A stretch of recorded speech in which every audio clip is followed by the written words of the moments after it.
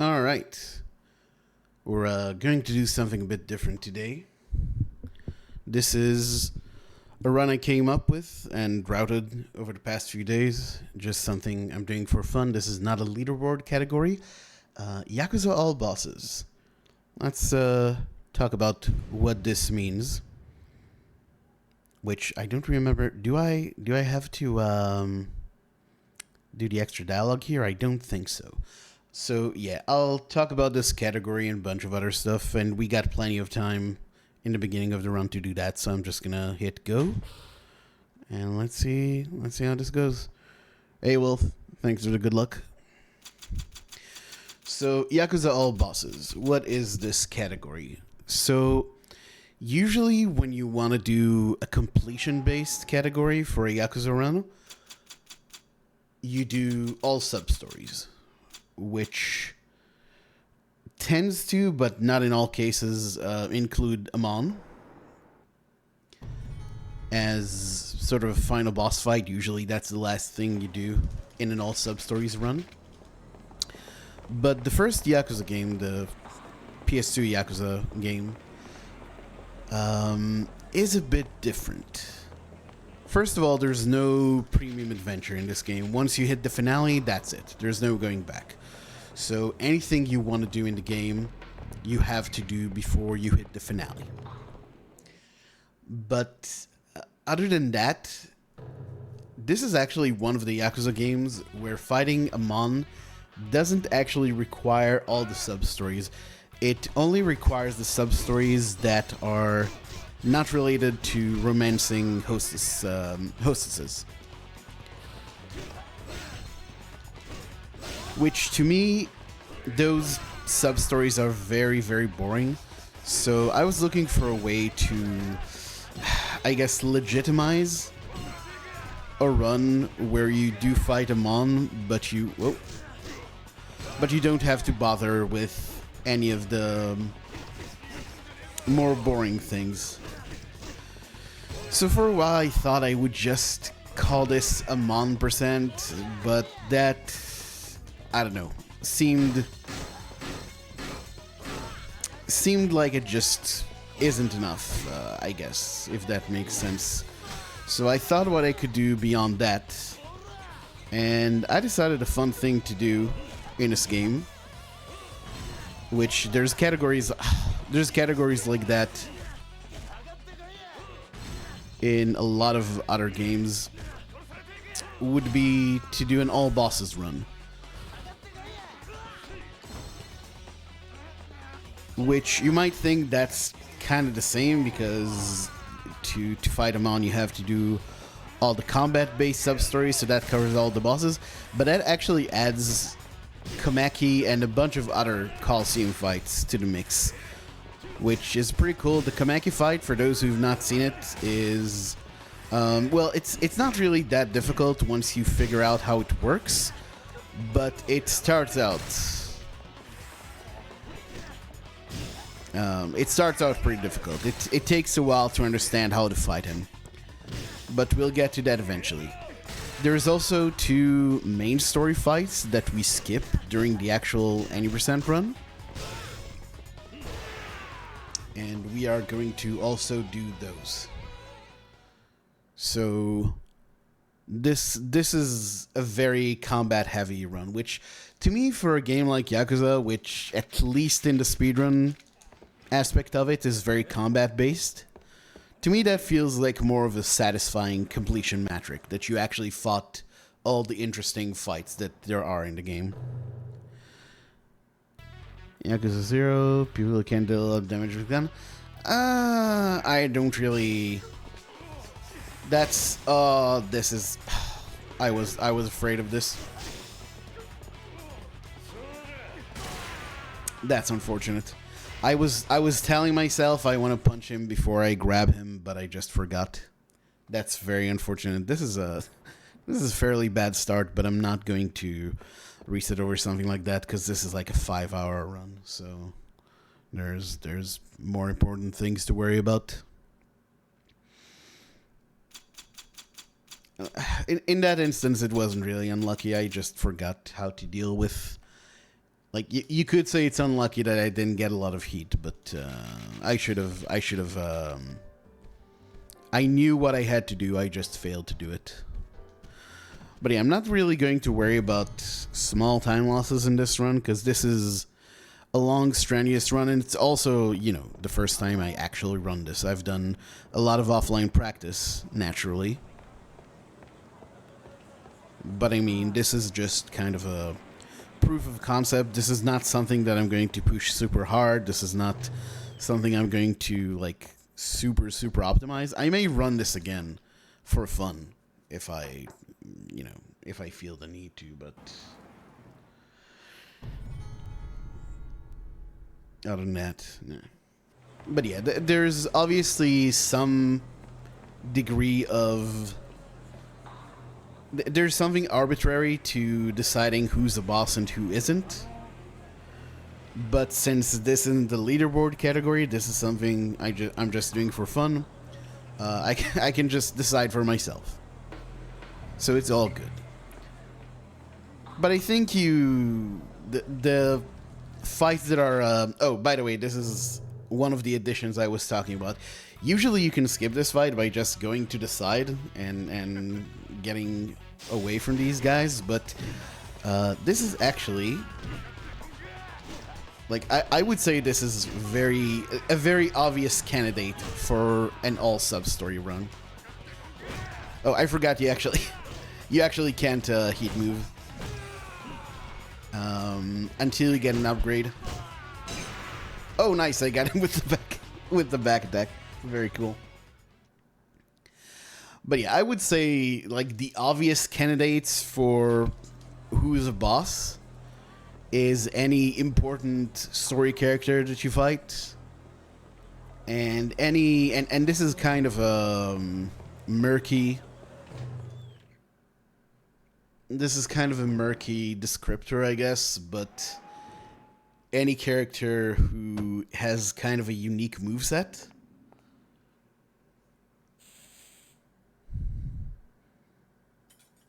So yeah, to me, Hirata 2 definitely falls into that category.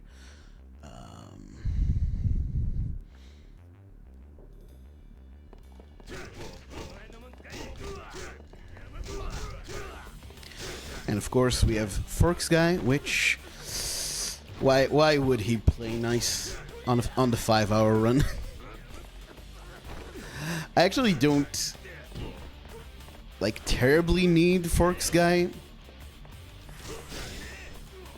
I don't terribly need to heat move him, but I still would like the extra experience. Alright, that was terrible.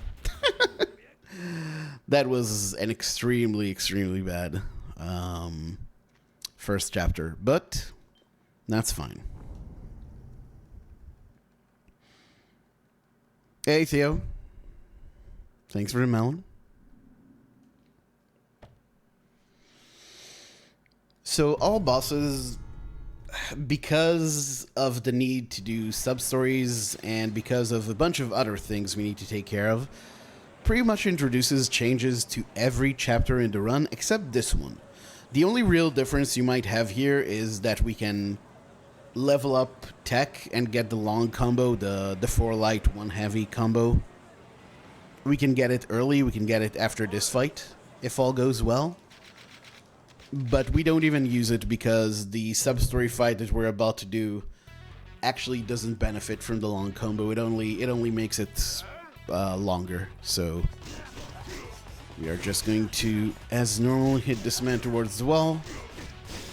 And yeah, this chapter is going to be exactly the same. I think I am going to level up right here, just so I don't forget to do it later, but it's really not that important.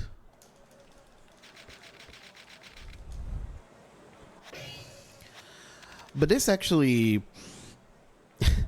It's again one of those situations where a harder or more involved category is actually more consistent than any percent, just because we have that extra fight in Chapter 1, and that pretty much guarantees you'd have the long combo in time for Yuya, which is the earliest where you actually need it.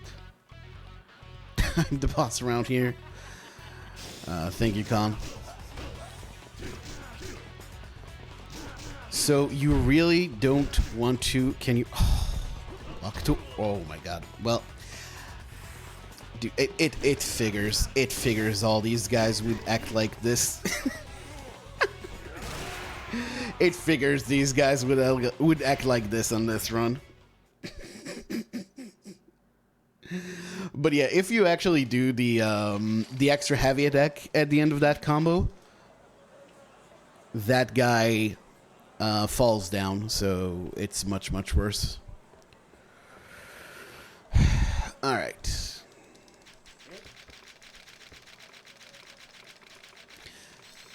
I actually found a new mashing technique that's really, really fast, but I only care to do it during instances where I don't have to control where I don't have to control Kiryu after the dialogue is over. Whoa, oh, nice camera. Yeah, where I don't have to control him after because it involves changing my grip.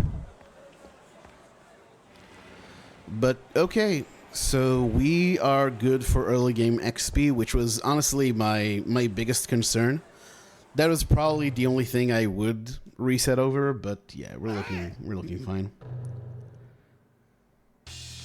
Hey Draven, it's all good. Just been doing my thing, you know. Alright, Yuya is exactly the same, except it's, unlike any percent, it's not a big deal if you don't get the 2 heat moves on him. Okay. This is, honestly, man, I've not had an early game this bad in a long, long time. Or I guess maybe I did, but like in any percent, I would never continue a run that started like this. Holy hell. Hey, Miyamite. Yeah, it's all good. Hey, Boris. Alright, so we definitely have enough experience to get Heat Force.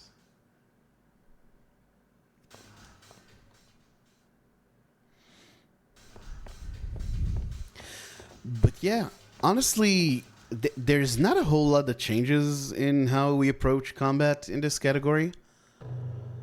Because this game's upgrade system is kind of like a lot of aspects of the game. It's kind of crap. So there's really not that much you can do with your extra XP that's beneficial.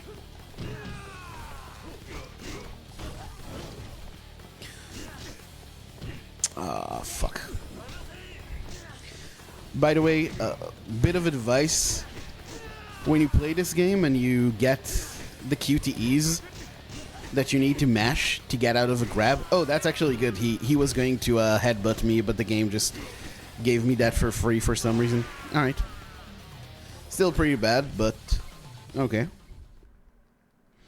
What time zone I'm in? I think we're the same. You're from Poland, right? So that's pretty much the same time. Sorry, same time zone. Maybe an hour difference.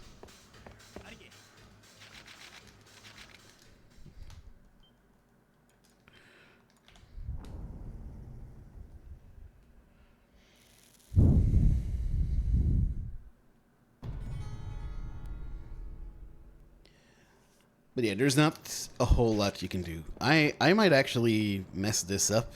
I've been doing that. No! Oh, this is really bad. Okay. We made it. Can't believe that happened. The thing is, I've mostly been practicing Chapter 4 and onwards, because that's where the majority of differences between this category and any percent happen, so... early game is a bit dubious.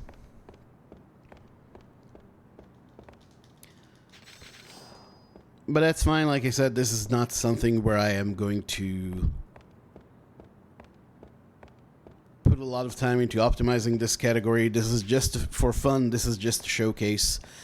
What motivated me to run this category most of all, or to, you know, make some category where you fight Amon,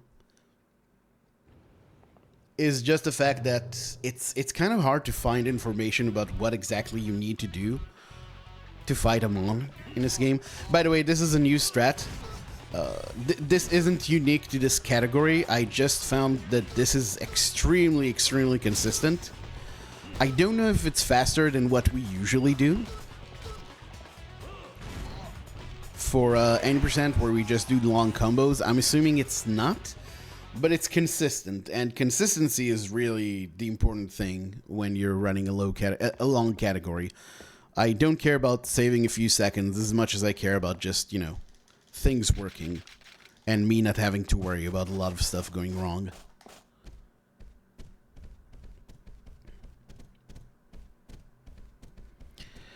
Yes, you can skip Bluesy. As usual, we buy the Knuckles. And I will tease right now that we actually get 2 pairs of Knuckles in this run. For reasons that shall become known. Alright. That's my new mash tech. It's very fast, but oof. Does work your does work the biceps. Oh, you little. I do want to get the healing items here.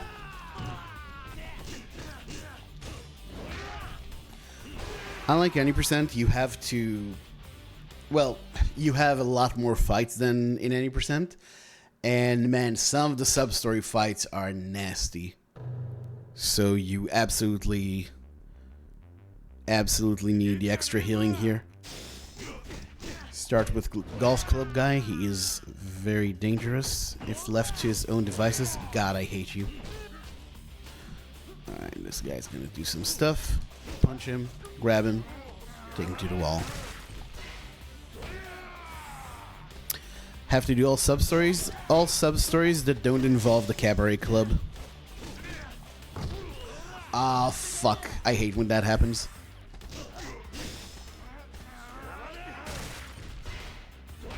That's fine.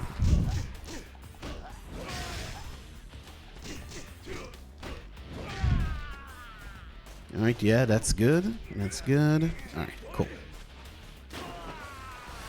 It's not really, like, it's more than just sub-stories, but it's not all sub-stories. So, all sub-stories would basically be this, but you wouldn't fight the Coliseum bosses. You wouldn't fight Hirata 2. Oh, someone's... He had, like, the health bar was completely empty, so I thought he was... Got this game. Alright, whatever. Out of my way, you fools. These are safety heals that you usually only pick up when you're starting out with any percent, but like I said, this run's brutal at times, so yeah, you need the extra scratch. But yeah, so you wouldn't do Blue Z or Hirata. Can you fuck? Are you serious? Are you serious? You have no idea how many times I adjusted the analog stick, just did not respond. Alright, that dude is aggroing very slowly. This is off to an interesting start. Why did I decide to run a longer version of the 90% for this? I have absolutely no idea. Not one of my brightest decisions, if you ask me. God, you people suck. Is this gonna work? Nope. Nope.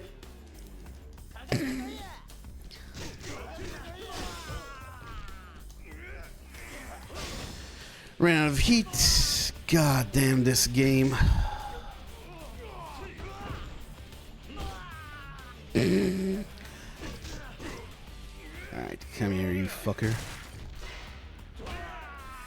Jesus, what a disaster. Actually, I'm not going to put on the knuckles yet.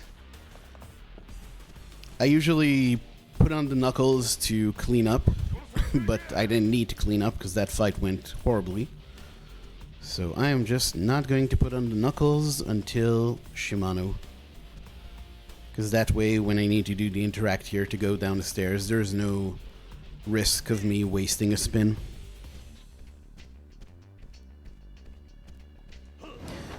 Sorry, I've been trying to answer the question for a while now. God damn it, nice camera.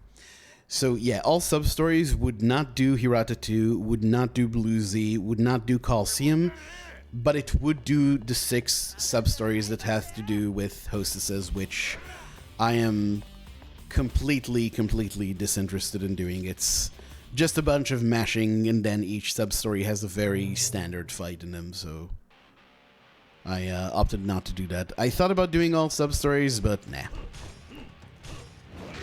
This fight also has a healing item I'm gonna pick up.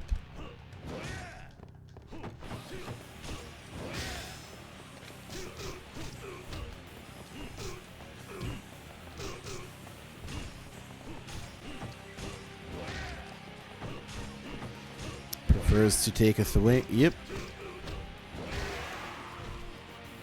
Does it include all Coliseum fighters? Yes. Luckily in this game, the Coliseum enemies you face are predetermined. So we don't have to grind for a specific enemy or anything like that, like you need to do with a lot of the later games. It's just 10 tournaments, 3 preset fighters. So if you just finish every tournament once, then you just get through the whole thing.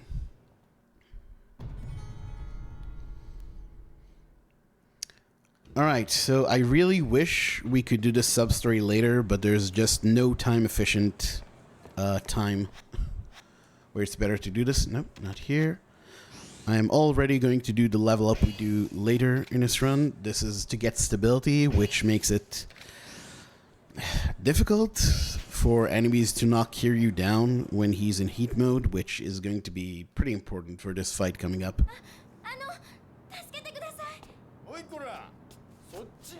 This cutscene is mostly unskippable. This is pretty much the most cutscene you have to watch in the run, because other sub-story cutscenes are skippable, but not this one, at least not most of it.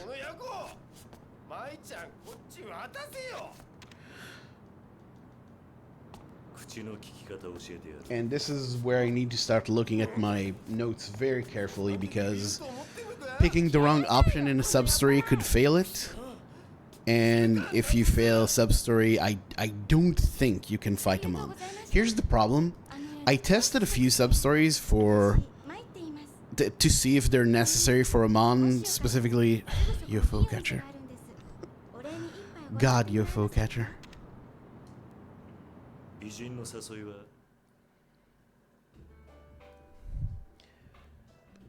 And yeah, all the ones I tested are necessary, but there may be others that aren't necessary or ones that you can fail. I don't, I don't really have the energy to run this game 72 times and like fail a sub-story each time to see which ones are necessary, so I haven't really bothered with that, but it's definitely something that could be researched, and if you can skip something without skipping a boss, then and it might summon up the question again of what's a boss in this game. By the way, you might think that accepting the drink and taking the health penalty would speed this up, but no. You just get the same choices.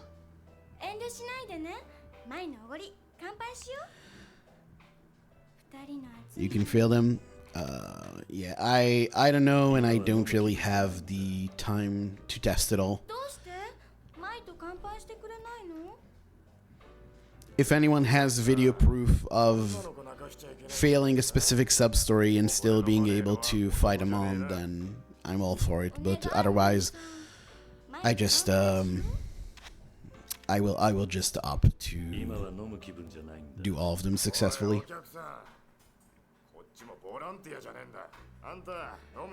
Two linguistic dead ends. Well, I hope it was all good.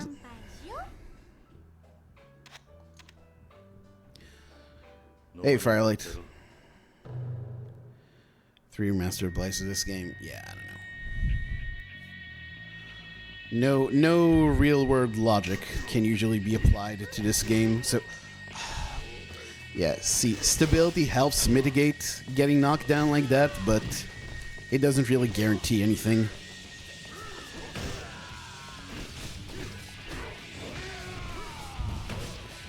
Alright, once we are done with his friends, the best thing to do with this guy is to heat move him against the bar. But, you know, that could just happen instead. Alright, whatever. Put Knuckles back on, I suppose. Oh, baby.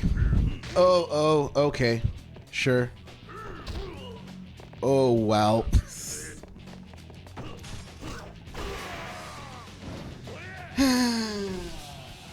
Well, that can go a lot better if you actually get the heat move off, but Yakuza for the PS2 is Yakuza for the PS2. Here you have to pick the bottom option, otherwise you're locked out of 2 sub-stories.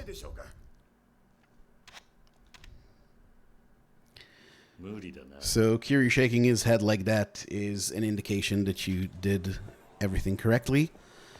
And now we can finally get the Angel Bell and the Beads of Good Fortune, or at least their locker keys. Jesus fucking Christ. Hey Patky, what's up? It would have been really nice to have the Angel Bell for that fight, but it's just a huge time loss because later in the chapter there's a really nasty fight spawn to the north of where that sub-story trigger is, and there's no way that I could find to avoid it. So if you want to pick up the locker keys and come here later, you just lose a ton of time. So again, I must suffer.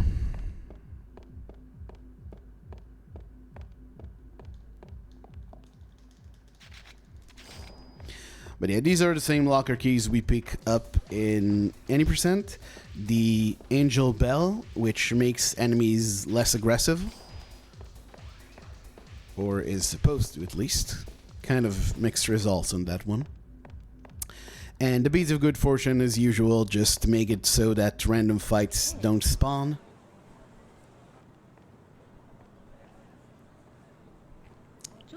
And as you may guess, in this run it's actually even more important than in any percent to have the Beads of Good Fortune. We actually only use the beads in one instance in any percent. But in this run it's going to be constant because we walk around so much and there are some really nasty fight spawns here. You could probably... hold on. Missed it. There you go. You can probably optimize using the Beads of Good Fortune and menuing around them more than I have. Personally, this is a long run. There's a lot of things to remember, so I'm just going to put on the beads wherever I'm rocking around and put on the Angel Bell wherever there's a fight where I need it. So it's not going to be the most optimal thing, but it's going to be more reliable than anything else I do. By the way, that shop is different from any percent because we don't just buy the dog food, we also buy Stamina X for a sub-story later. So that's the difference there. Hey Patky, what's up?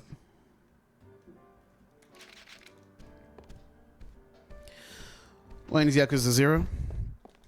One day.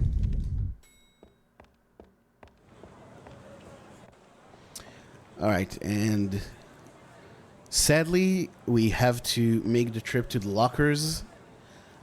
You would think that you could do some sub-stories on the way. For example, right here, or to the right of us, you can see the Dine and Dash sub-story. The problem is if you start that sub-story and don't finish it immediately, or don't finish it in the same chapter at least, it actually fails. So we're going to do it at a very specific time.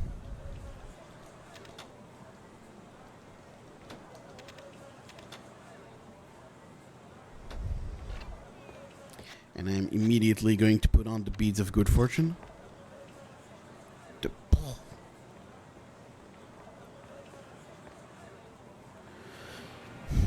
The Beads of Good Fortune, bless this game's heart, just don't always work. So I'm a bit careful still around fight spawns.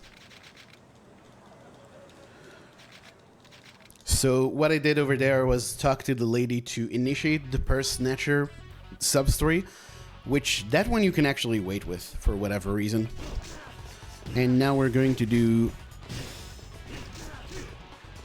this one, which is bad news for Smileburger, just because it's on the way. So the phone call we got there was from Yuya, and that's what triggers his sub-story, which you have to do before getting Haruka. If you go to get Haruka before the sub-story finishes, it fails. So we are just going to have to make this giant detour, unfortunately. Even though if we could do this later, it would be better. Alright, and immediately I'm going to put on the Beads of Good Fortune. The Angel Bell, because this next fight is nasty.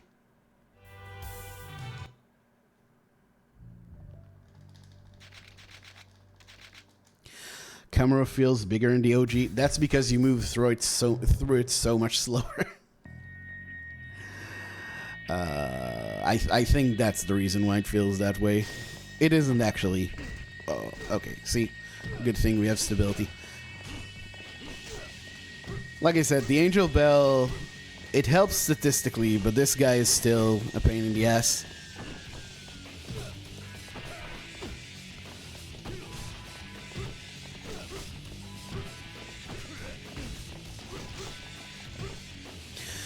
So this guy dodges a bit, but you can kind of, and this is a common thing with dodging enemies in this game, you can still kind of...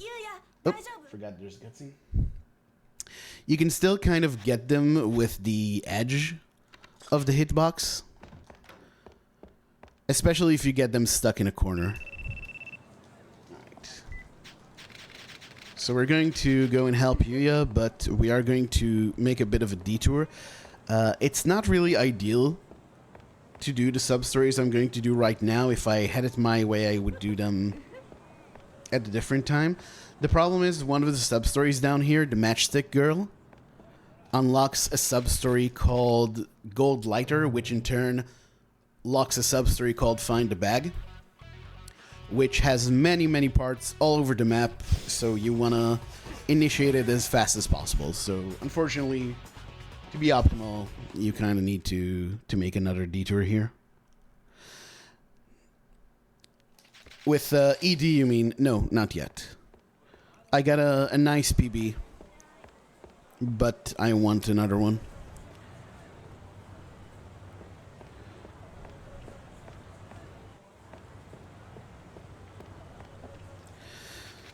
So yeah, here's the Matchstick Girl. We're going to buy some matches.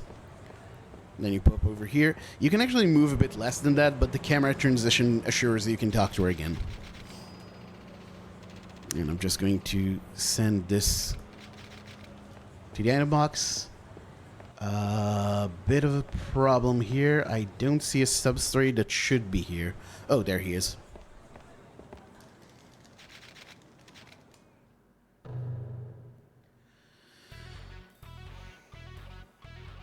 .4 hours. So actually, that was for just fighting Amon, but all bosses will drive this to like...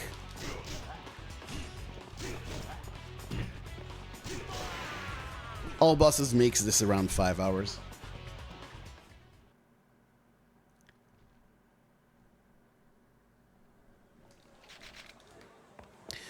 All right. We're going to do one more sub-story on the way. Just because we can. Yes, I know how to save the game, video game. Thank you very much. Oh, almost missed it.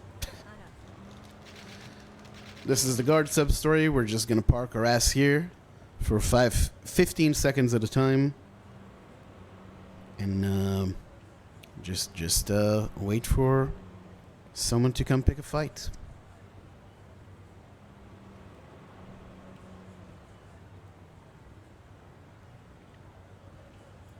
Convenience. Yeah, I mean, to an extent I respect it because it means that, like, having missable things does give more of a sense of consequence, I guess. It's just not pulled off well here because some of these sub-stories are super easy to miss.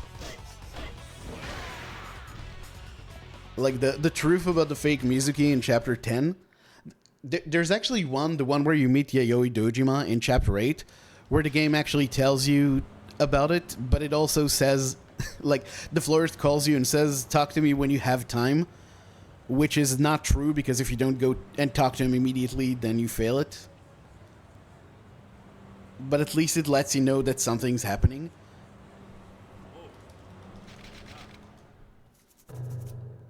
But with the Chapter 10 one, with the truth about the fake Mizuki, it doesn't even, as far as I can tell, it doesn't even tell you anything about it. But yeah, so basically it's 3 fights. And each time it's like 15 seconds to wait until the next fight. And if you abandon your post, the sub-story fails, so we're just gonna have to eat it.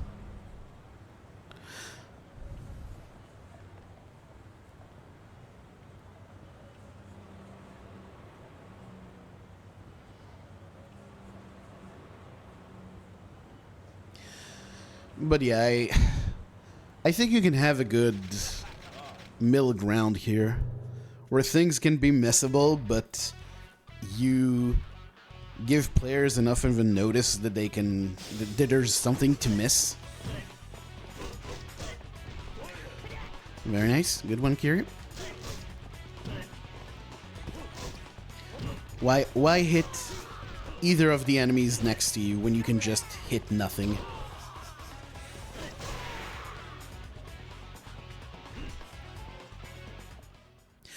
But yeah, so all these sub-stories down here, if I could, I would relegate all of these to Chapter 11, where you have to get down here anyway. Up. I'm pretty sure that would have failed the mission if I left the screen. I was a bit too trigger happy with that one. But yeah, we're on to the second part of, almost to the second part of Baby's Showgirl. Except we have to talk to this guy in any percent. We just pay him off just so we can cross through here, but we need to finish the sub-story. At least I think so. Again, if anyone has reliable knowledge about failing sub-stories and still being able to fight Amon, that would actually be... I'm too used to buffering gut punches with OG2. God damn it.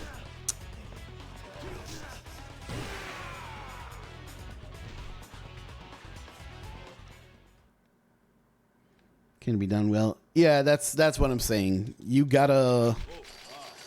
There has to be a reason... Like, for a reasonably curious player, for someone who actually engages with the game and tries to understand what's going on, this fight's super, super nasty. Actually should have taken down my knuckles, but oh well.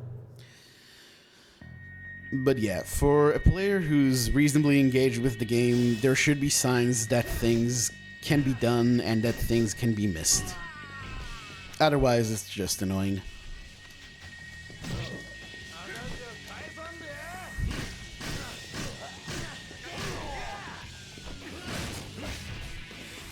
So this guy's really annoying. He combines the annoyance of fighting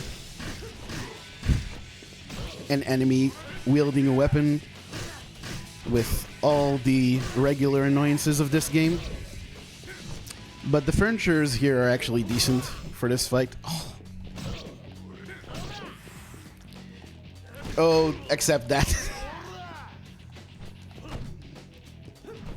that I think it's a shogi board is actually mega useless.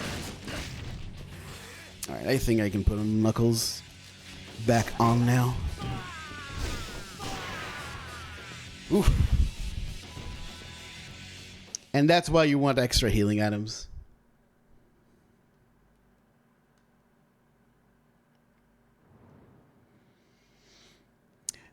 Okay, so technically you can do that, what's called the Strong Armed Man mission later on. The problem is it locks this next sub-story, which is also a sub-story with a lot of different parts to it. So we want to unlock it right here, so I just do it on the way. That's my son, and we are going to... Really, that I think is like the sub-story that lasts the longest, because we're only going to fully finish it in, I think, chapter 11? No, chapter 8. No, so it's not as long as some.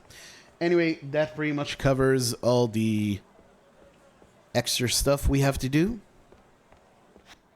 So now it is time to put the angel bell back on and come in here.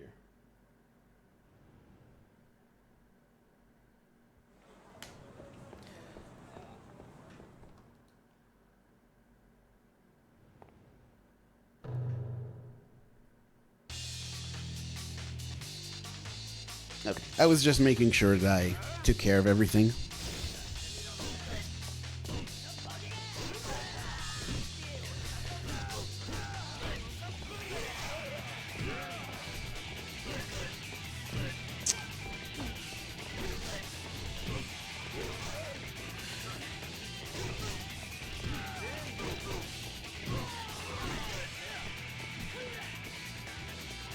It's very, very annoying to group these people up.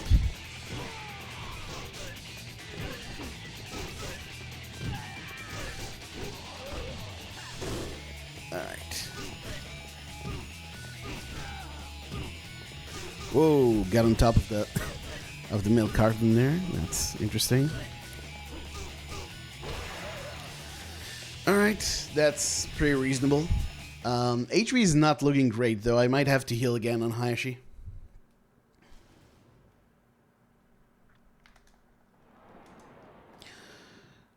Locked because one sub-story impacts the... no, that's the interesting thing. There you go. This is a run where it actually really helps if you can read Japanese. I actually have in my notes the script for a lot of these items, since I don't read Japanese, so I have no idea what any of this says. I can only try to look at the letters and figure out what the hell's going on.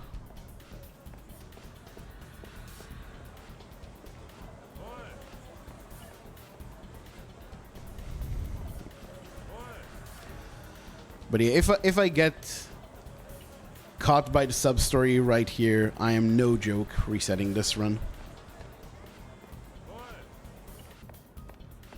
I will not stand for that.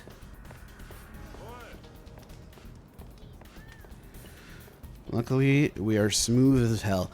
I actually had a practice run where I fucked that up, but I still managed to avoid a fight spawn by getting it stuck behind the barrel in the park. 100% unintentional. Was not planning it, but it worked, so, you know, guess there's always hope.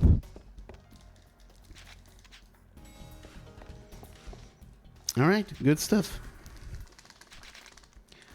Not directly connect. Yeah, it's very, very strange. There's a bunch of... I'll try to note them if I remember over the course of the run. But yeah, there's a bunch of sub-stories where they have absolutely no relation to each other in terms of actual plot or anything, but for some reason the game decides to lock one behind the other.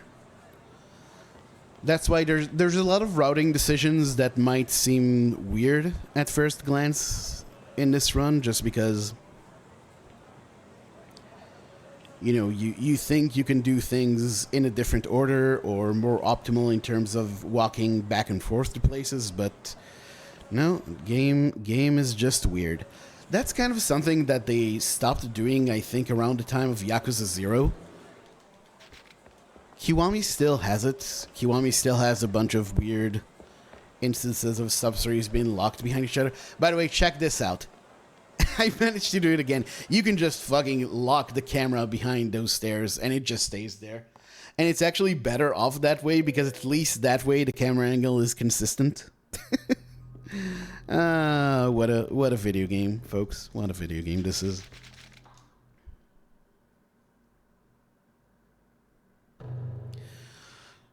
But yeah, I need to be careful here because if this fight goes bad, I'm gonna need to heal again.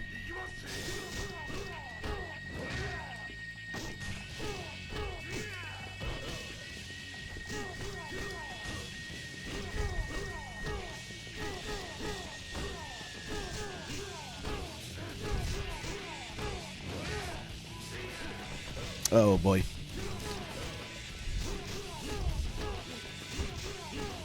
Alright. Cool. I'm glad I didn't need to use the healing item because there are some scary parts later in the run where I would like to have it instead. Interestingly, not the Majima fight. The Majima fight in this chapter is actually really not too bad. Oh god, why did I say that? You just know that's going to jinx me now.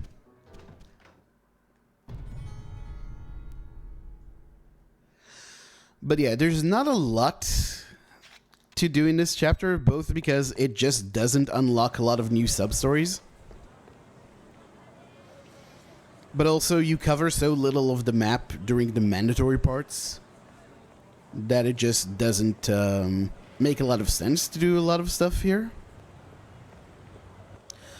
But we are going to do, I think, one sub-story. Maybe I'll do two, just to be on the safe side.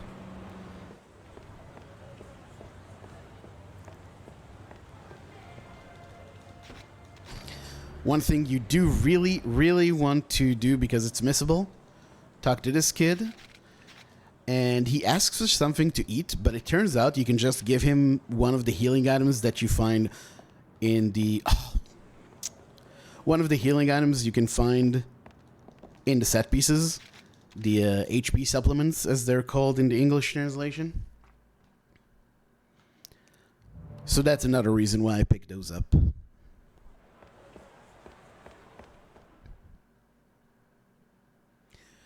And it's actually really good that he does, and I'm really glad I read on the Patrick's guide that he does, because it actually saves you a trip to a grocery store. And by the way, huge shout outs to the Patrick. I am going to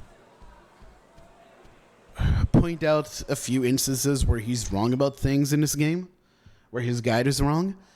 But I just gotta say that the Patrick's guide is absolutely invaluable, and man, I would be so... It would be so difficult to route this run without that guide. So huge shout outs to him. He's an absolute champ.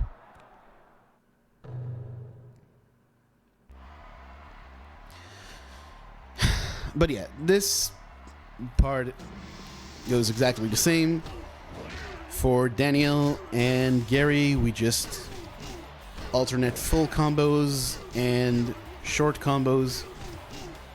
Or not short, but you know, ones that don't have a heavy attack at the end of them. Pramuk, as usual, is something. He is something, this man.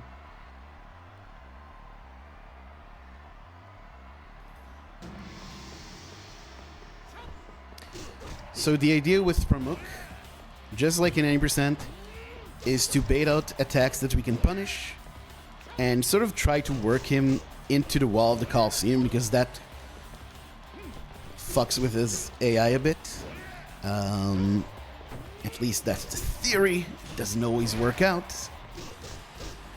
But yeah, now that we got him in this mode, he is much easier to deal with.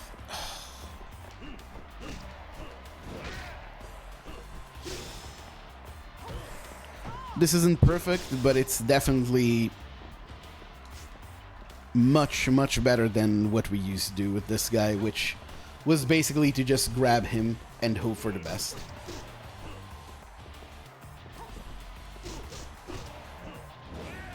Oh boy. Yeah, this isn't a particularly good Pramuk.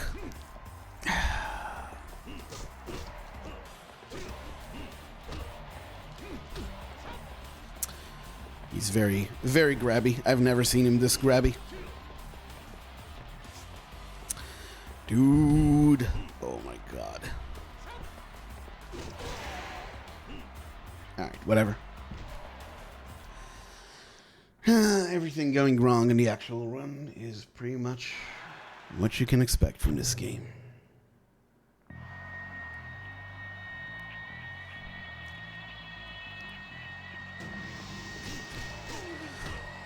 With both Daniel and Gary, you want to get your heat up as soon as possible. Because they have really nasty attacks that can knock you down, and then they have QTEs as well. Really, really don't want to deal with that. So heat, stability, GG.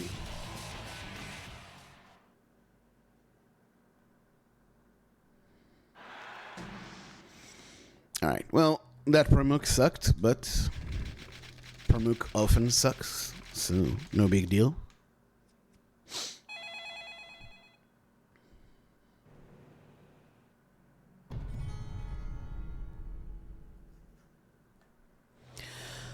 But don't worry, if that wasn't enough of a Coliseum experience to you, if you feel like you've not seen enough of our friends Daniel, Pramuk, and Gary Buster Holmes, don't you worry.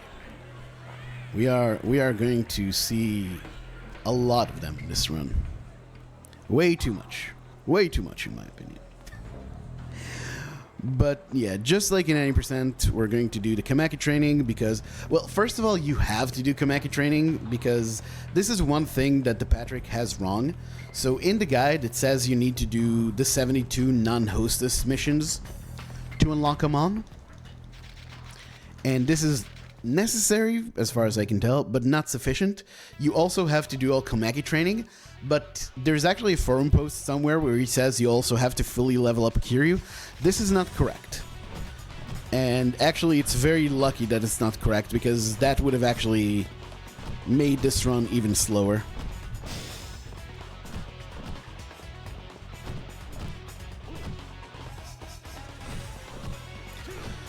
Yeah, all you need to do, or I should say, a sufficient condition is the 72 sub-stories and Kamaki training.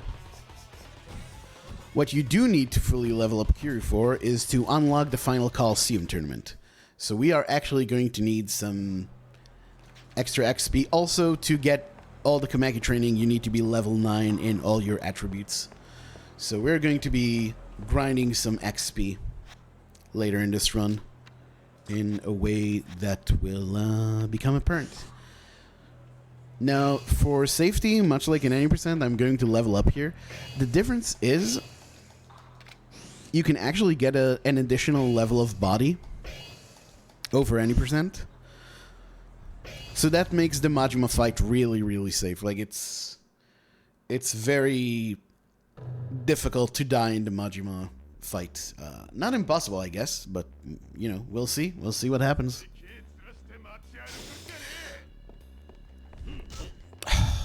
Nice.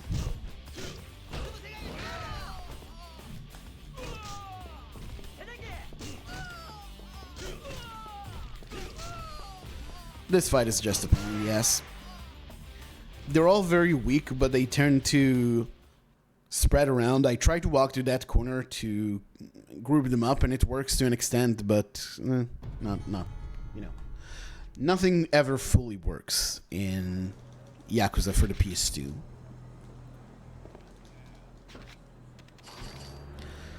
Now, usually I would avoid this fight coming up, but we need to do it anyway, so might as well get rid of it now. Doesn't matter which option you pick there. You just need to fight this guy.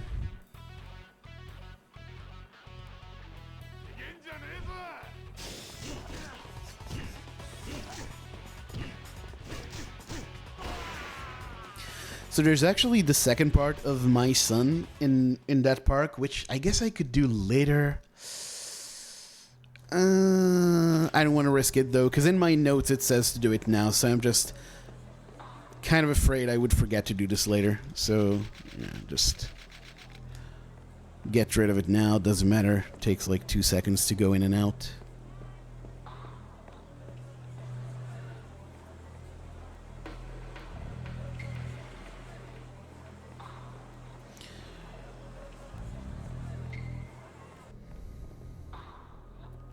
So just because this is all bosses doesn't mean we pick every fight in the game. That is just a grunt fight right there, so we still skip it.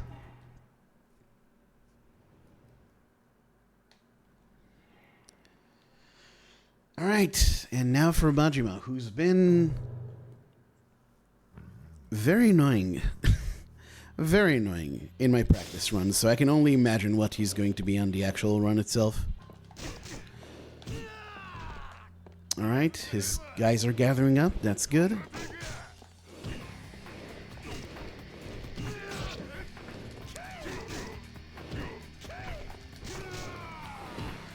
Okay, that's pretty good, actually.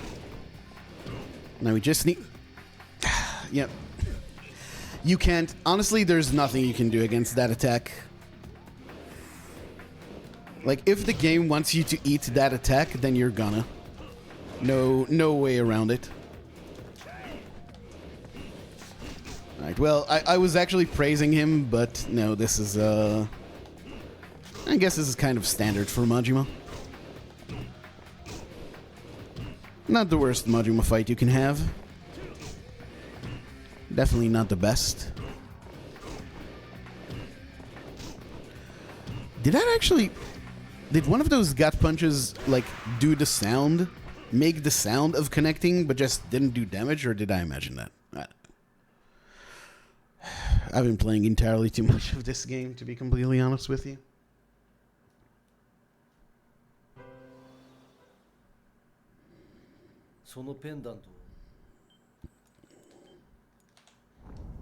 Nice. Alright, so... if you want weird links between sub-stories, we're going to actually see one right now.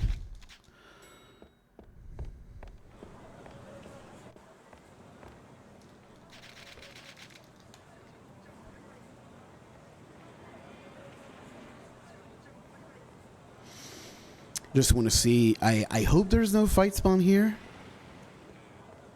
It's not a big deal if there is, I just... Okay. Small graces. Thank you, video game. So we're gonna get these pocket tissues.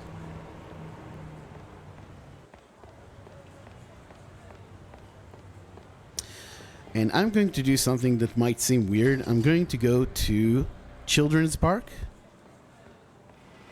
and immediately do the sub-story. Yeah, I should have done the sub-story here. I was just a bit of a coward. But yeah. Pop here. Give this man the pocket tissues. Collect this sub-story. Now, you might think, this seems kind of weird because you're going to swing by here later anyway, so why the hell would you do this now? The answer is that for some godforsaken reason that I couldn't possibly tell you, that sub-story unlocks a sub-story called The Cell Phone You Picked Up, where Kiri finds a guy dead in front of Public Park 3 and picks up his cell phone, and there's like 5 parts to that sub-story, so you need to get it pretty early on to do it efficiently. And I found nothing better than to just force that sub-story at that point, which is not great, but that's just the way the game is. The cell phone you picked up also... Yeah, the cell phone picked up unlocks a sub-story called The True Form of Beautiful Lady, or the Truth About Beauty, as it's known in Kiwami. By the way, all the names I'm using for substories are per the Patrick's Guide, not per the English localization of this game. And the reason for that isn't to be fancy, it's purely because that makes it much, much easier to navigate that guide for information.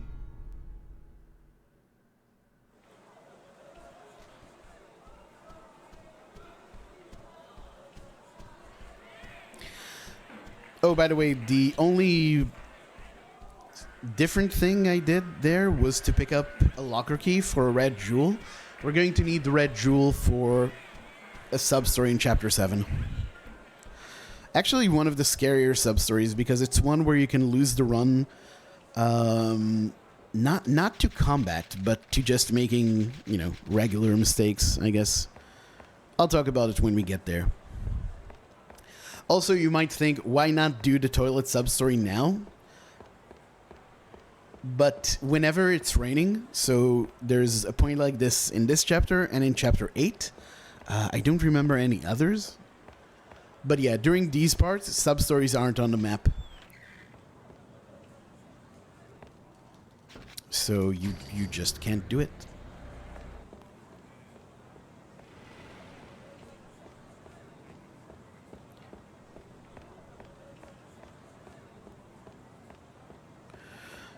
I do have... It's a good thing I looked at my notes. You do have to do something here that's different from any percent, which is I'm going to pop in here and buy 3 bottles of sake, because that's how I roll. Just confirming with my notes that that's the kanji for sake. I think that's the only item that costs 1100 anyway, but, just to be on the safe side.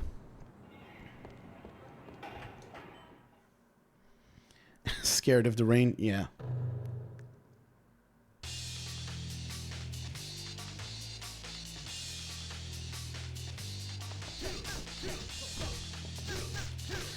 Not sure why I didn't do a full combo. Yeah, pretty cool track for a very underwhelming fight. This next fight is more of a thing.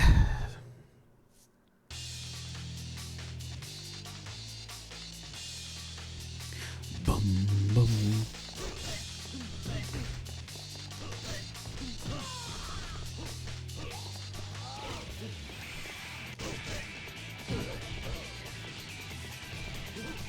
Ah, fuck. Alright, now that we have the Bee King alone, take off your knuckles. Getting towards the door. Pick him up at the right time. Heat move. And now we just have to keep grabbing him at the right timing. You want to grab him not too early so you don't whiff the grab, but not too late so he doesn't have time to counterattack you. So this is fairly delicate, and it's not helped at all by the fact that the game just really, really likes to wedge the camera in the corner so you can't see what you're doing. 2 hit moves is fine. Sometimes you can get 3, but 2's good. Sometimes you can only get 1, which is very unfortunate. But yeah, until we go back to Serena, there's no sub-story stuff or extra stuff we need to do. We just do any percent now. So I'm going to put the knuckles back on.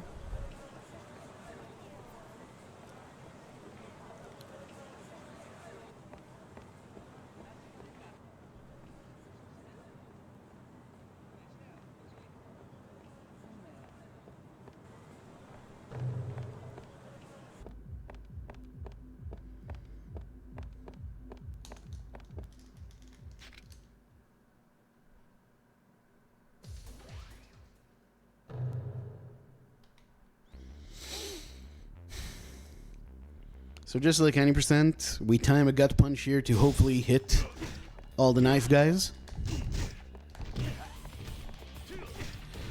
Oh boy, that is not what I wanted.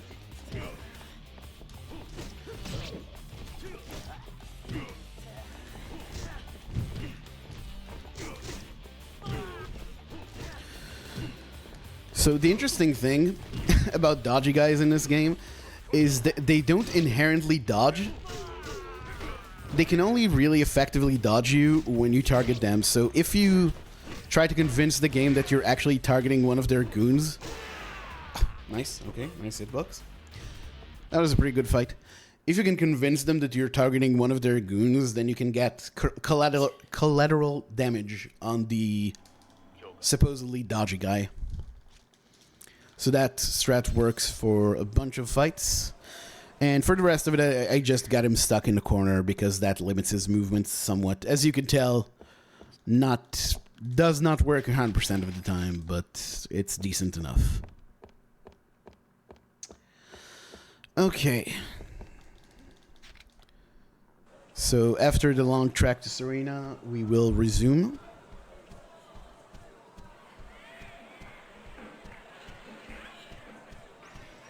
Resume with the substories.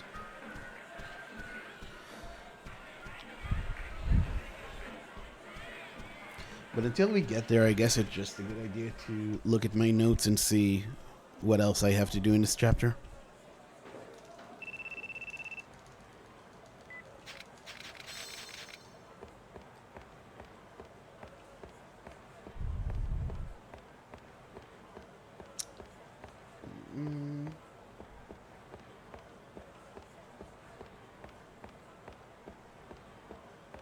Okay.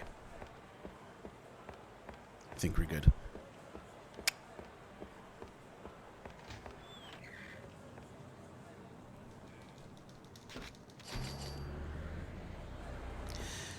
Every time you taxi to South Nakamichi, you want to start tilting the stick backwards because there might be a really nasty fight spawn right to the left of you. And you can kind of zoom past it if your movement is really clean. But I never want to take the risk, so if it's there, I just go backwards and then towards it. Whoa, I was almost starting to veer left very early. I did not realize that fight spawn was there.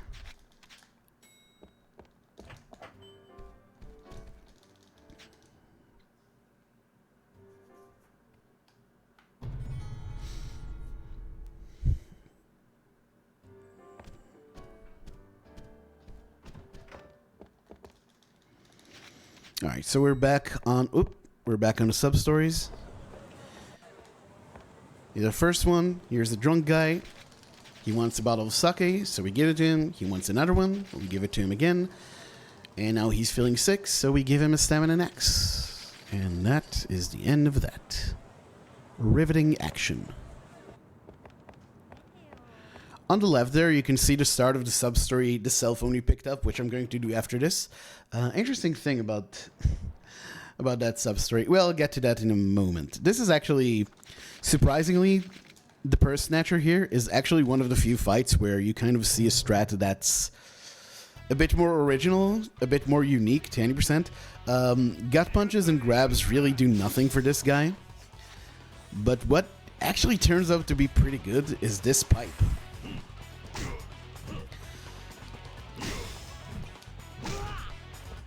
Oh, nice. I got the early heat move. Cool.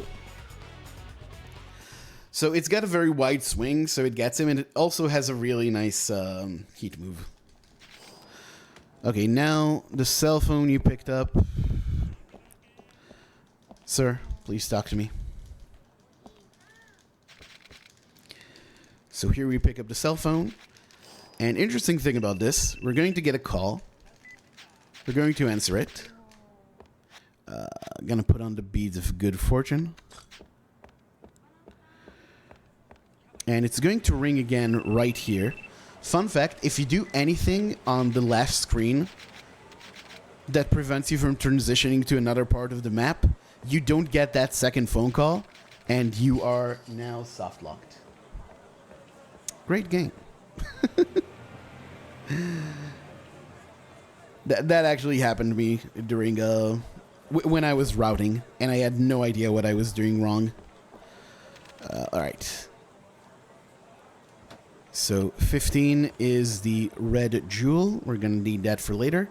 Now, usually we taxi over to West Park and then go down to Champion District. But it turns out walking is about the same, and we can get a few sub-stories out of the way by walking, so might as well. And also it lets us wrap up some of those sub-stories and grab the red jewel, which there's really no good time to pick up before Chapter 7 when we really need it. So this is Kai Momoko. As we'll find out later, she has a manuscript she lost, and we agreed to help her get it. It's really not too far away. It's just down here. Could actually do this later, but might as well. We also get part 3 of My Son here. And this guy asks us if we lost the lighter. We tell him we lost a plastic one rather than the gold one. And he admires our honesty and gives us a locker key, which we're not going to use.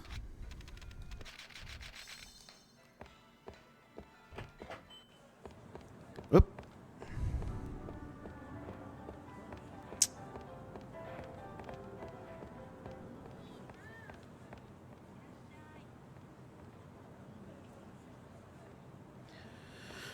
Another reason why I like to have the Beads of Good Fortune is because I'm constantly looking at my notes during this.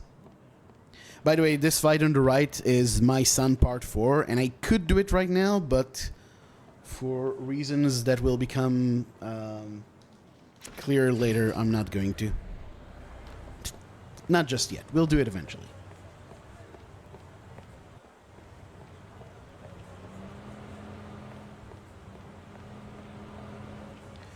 But yeah, since I'm constantly looking at my notes, it makes it less likely that I'll stumble into a fight or something if I get distracted. I actually still have... Usually I don't have the pipe left because I end the fight with the heat move, but I actually have it now, so I wonder if it's worth using. Alright, see you, Wolf. I'm gonna start with this guy.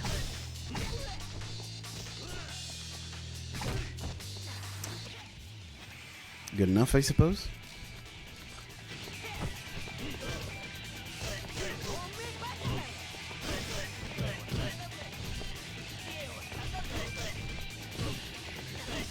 We want to get these guys grouped up as usual.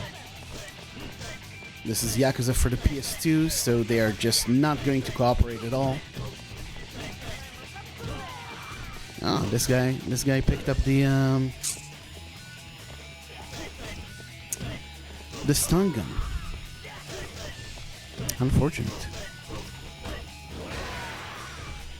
So you may see that I have 29 experience points, which is exactly what we need to get Heat Force 2. So I don't remember if I actually explained this, but Heat Force is an upgrade that makes us do more damage in heat mode. And Heat Force 2 actually increases that buff, so having it early is actually very, very nice.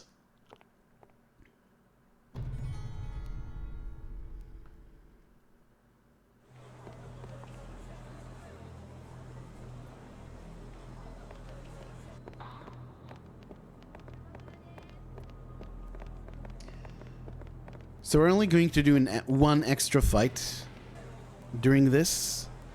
And I'm actually going to take off the knuckles for this one.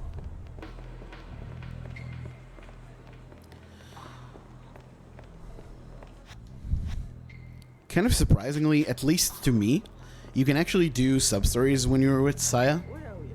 And this is as good a time as any to do this one, the Stalker. Pick up the bottom option. And now you can just mash through this.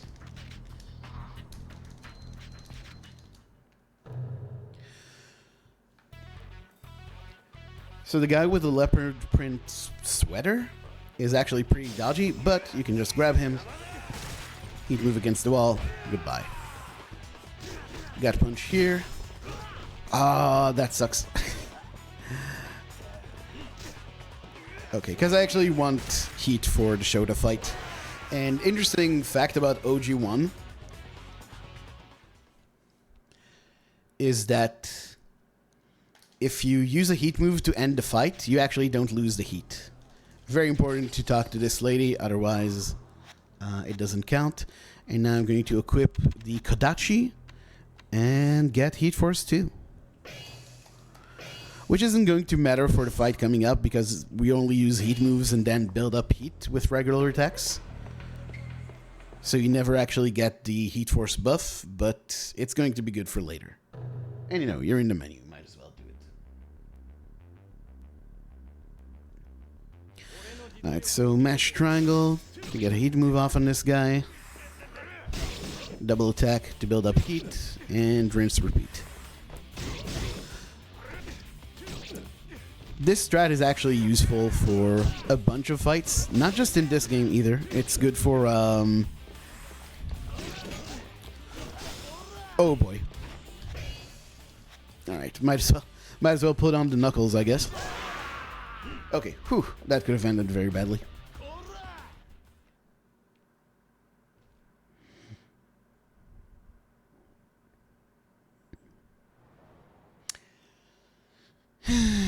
Okay.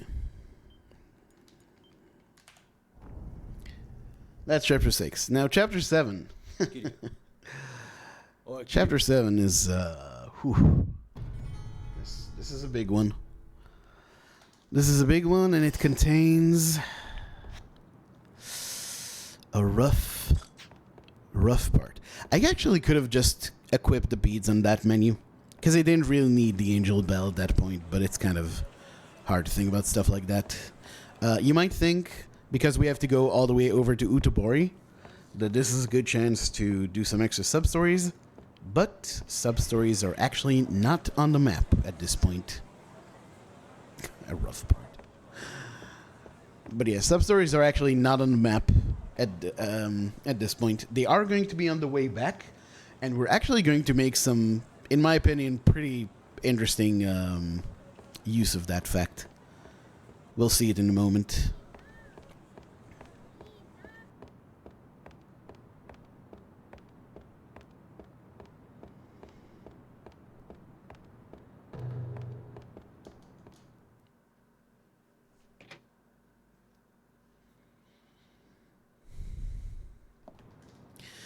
So one thing we're going to do right now, we're going to start a sequence of sub-stories called Yakuza Aspirations.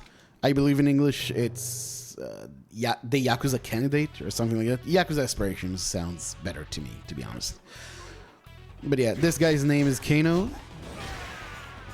And he wants Kiryu to take him under his wing. And he will offer us various business pursuits, I guess you could call it, over the course of the run. Bottom option here to let him become your assistant. And yeah, we're gonna see a lot of Kano. More than you would bargain for. But yeah. This is the longest text box in the game, I think. And whoop, we are transported to, you may recognize this place, Cafe Alps. So instead of walking back, we actually use this sub-story to get all the way back to Nakamichi, which I think is pretty cool.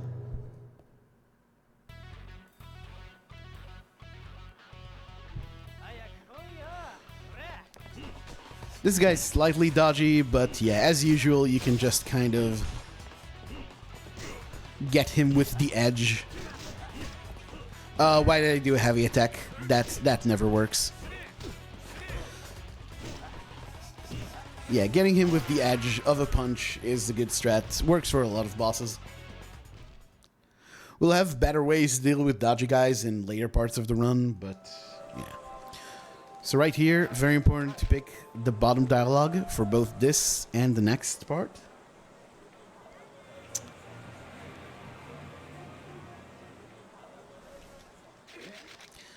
This fight is going to be slightly simpler than the last one.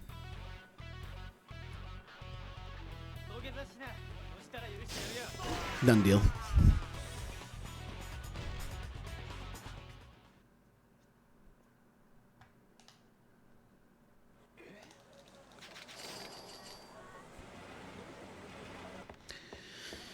And now we just, yeah, head back to Serena. And after Serena is when there's going to be a lot of sub-stories. A lot of them.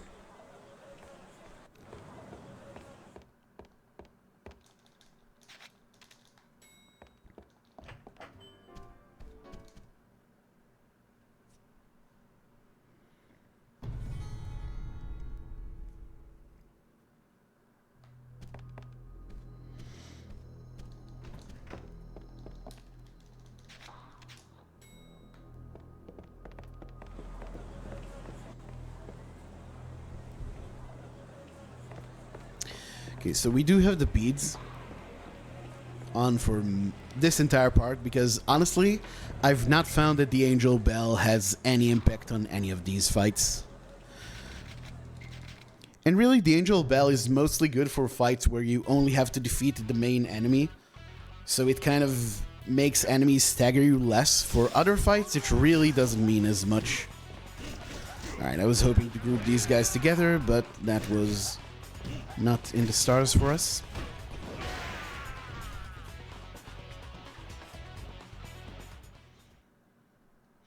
But yeah, there's a lot of combat sub-stories that I do in this chapter, and it's good to have... It's good because you have Date with you. Not that Date is that great of an AI partner, but he does draw some aggro sometimes, so he's useful enough for that.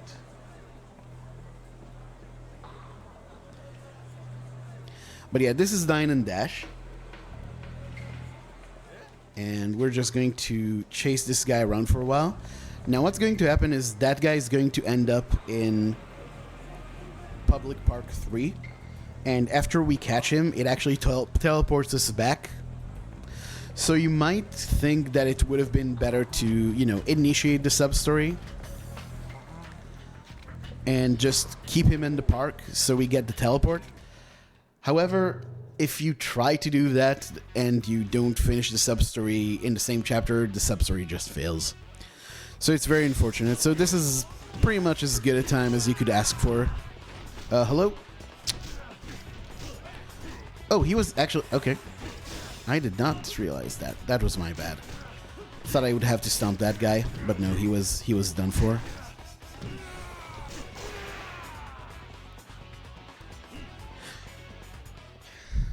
But it's not that tight. We can do a sub-story in the middle of this. So I just do For Good Coffee here.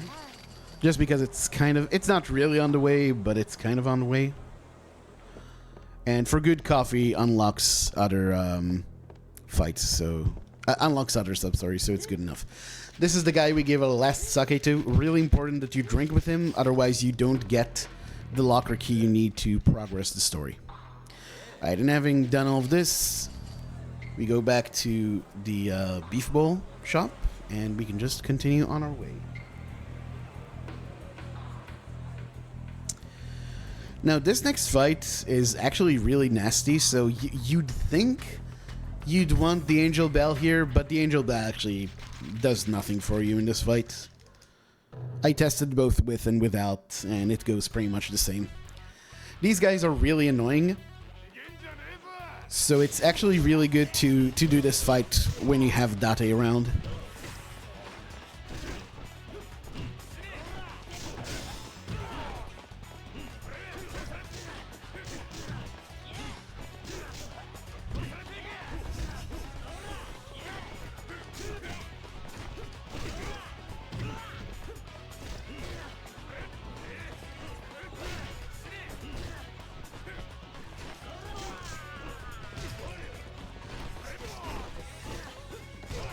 Yeah, as you can see, pretty good idea to have some partners here for this. Viking was actually more proactive there than Date. Good stuff. Hell yeah, Viking. Not such a bad guy after all. Alright. Now that this is all done with, can go in here as usual. Talk to the girls and get the fuck out. So normally what we would do here in 90% is go to the toilets, do the sub-story there, and just taxi east. But why taxi when we can get rid of a bunch of substories? These guys right here give us the same fight 3 times. And, you know, it's a fight substory, so might as well have it with Date around.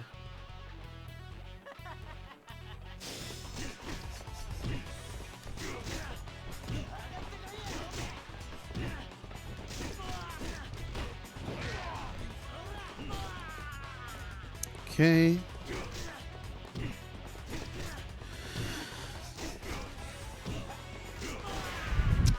Hope you enjoyed that, because we're going to do that 2 more times.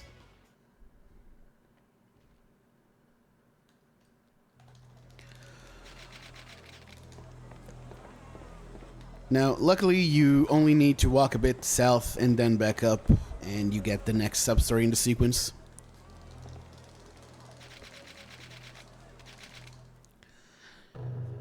This time they're a bit upgraded, they have weapons, and we would like to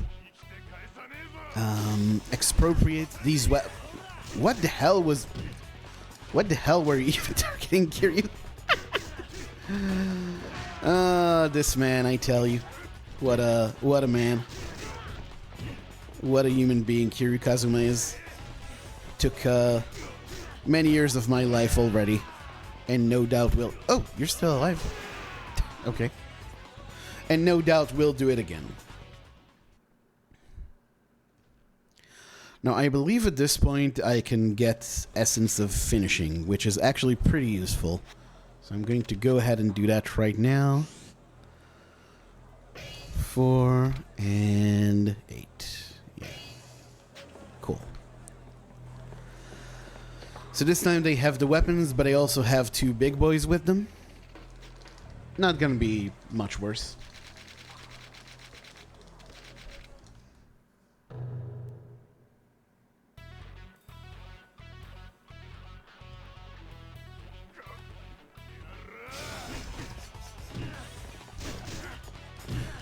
Oh, okay. I'm not sure I agree with that, but hell. If the game wants to be nice, I'm not going to reject its niceness.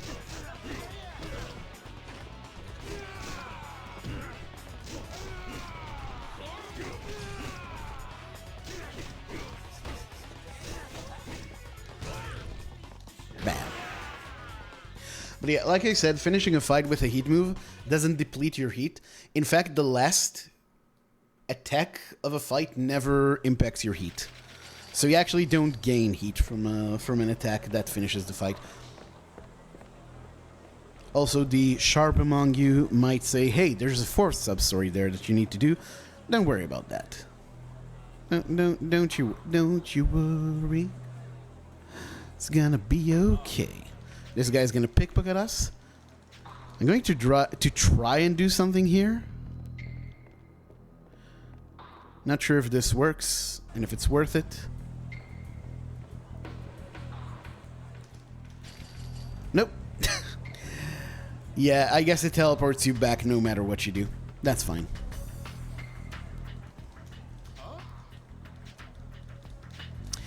I could swear that during a practice run I could make it not teleport me back, but I guess I just imagined it. But yeah, for some reason, no matter where you move, that sub-story always pushes you back. Here's the first sub-story in a sequence of sub-stories called Art and Talent. This one's pretty simple. We're just going to buy all of these guys' paintings to the tune of 105,000 yen.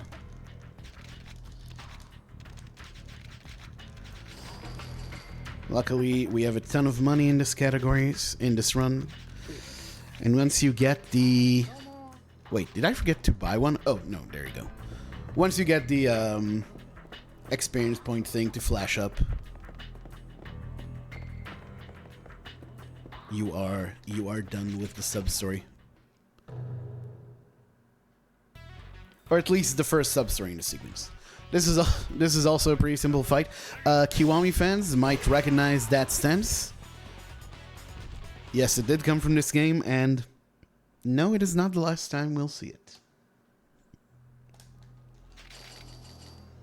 Alright, next up.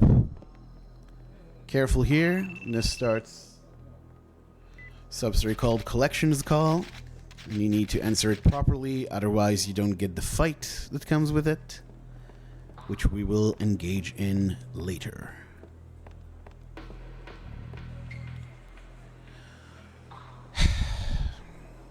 Okay.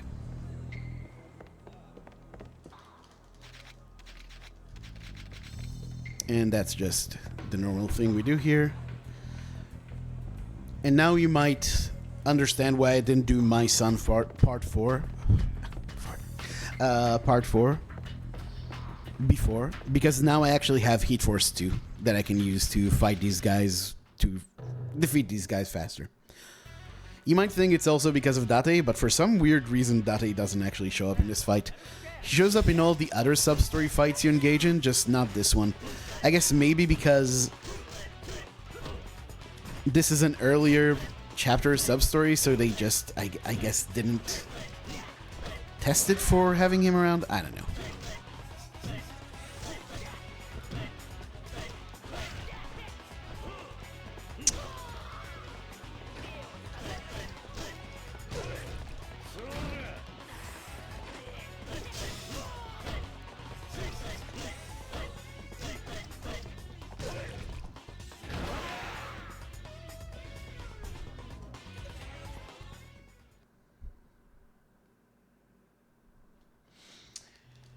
And that's the end of that. And I believe that's all I needed to do up to this part. And now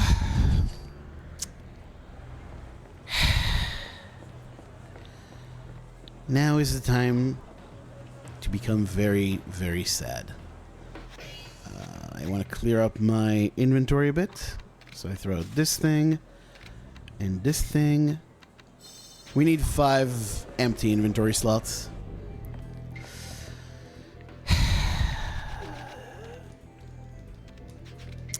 Well, it's UFO catcher time.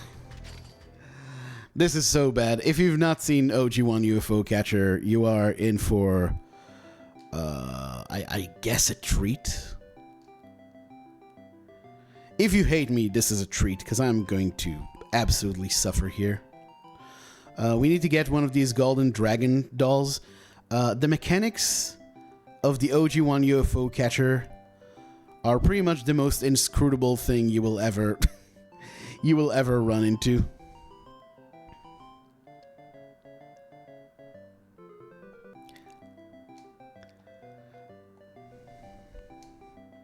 That thing moves so slowly that it's actually faster to quit out and re-enter a lot of the time. No, that was close. Fuck. That's bad, because this is actually... The dragons are actually the most... the easiest UFO catcher prize to catch, so... If I can't get those, we're in a bit of a pickle.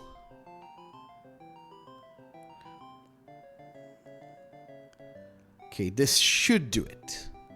Should. You just never know. I think it could have happened. Yeah, but this is so much this is so much worse than any of the other ones. Like, believe me, there can be no question that this is the worst one. Alright, so now we're going to give him the gold dragon. So you might think, oh, that wasn't that bad. Oh, that's not it. That's not close to being it. Now he wants 5. 5 of these fucking things. It's this chick stuffed animal. And man, this one's bad. So we have to catch, yes, all 5 variants of what I guess is Proto Bunchun. This isn't gonna work.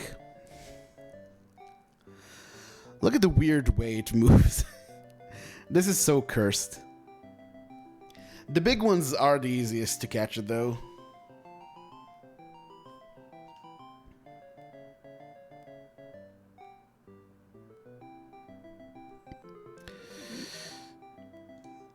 God.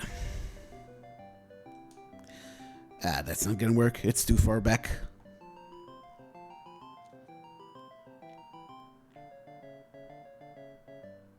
Yeah, no dice. Oh, no. Yeah, like I said, it's actually faster to go out and back in. Oh, that one actually looks promising. This might be it. I always say might be because you can never tell with this UFO catcher, but I think we got him. I think we got the big boy.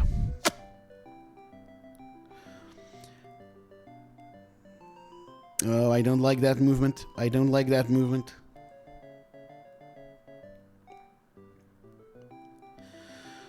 Also, never try to quit early to save time because you won't get the prize. You gotta wait for the next round to start. Alright, cool.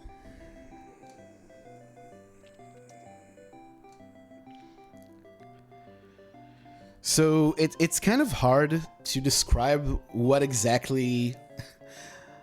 like when exactly you catch one of these and when you don't. You kind of just develop a perverse sense for it the more you expose yourself to this cursed game.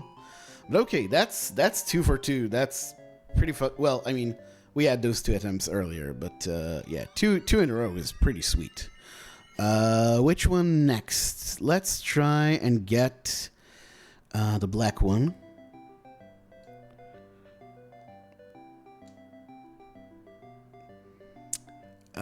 This is too far forward, I believe. I don't think this does it. Alright, yeah, just quit out. Just to confirm, because I'm paranoid, yeah, we still have the 2 we caught. Nice. So I might actually refresh this.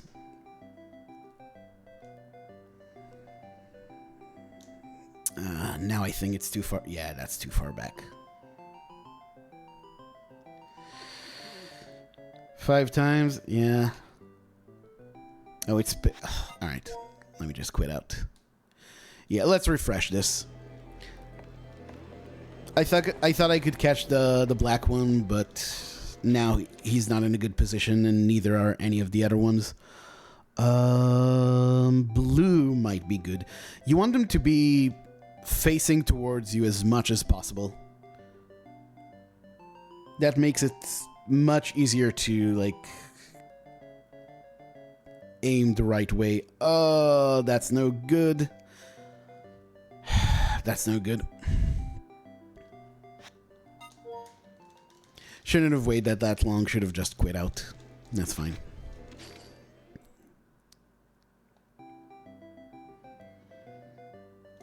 All right. This... I don't know. This is kind of borderline.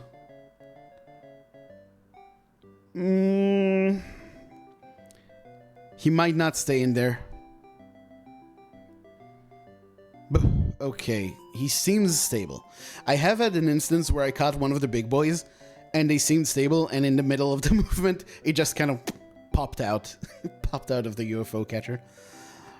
Alright, so now we need a black one and a pink one. So this pink one might be okay.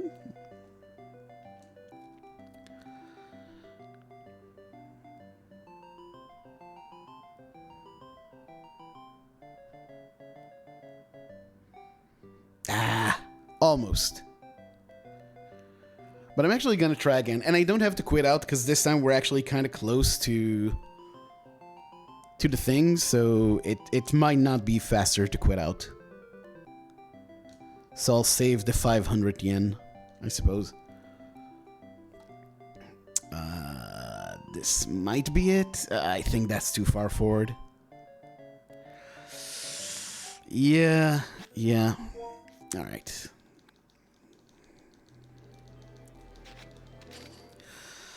But yeah, this is soul crushing.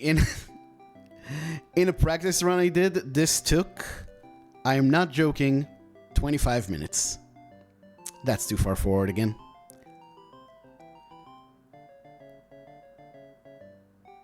Yeah. This is already going better, so I think we are not good. It's not going to be as bad, but man, this sucks. Man, this fucking blows. I hate doing this so much.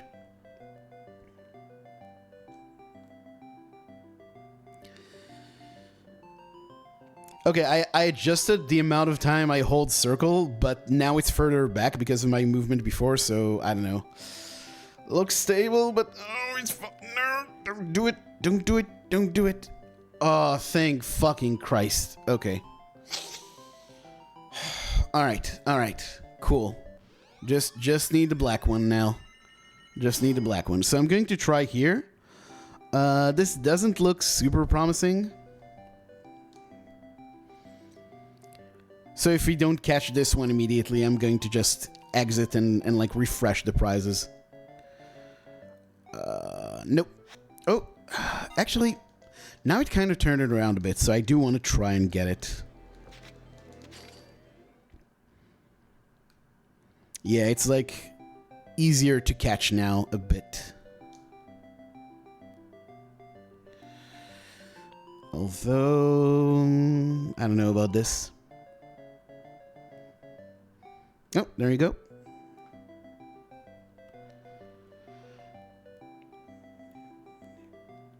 Keep it. Hang in there. Hang in there, little buddy. Oh, beautiful. Okay, whew, that's honestly... This can go so much worse.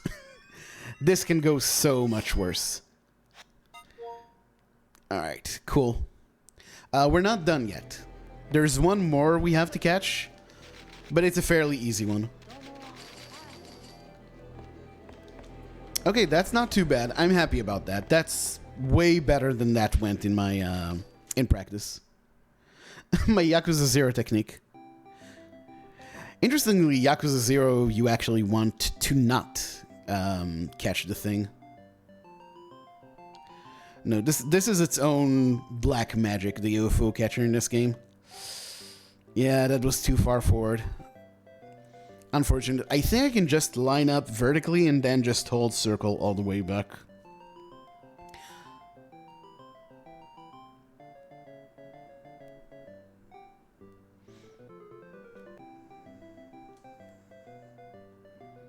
Let's see. Yeah, check out... This claw doesn't actually go all the way back. If you have a prize that's actually all the way in the back, you're never catching it. Not in a million years. No! What? What? Where are you? What? Did you... did you see that? Dude. Oh, fuck you too. Fuck you too, Yakuza.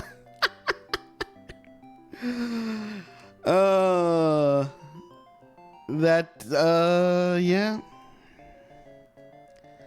To the K1. Oh, it gets so much worse. Alright, yeah, I'm gonna quit out.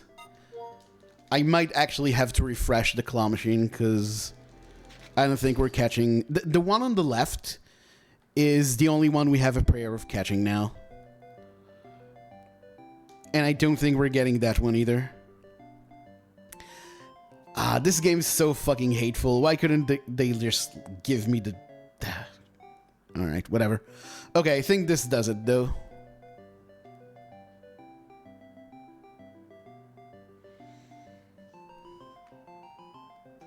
Hey, Pine, thanks for the good luck. Alright, Jesus fucking Christ, thank you. Okay, that was, like, that was annoying what happened on the first try, but it can get so much worse than this. Oh, I didn't even talk to the guy.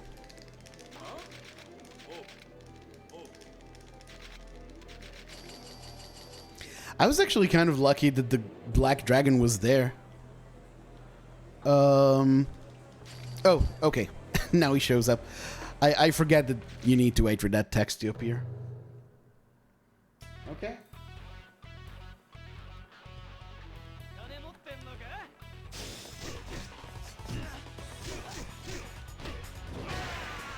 Nice.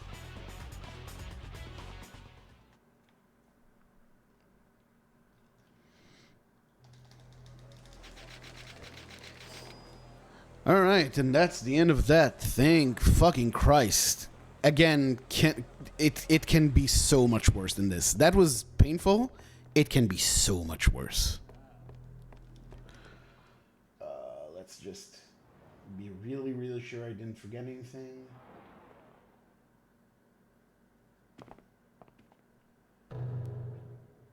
Yeah, I think we're good. Hey, Savage. Do you prefer to go by Cloud or Savage?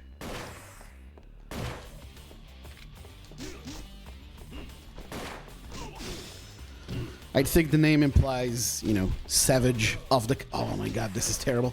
No, fuck off. Well, this is pretty much as bad as this can go. Very cool.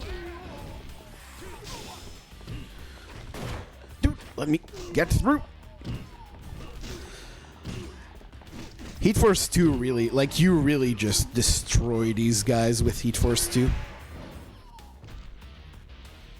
But yeah, I go all the way up because I do want the extra healing item. Again, there are some fairly brutal parts to this fight.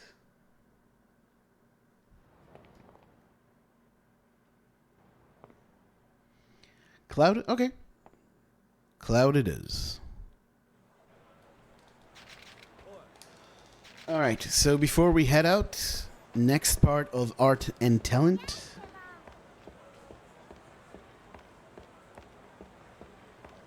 I'm gonna have to show this guy a painting of a woman with an onion, which I don't know Japanese, so I just have this in my notes. I think it's this one. Ooh. Nice.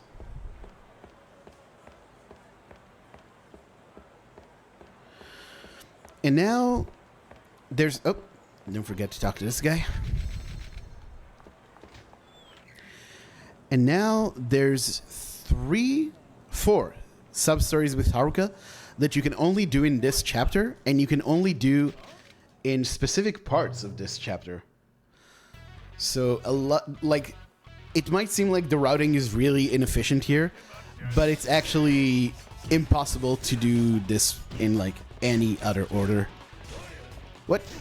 How dare you block?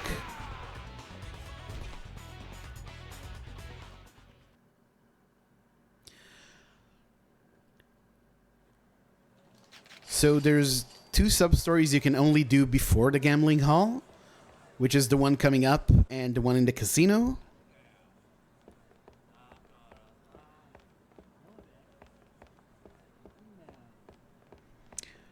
Also, now we can do Art and Talent 3.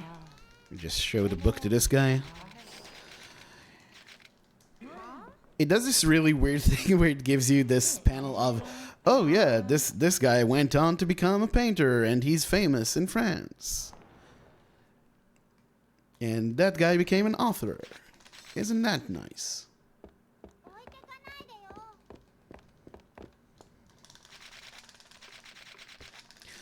Yeah, this is a very simple sub-story. Just mash through all these text boxes. All top options. All very cool.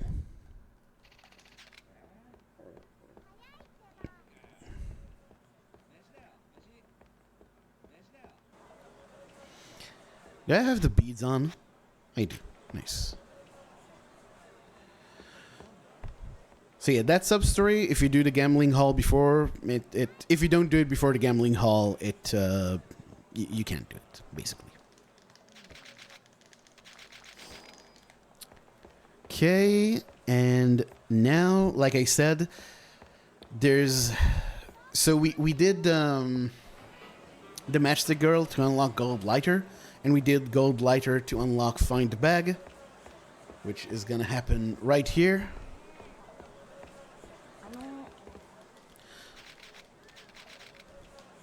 So that initiates that quest, which we do on the way anyway, because there's a sub-story here, which, you guessed it, you cannot do after the gambling hall. So we just do it right now. We have to buy Haruka ramen in order to be able to interact with this guy. And now we say the secret password, and we can go in. No, oh, I keep making that mistake. This is actually kind of reasonably easy to screw up.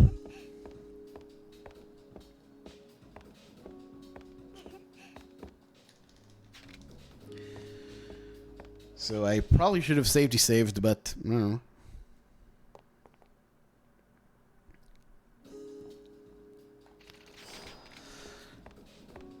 If it dies, it dies. Alright, so we need to exchange the money for chips. And I'm going to use a red jewel. Guarantees that red wins. Now I'm going to have to focus to not fuck this up.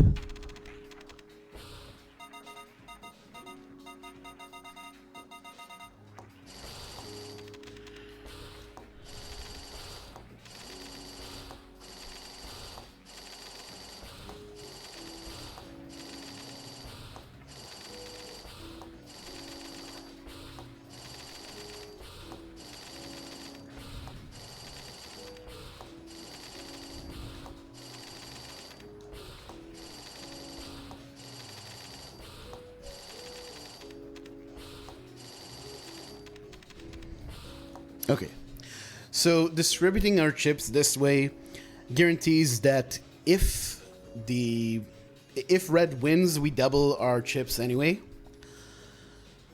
And since we use the red jewel, it's always going to land on a red number.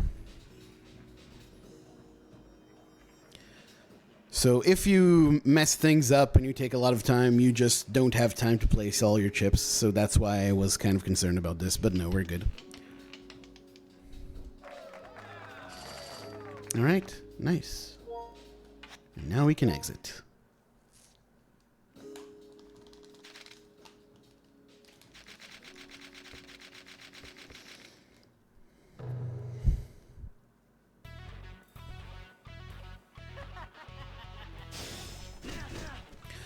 Oh, I don't like that.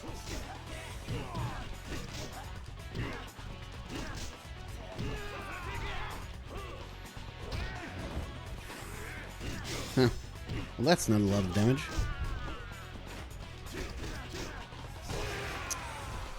Okay, cool. So now bottom option twice, and we go to the coin lockers.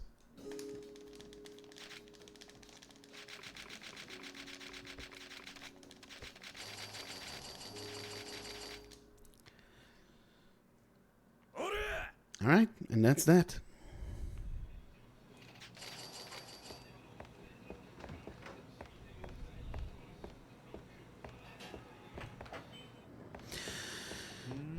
So on the way here, other than find the bag, we also did the second part of the cell phone you picked up. And now we have two sub-stories whose next phase relies on picking up something from the coin lockers. The cell phone you picked up, and benevolence and remuneration, which is not a word in English. Again, I'm just using the same names from the Patrick's Guide for Consistency, but these are called different things in the actual translation. So 12 and 20 are the coin lockers we need. This call indicates that we're on the next phase of the cell phone you picked up. Doesn't really matter for now. All right.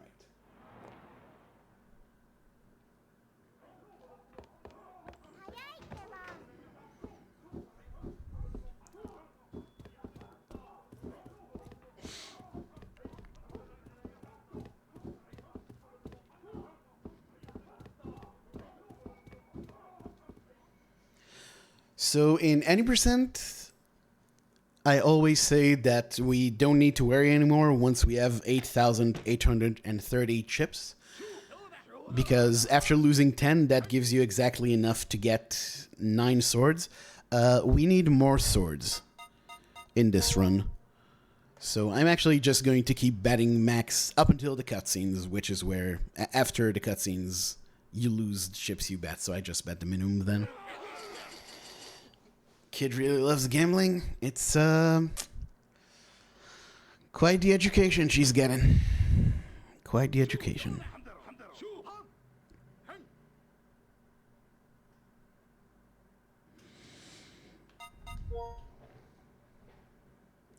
So yeah, we need, I think I calculated it to be like 4,700 chips.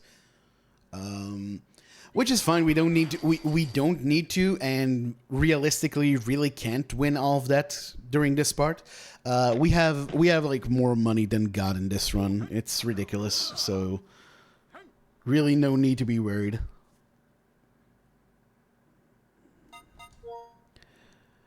It just, the more chips we have, the less we have to buy, and the menu for buying them is kind of slow, so if we can avoid it, it's better, but it's not a big deal either way. Important thing is that I do want to get enough, like at least 8,830. So I can actually only buy swords later when we come back for Amon, which, yeah, we're definitely going to have enough now.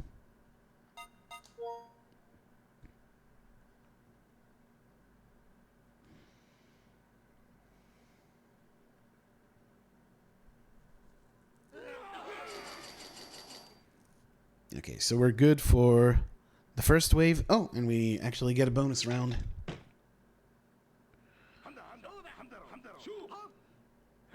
Oh, this is actually really good. So let me quickly use a calculator.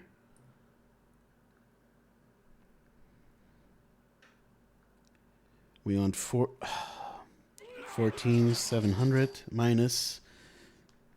Oh, that's beautiful. We're barely going to have to buy chips.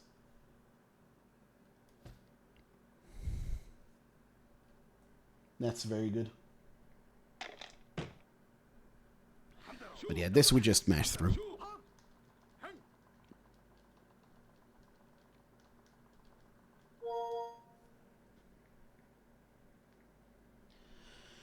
Okay, so I'll get 1,000 and then either another 1,000 or 500. I don't remember if there is a 500 option in this menu. But yeah, this fight is fought in a very different way in any percent now because we don't have... we don't have essence of finishing, but... Whoa, what? Okay. I guess that's something. Hello?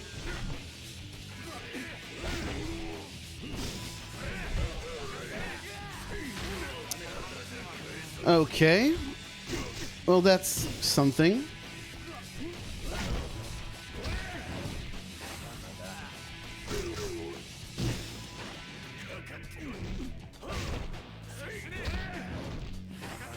So yeah, the idea here, because the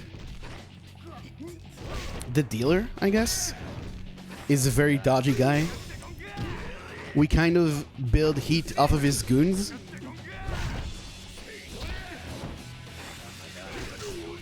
And then we just heat move him.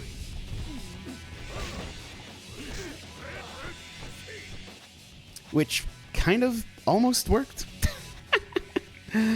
Oh, man. This is actually probably a part where I would want to use the Angel Bell. Probably wouldn't have had as much trouble if I did. Oh well. Lessons for next time, I suppose. Okay, and just like in 90%, we go right back in. This time we need to put the... Oh, yeah, you get that knife. I don't even remember. Oh, you pick it up during the substory. Yeah, you don't need the knife for the substory. It's fine. All right, no need to talk to that guy until much later. And now we purchase swords. Okay. Good stuff.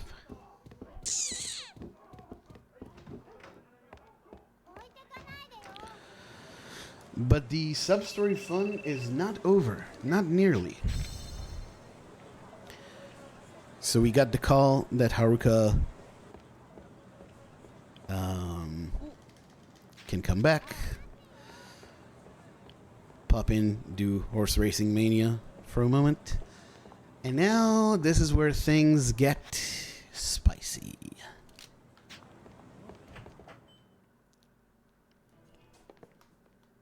So this is Jackal Yagisawa, I want to say. He's a boxer, and he's mean to Haruka, so we are going to teach him a lesson. As you do.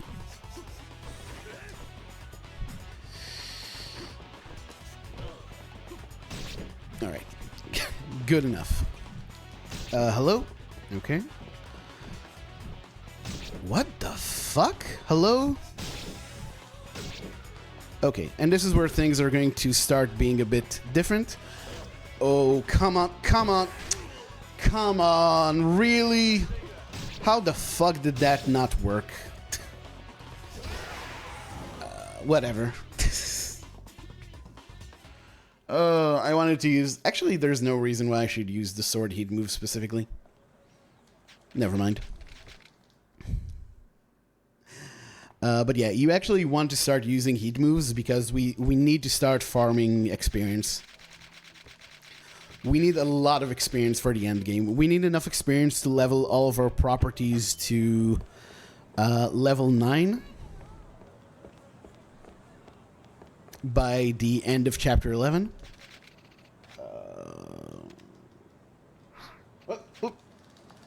Fuck.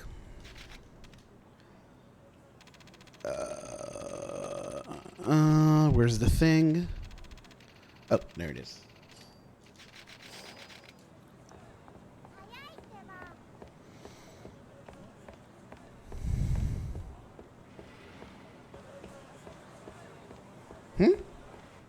Oh, it's further down.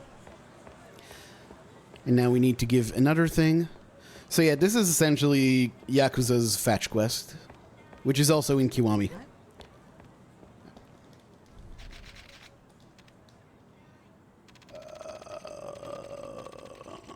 Not this. This is it, I think. Nice.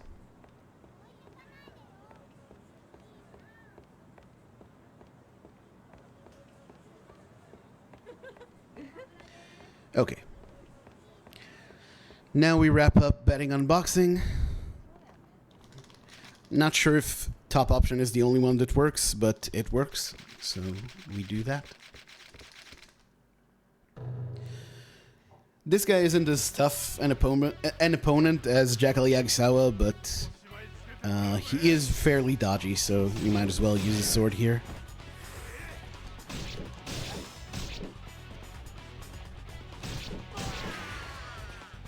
Could have used another heat move, but I didn't feel like waiting.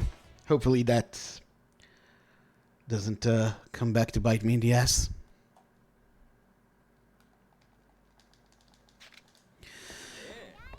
Okay, now we are going to do Art and Talent Part 4.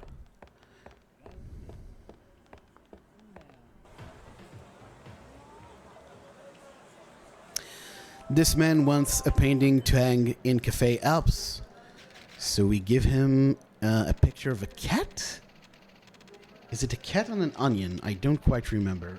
Is it this thing? I think so. Nice.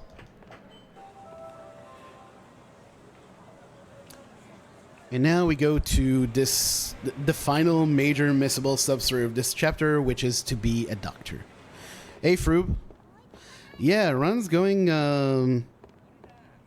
honestly, way better than I could have hoped for. It started out very bad, but we're doing pretty good now. I mean, anytime in my practice run, I did a practice segmented run, and UFO catcher took 25 minutes. So as long as we don't get a repeat of that, I'm absolutely fine.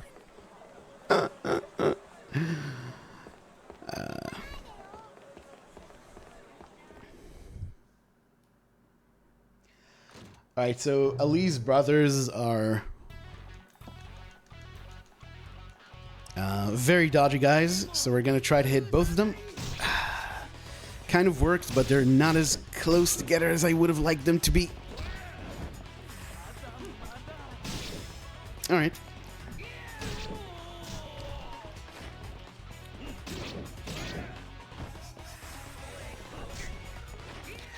I think for the rest of this I can just yeah, I can just use this. This fight is mostly bad when they're together. I also didn't really need to farm them for XP. They don't give a lot of experience, but oh well. Right there with you. Yeah, and this one takes the cake. Like, I don't want to, you know.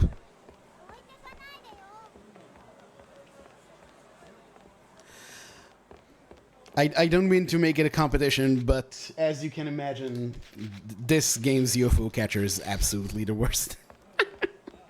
It's so bad. I can't even describe it.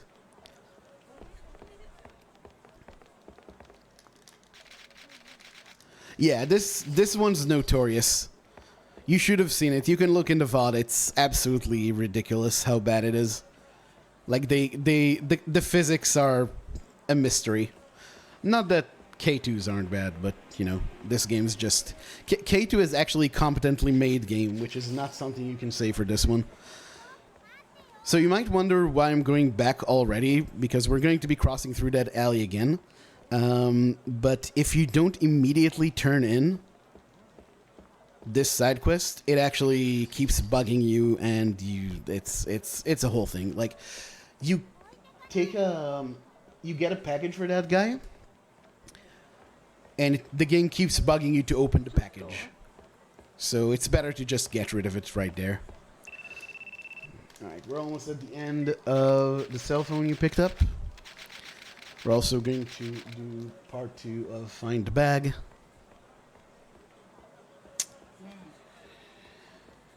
Gotta wait for the text to go away. And yes, I did leave the last Hey That Hurt sub-story right here. And because this one doesn't involve a fight, I can just wait. Not have to artificially trigger this fight. And yeah, just pick it up right there.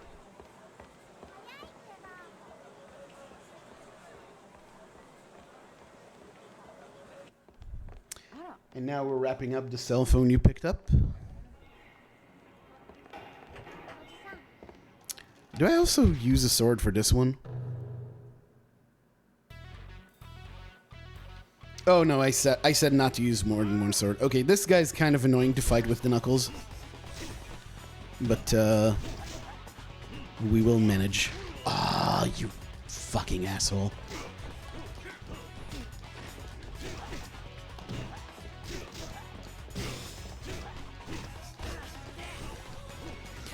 Oh, okay. Guess we're both great at this game.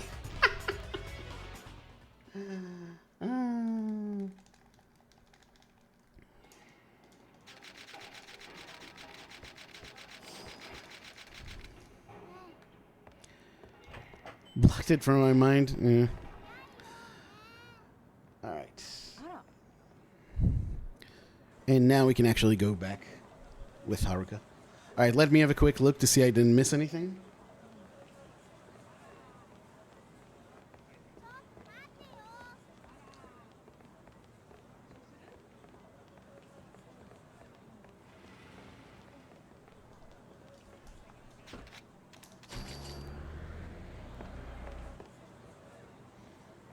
Okay, I think that's everything.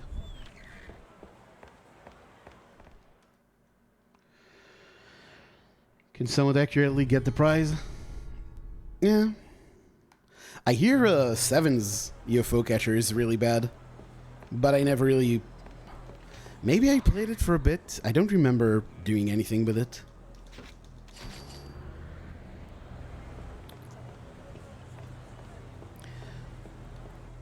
Shuffle it across the floor.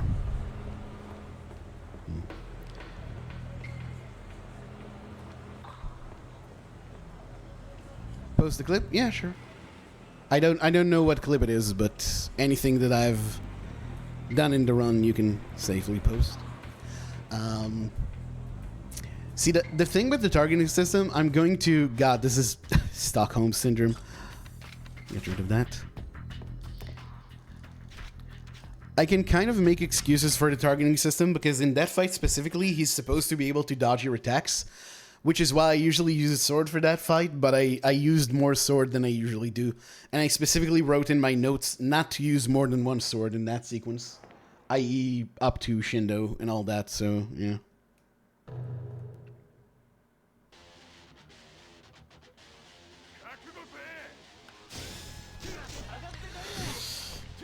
This is such a shit position. Yeah, they are laid out so badly.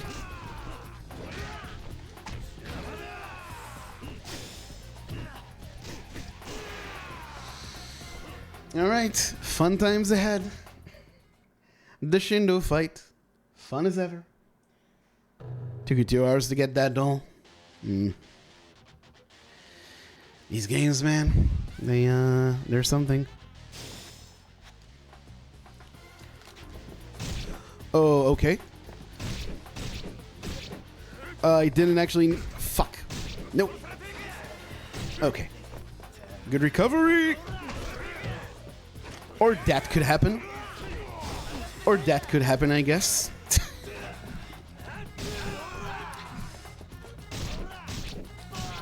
Can you hit the...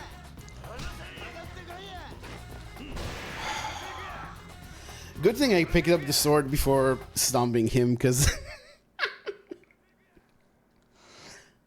I put the Angel Bell on. I think the Angel Bell... I'm calling bullshit on the Angel Bell. Oh, the UFO catcher is amazing. Okay, so I actually rerouted this part several times because I was originally going to do all sub-stories until I pivoted to all bosses. And in all bosses, we have to fight. We actually get an additional fight in this chapter, which is kind of cool. As cool as, you know, combat in this game can be.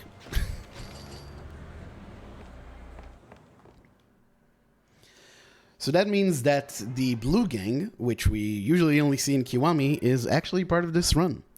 And if you're wondering if that really annoying asshole boss who's a big boy with a stun gun, who's super aggressive and super quick, if you're wondering if he's here, oh yes. Oh yes. Don't you fucking worry.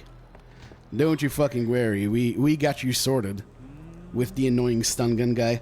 So yeah, you definitely want sword for this guy, so I had to reroute stuff. Reroute the, I guess, sword route? Weapon route? Whatever. Really hope he falls quickly. Okay, that's good. Why would you do that? Sometimes the second attack of this chain just misses. Because the game is terrible.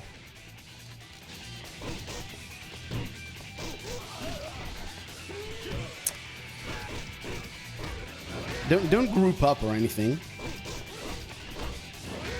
God forbid I, like, attack more than one of you at a time.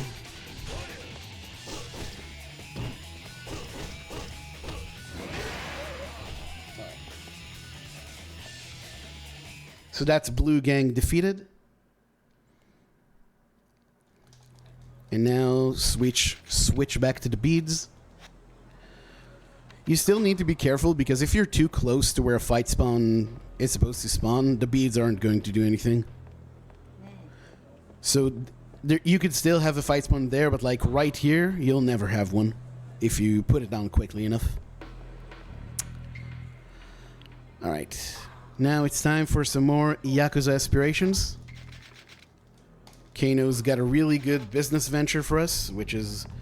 I hate to... Oh, what? Hello? I pressed circle too early. Yeah, sorry for the spoilers, but we're going to kick this guy's ass. Not the bartender, the other guy.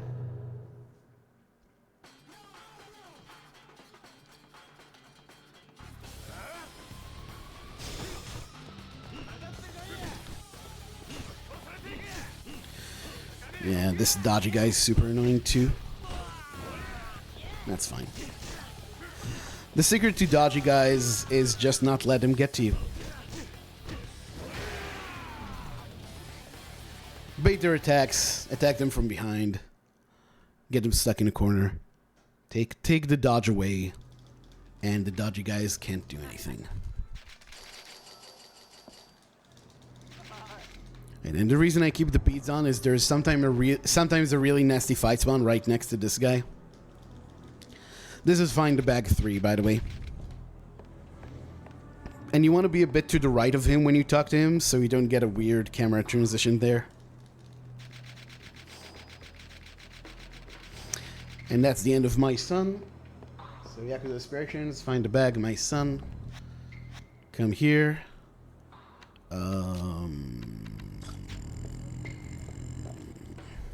Dubious decision what I just made. Dubious decision. Not sure it's gonna pan out.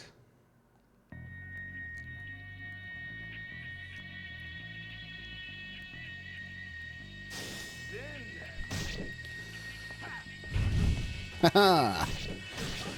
I got your number, Yuji Shiraki.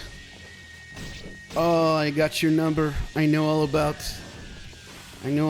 you. Oh, but you know all about me as well. Oh.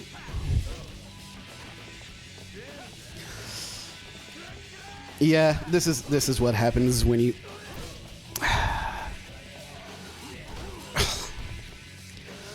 Well, this is very bad.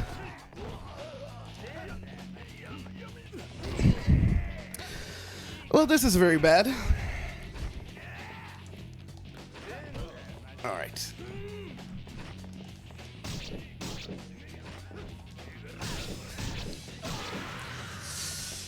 Disaster. Disaster.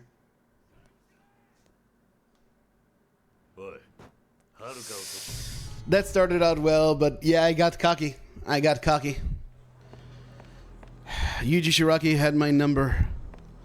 And I could have actually used more sword. I'm actually going to discard an upsetting amount of sword right now, which is unfortunate.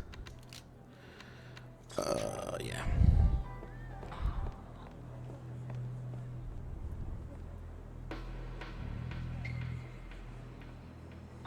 Yeah, I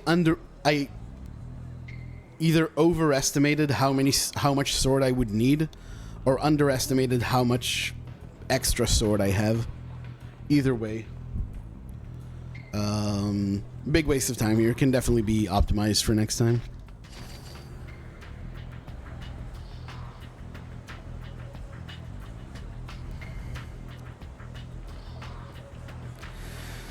Well, it is what it is, folks.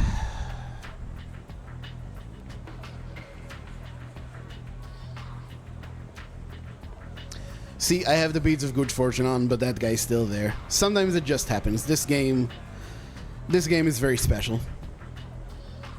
This game is very special.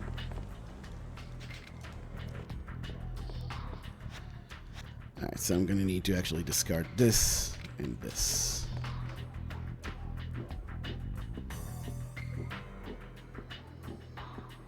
So yeah, I actually had like half a sword left, which is pretty good. Pretty good. If I ever do this run again, I should adjust that part of the route.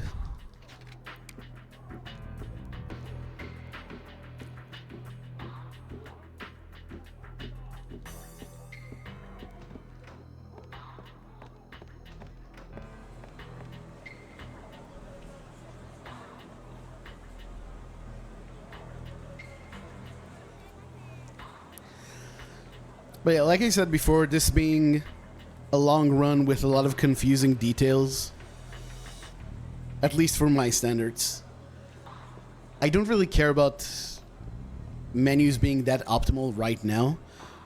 Right now, I just want to get through it reasonably well and not get into any fight spawns. So if I have to open up the menu an extra time, I really don't mind it that much. Hi. Here we can put the bell back on.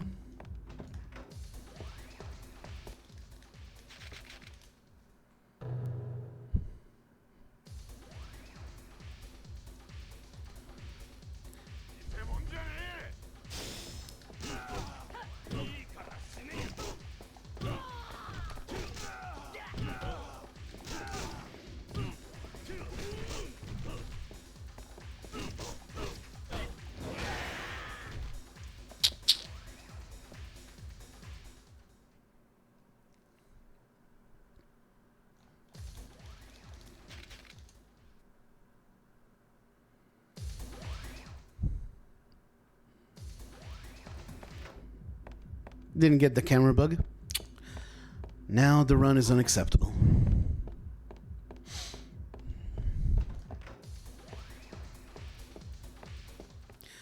If you interact with that door too early, it actually glitches out, kind of. The camera glitches out a bit.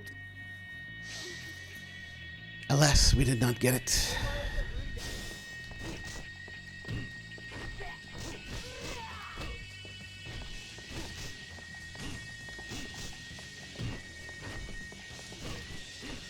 Oh. Okay. Oh, if you could grab me quickly, that would be so nice. But you can't. This game can do nothing for me. Nope, that's not the grab I want. Big boy. Big boy needs to grab me. Oh, man.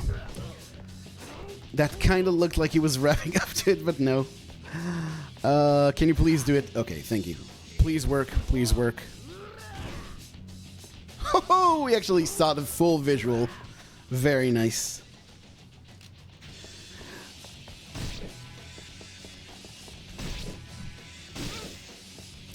So yeah, to those who've not seen that before,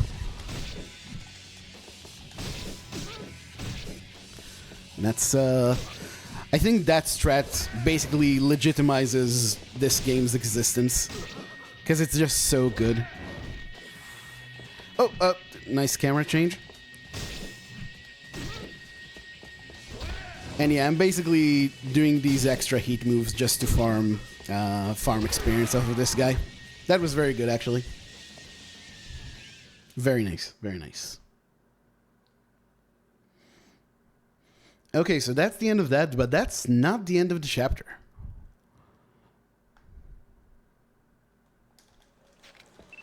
So we're going to get a call from Date telling us to go back to West Park, even though a moment before that Kiryu said, I should go back to West Park. This game's a bit dumb like that. But that's fine because we love it anyway, I guess. Anyway. So right here we're going to talk to Date. And if you've always wondered what actually happens in this part, this is the florist calling us, telling us to come to him when we have the time. Which implies you can just do this mission later. You cannot. If you don't go to the florist right now, this mission is forever lost. Mission, sub-story, whatever you want to call it. I've been reading the Patrick's Guide too much.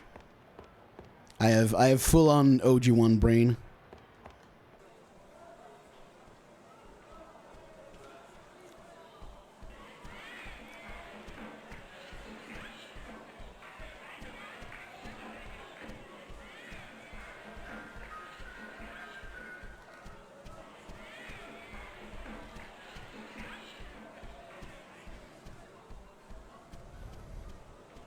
By the way, we could have technically already done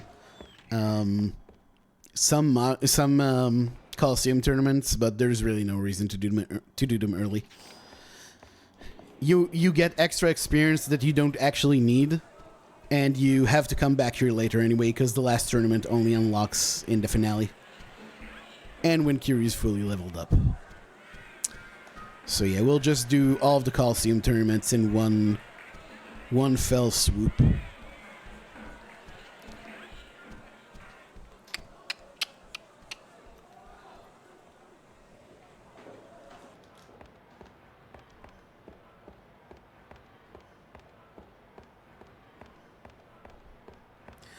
So on an earlier route, I would actually only go buy swords now. Which reminds me.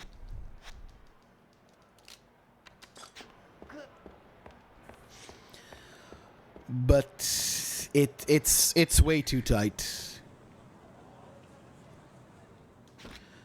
And you also don't have swords for the Tenkaichi fights in the finale, which makes the fight against the big black coat guy like just unbelievably painful without the sword.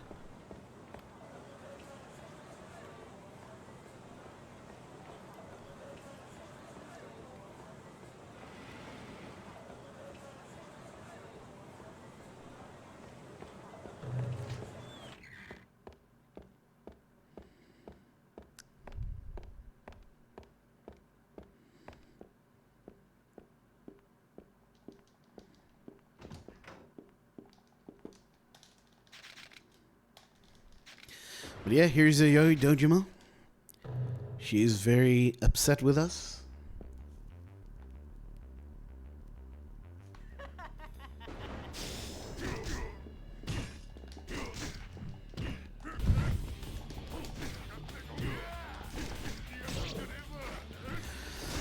Now, this sword guy is extremely dodgy.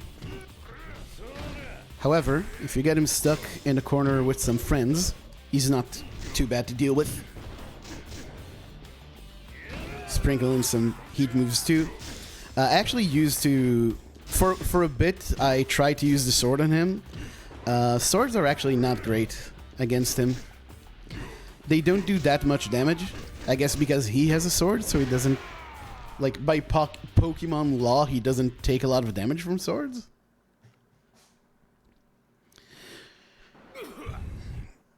But yeah, and also, it again makes the sword route kind of tight. So...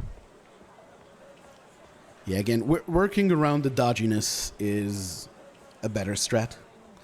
Sometimes he's still got some life in him after you clean everyone else out, and then it's a bit more annoying, but that was actually a pretty good fight. That actually went very well.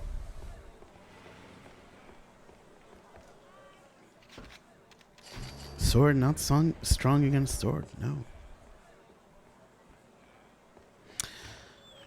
But okay, that's chapter 8.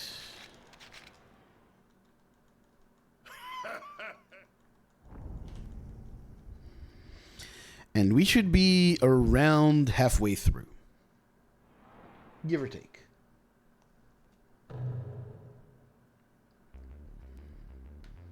Okay, here you definitely want the Angel Bell.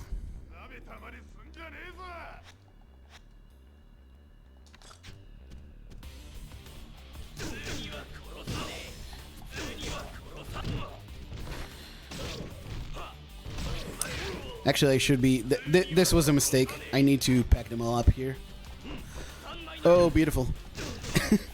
Very important that we attack the door, Kiryu. You are absolutely correct. Absolutely correct about this.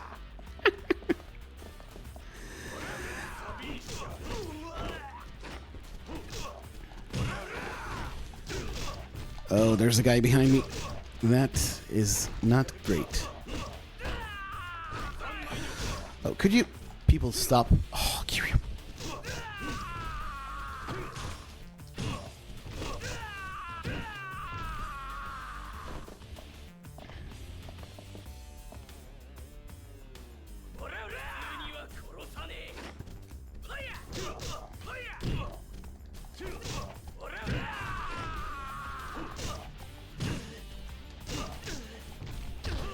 What?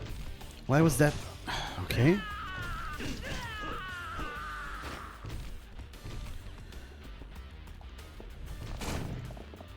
Okay, really hope that's everyone. Sir.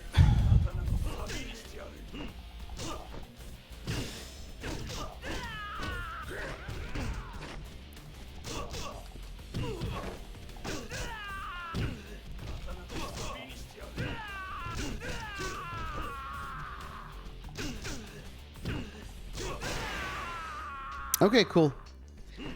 A couple of hiccups, but honestly, that was not too bad. So again, we want a good amount of healing items in this category. And I actually found out that if you go pick up the healing items and you just nestle yourself here... Hello? Pick up... Okay. Awesome. Awesome. Yeah, they all come for you, but, you know, the game actually has to work for you to take advantage of that, which is a problem when you're playing Yakuza 1 for the PS2.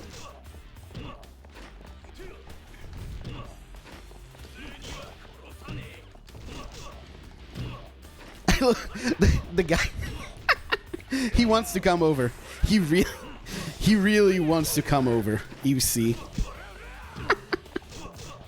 He's still stuck. Oh man, this game.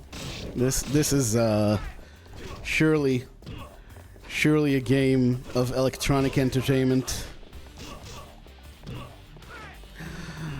Oh boy. Oh boy.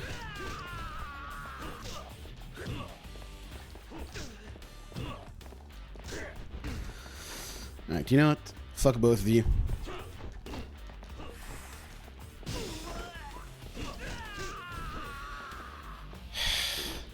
You know what? You, come with me. Are you, okay. I was gonna say, you want to finish them off next to the door, but not happening. That's fine.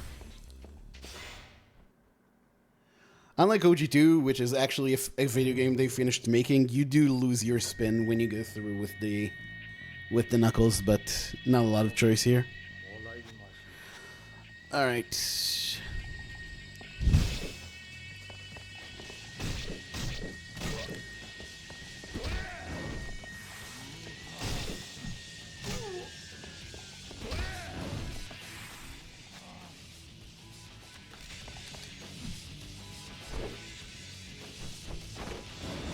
Face through this meat locker. Yes. You can do it, Triad member. I believe in you.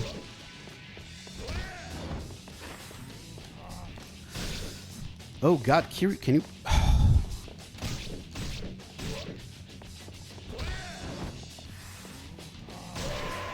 Okay. So almost 100 experience points. That's good enough. I would have liked to have had more at this point, to be honest.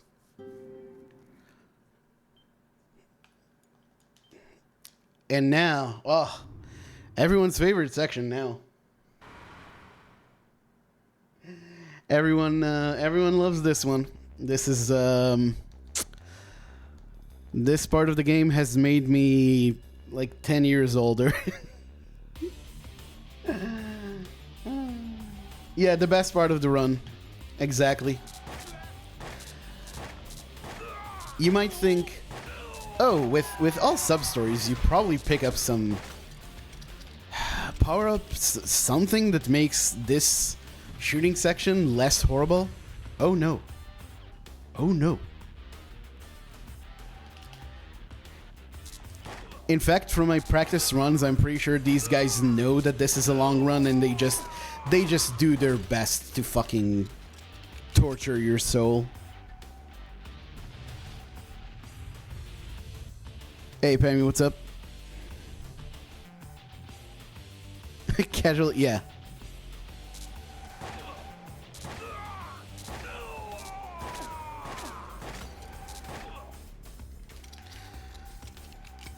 Turning around, yeah, one car got stuck behind the other, so now we wait 20 seconds until they agree to grace us with their presence.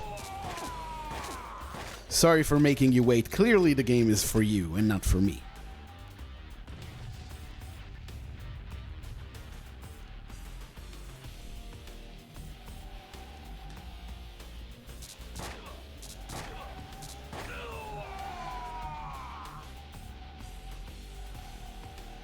Any day now. Any day now.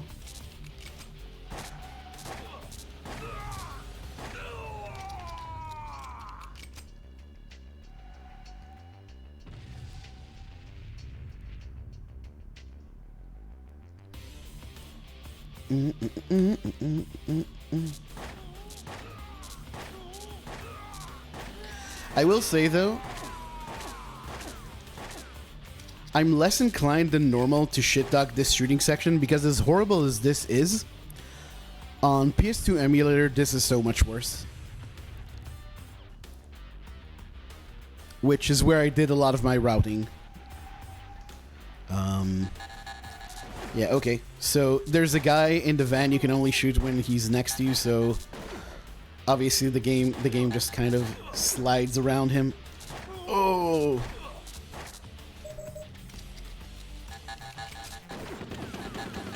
I don't know if this is commentary about how Kiryu is not a very good marksman. Like, dude, I was mashing triangle and it just wouldn't shoot. Oh, I love this scenario when another car is next to the van, so you can't actually close up to. And now that he just keeps driving. Oh my god, dude. Oh, Date, I do severely hate you. And not just because of the cop thing, although does not add to the appeal.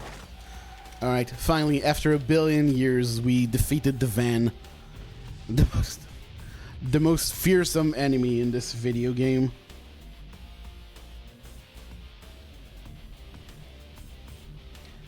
Shit duck the UFO catcher. I mean, to be honest, again, this is kind of a I know how much worse it can get thing. UFO catcher actually wasn't too bad on this run. Which again should horrify you, but I am already Yakuza pilled, I guess. So, oh no. When the boss manages to shoot you, it's the worst because he just, like, his shooting animation just takes a billion years.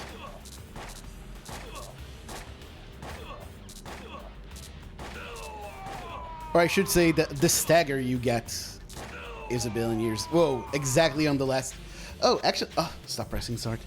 Oh, actually, XP is better than I thought it would be. Nice.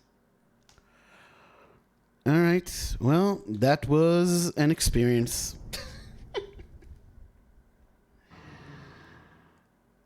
Compared to the ones... Yeah, it's like... All the cars are very, very small. You can tell that they didn't know quite how they wanted to do this.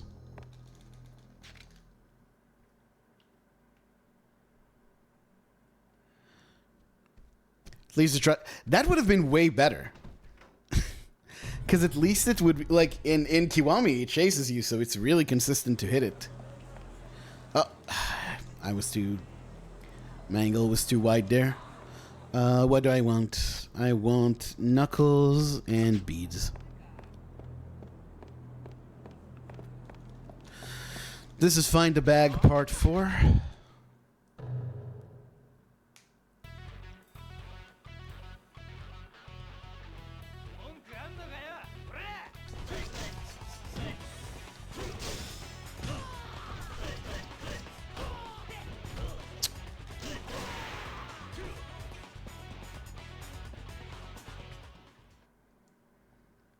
Made cure. That's a good point, actually. It improved the shooting section by making it not a shooting section. That's actually a really cool part of 2. Both in 2 and in K2, I really like the highway set piece.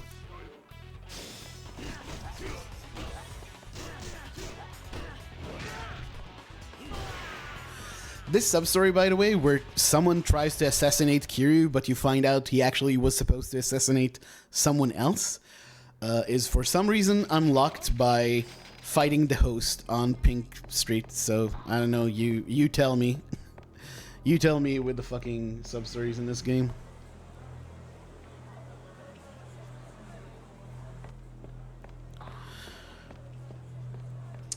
Next up, this sub-story is actually locked by Find the Bag, which is one of the reasons why it's so important to do that one early.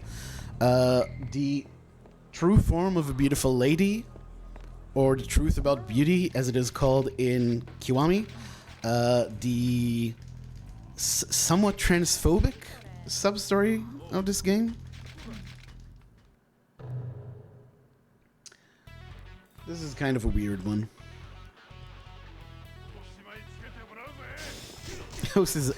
I've been trying to come up with kind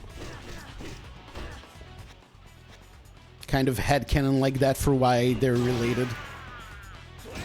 So by finishing with a heat move, I get free XP, which, I mean, it's not much, but it's something. And also, I don't lose my heat for the next fight. And this is the fight where you really, really want the sword. Because this one's... Got a fair amount of HP, and is also reasonably dodgy.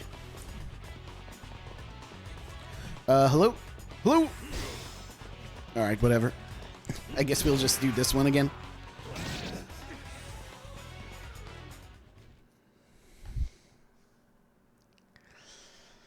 Alright. So, now we do the next Yakuza Apprentice story. Kano is right down here. By the way, notice that that sub-story actually teleported us all the way across the map. So another instance where we use... Hello? What the fuck was wrong with the camera? Why did it take too long to transition? That was very strange.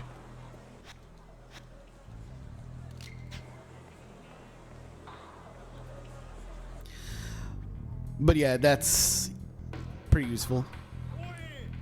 And this is the first of a chain of sub-stories called Gangbusters. We fight pretty much these same guys. Let me see. I want to say 12 times?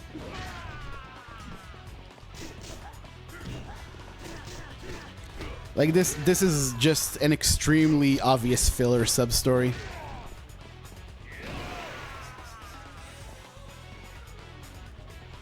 And we need to do it now so it actually triggers the other ones in the next chapter. Or in this chapter, but we'll do them in the next chapter.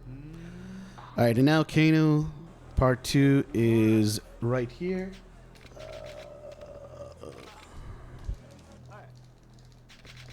Top, bottom, bottom. Well, it's something like that. Gets the privilege of being the only woman to have fought Kiryu. I guess? If you consider that a privilege? I know, there's a lot of... Like, obviously you have to be careful about how you interpret stuff like that, because, you know, she's not actually a trans woman, technically, but... I mean, the implication is kind of there, you know? But yeah, I think it's 12. It's 1 for the first one, then 3 and 3 for... I shouldn't be doing math right now. Alright, and now we put on the Angel Bell, and we do the set piece normally? Question mark?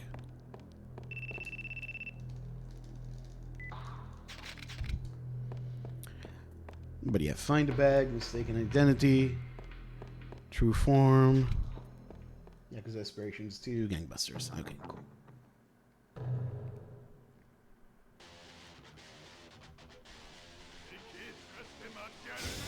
For that, yeah. See, here's the thing. K1 is a good game.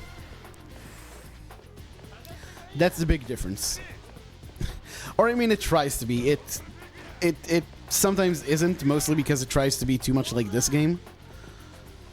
But K2 is like a competently made game. Well, that's unfair. I don't think incompetence was the issue with this game. I think it's just kind of... It was just very, very rushed. Because obviously there were very good devs working on this. Just not enough time.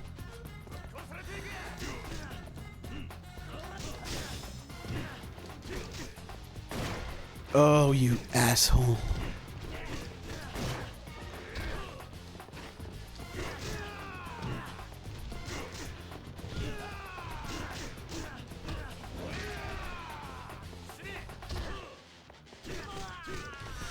But yeah, Gangbusters 1 is 1, 2 and 3 are 3 each, so that's 7. Then 4 is 2, so it's 9. Oh no, I exaggerated, it's 10 fights. And then 5 is also 1. And then you fight the leader, which is actually a different fight.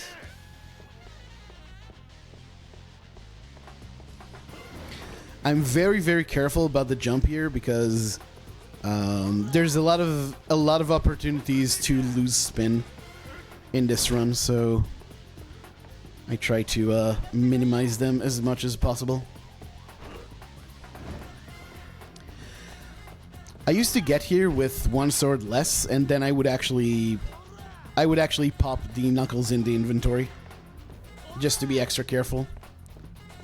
But I can't do that right now.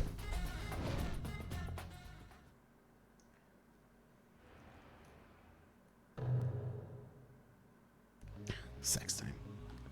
I do really love that song. That's another thing that legitimizes this game's existence. Oh, that's bad. We got the bad one. Oh no. Okay, that's lucky. That's extreme. Oof. I was actually running out of sword too. So if that didn't kill, I would have had to switch there. Okay, okay. Good times. All right, but now we're doing chapter 11, and this is a long one. This one is going to be almost an hour. Like I know you're thinking, well, it's less than 3 hours now, and there's only 3 chapters left. So how long could it be? Very long. Very long indeed. But it's fine. It's fine. I'm actually feeling good about this run. Going way better than I thought it would.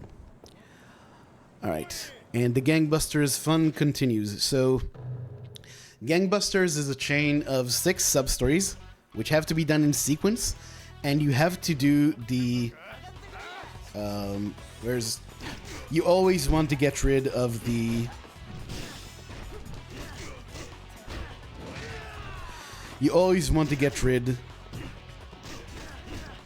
sorry. Yeah, you always want to get rid of the stun gun guy first. Whew. But yeah, basically after you do Gangbusters 1, it spawns 3 of these guys, and then it just continues like that each time. So again, if the route seems weird, if it seems like there's a lot of backtracking, that's just because this is a game of backtracking. This game just loves to take you from one side of the map to the other for no good reason.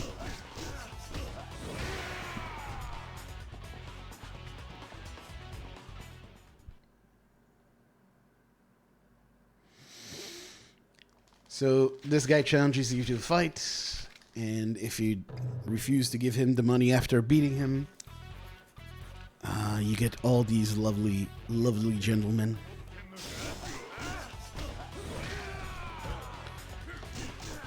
Oh, you people suck.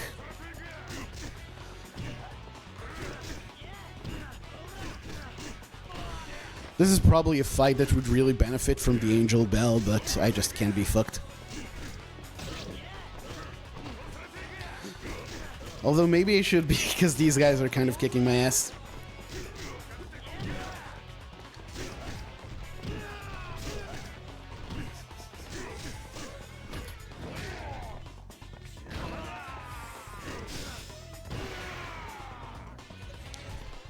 All right.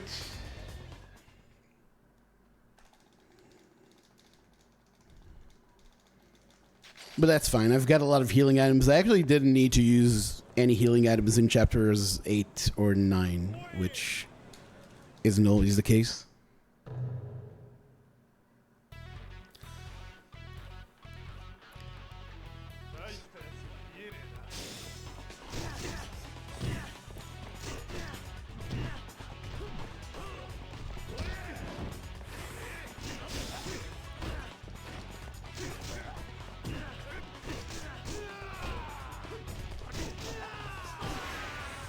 Nice. Alright. So now, much like in chapter 7, there's a second pickpocket sub-story here, because apparently they were really running out of ideas. Hello? He had to be convinced to pick my pocket.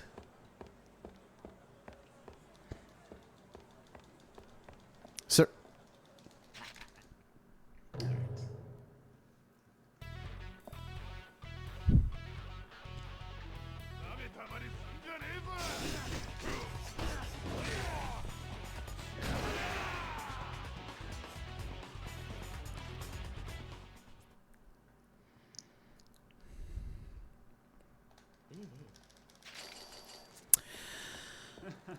And since we're close enough, and this story has 2 more parts to it we need to engage with.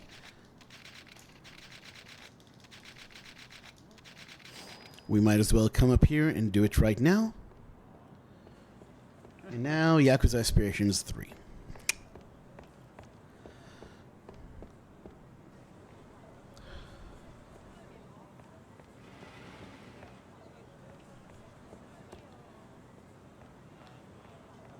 This lady in red in the back is going to be relevant.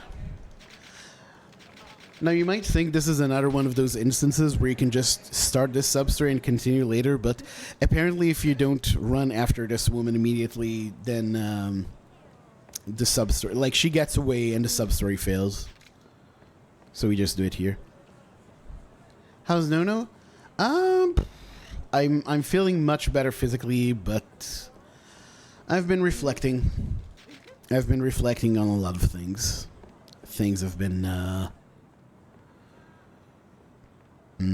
reflection-inducing, I suppose. Been working quite a bit on music, which is always good. But yeah, other than that, just, you know, doing my best, keeping my nose to the grindstone. A third cliche.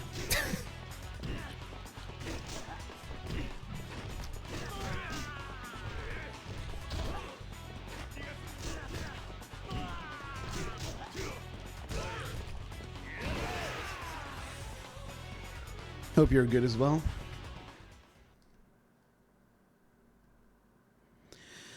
So we need to go to Shinmei anyway, so I use this opportunity to clean up some sub-stories here. Specifically, there's a sub-story that starts in this chapter and has 3 parts to it. Oh, don't talk to the guy, you, I swear to God.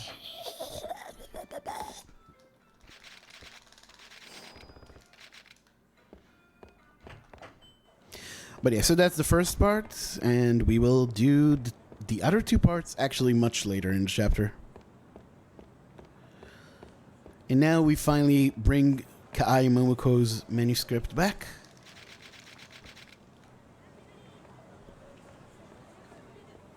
And we have the next wave of gangbusters. Or no, sorry, this is still gangbusters too.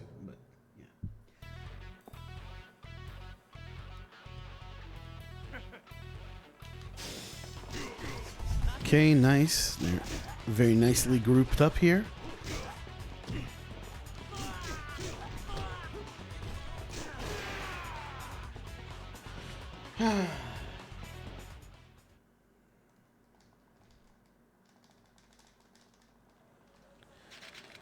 Okay, I think I did everything I need to do in this part. Where is Kano?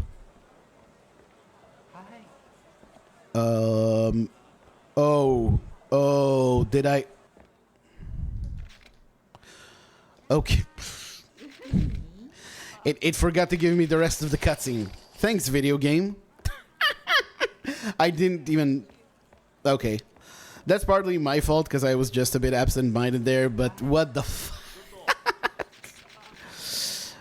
this game is something else. This game is something else. Anyway, now we can wrap up Find the Bag, which is important to do because it actually locks another sub-story. I forget which one.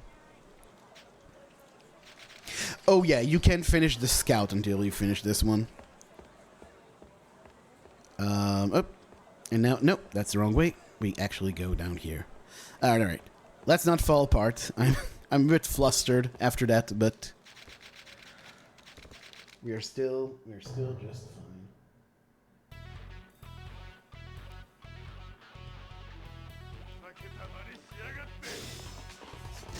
I was actually worried it would do something like...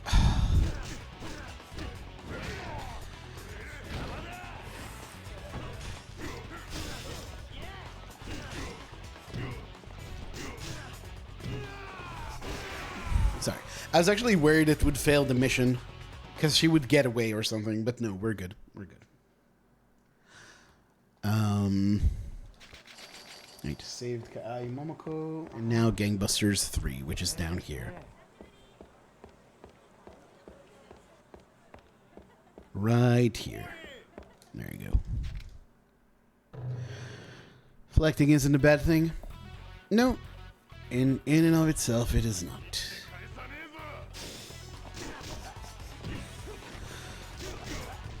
I could have YOLO'd it and started with one of the other guys, but honestly,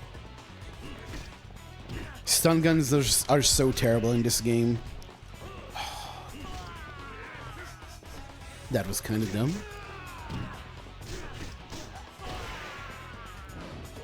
Just very... Oh, yeah, it's terrible here.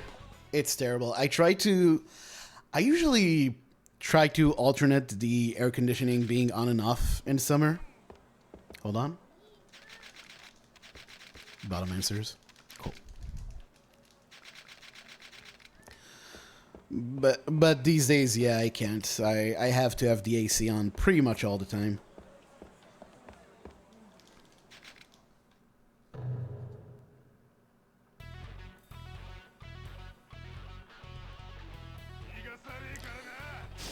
This guy's easy.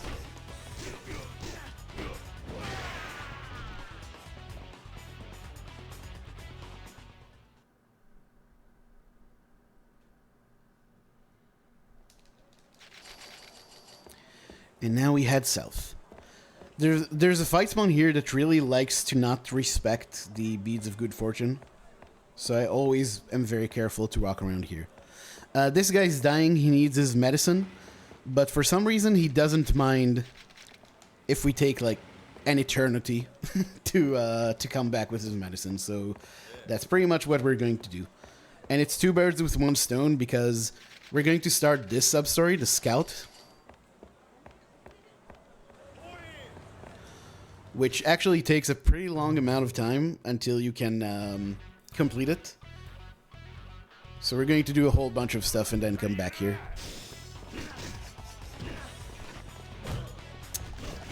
I was trying to get to him. I was trying to do a heat move. I was trying to do so many things. But I forgot that I was playing Yakuza for the PS2 and nothing can actually work. Alright. Scout. Two gangbusters fight before we talk to Shinmei. So yeah, this is where I originally planned to do the Matchstick Girl and Number One Host and a bunch of other sub-stories that we did in Chapter 4, but because of the way sub-stories unlock in this game, I just couldn't do it. Don't have ACs in Europe. That's something that's gonna have to change. Because, not to put too fine a point on it, but it's not getting any colder in the world. I am not a climate doomer by any stretch, but it's not going to get any colder anytime soon.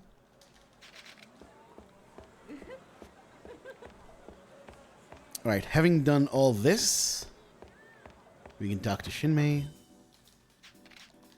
A little bit of turbo mashing here. I'm not actually using turbo, I should say. I mean, this isn't the leaderboard category. I can do whatever the fuck I want. I just don't really like the idea of turbo in speedrunning in general. But no, when I say I'm turbo mashing, I mean I have this method of like holding the controller, which allows me to mash very, very quickly. I don't need this. I don't like this, and I don't like that. I don't like these, and I don't like those.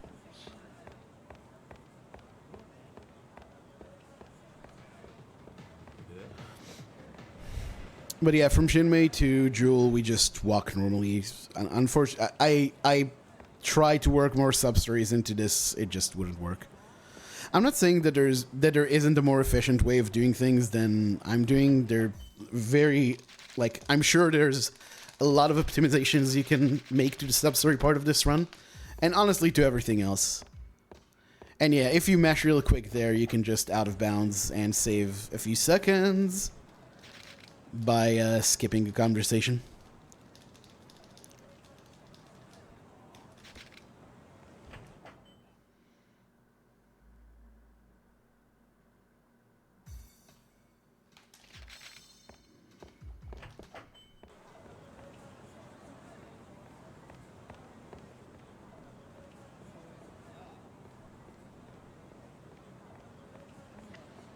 It is very funny.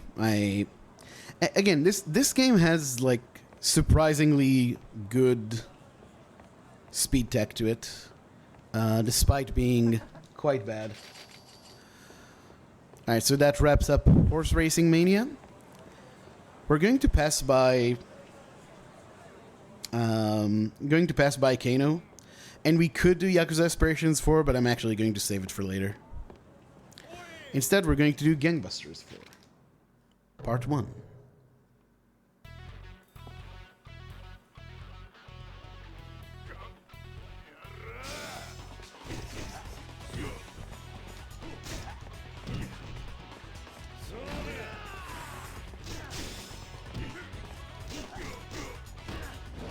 I hope that would get him as well.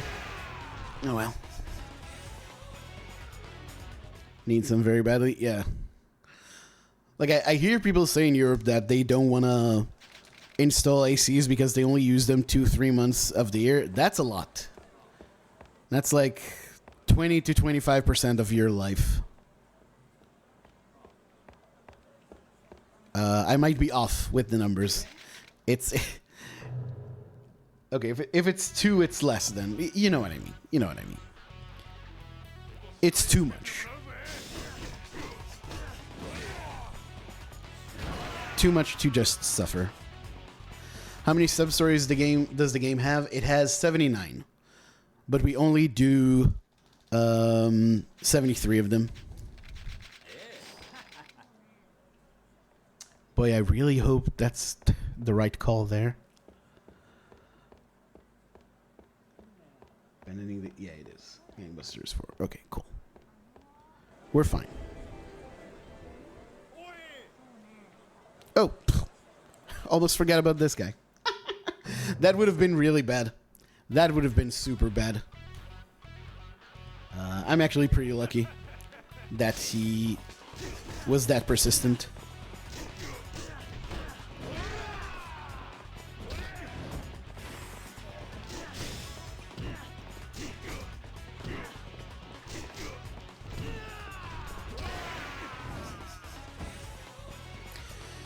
So yeah, we only do 73 of them because 6 of them involve hostesses and don't lock any boss fights. So I literally don't care about them.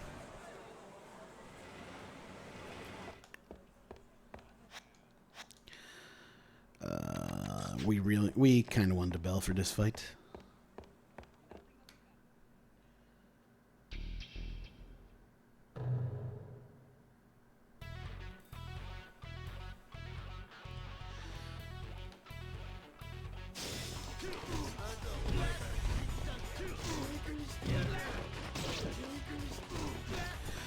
So the current any percent route or strat, I guess, for this fight uses a sword here, but you can do without. And like, I prefer to just save the sword in this run for other things. In any percent, absolutely, but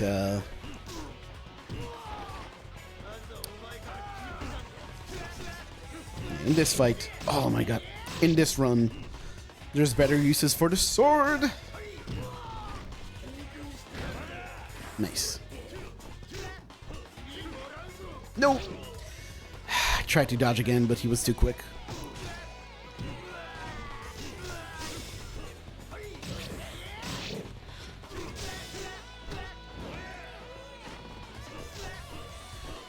Yeah, so he's going to be a bit of a pain in the ass now, but it's not that bad.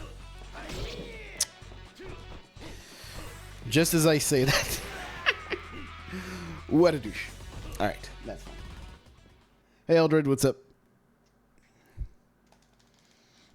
Okay, so now we're getting teleported back. Don't forget to talk to the ladies.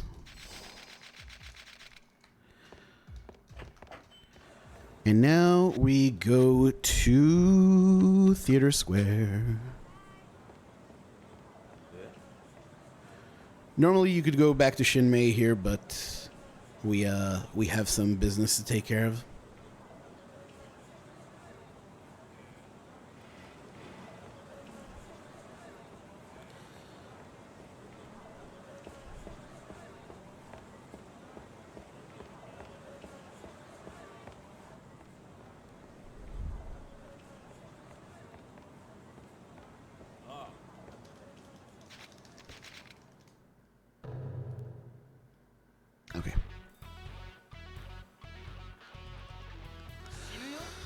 All right.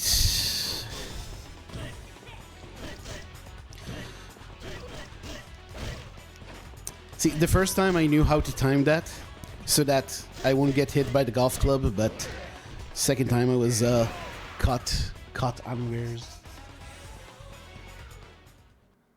All right, so we're about to wrap up the whole gangbusters business. You got Yakuza Judgment? Nice. Hope you enjoyed that. That is a fine video game. Still need to do a legend playthrough of it at some point.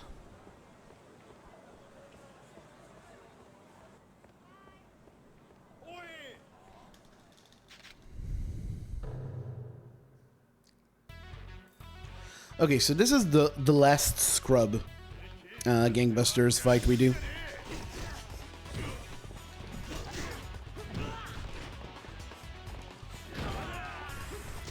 I was trying to go for the katana guy.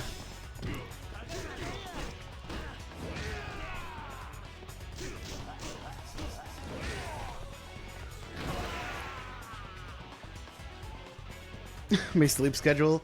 I've actually been working on adjusting my sleep schedule back to something reasonable.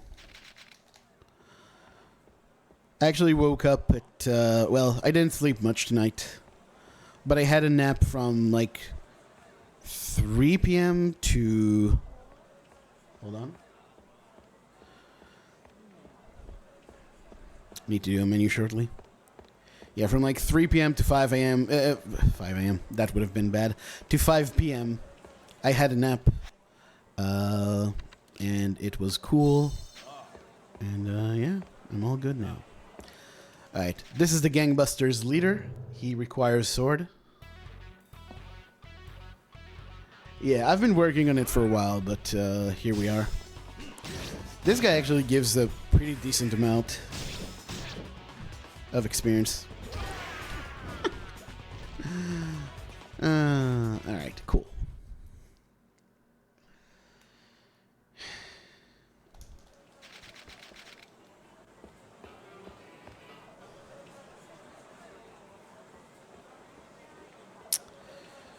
So,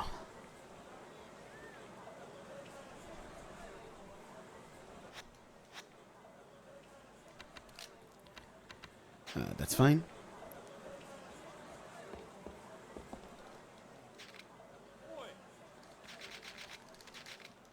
Abandoning the Yakuza. Bottom choice. I want to buy swords, but 17 should be enough.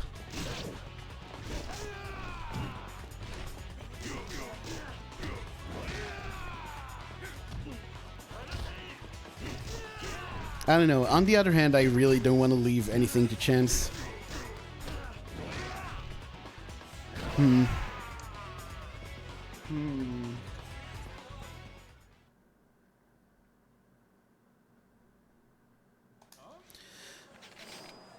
Yeah, no, actually, I'll just get 3 swords. We have so much money in this run. Really no reason to,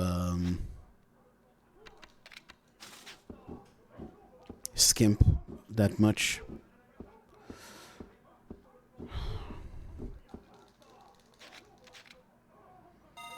Though that's a lot of extra sword. There's probably...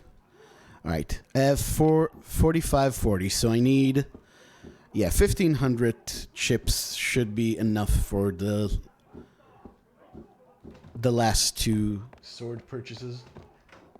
Alright, now we do Yakuza Aspirations 4.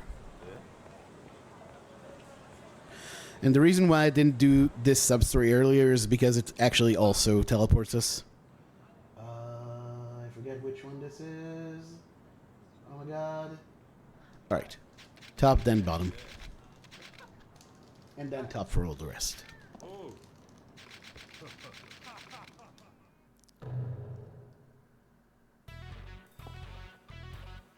This is why I say I don't want to worry too much about suboptimal menuing for the bell and the beads, because it's just so much you need to keep track of. Oh, I thought that would knock him down, but I guess not. Alright.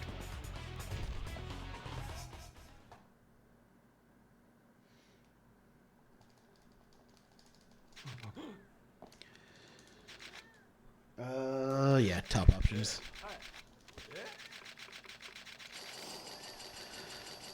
Don't need this weapon.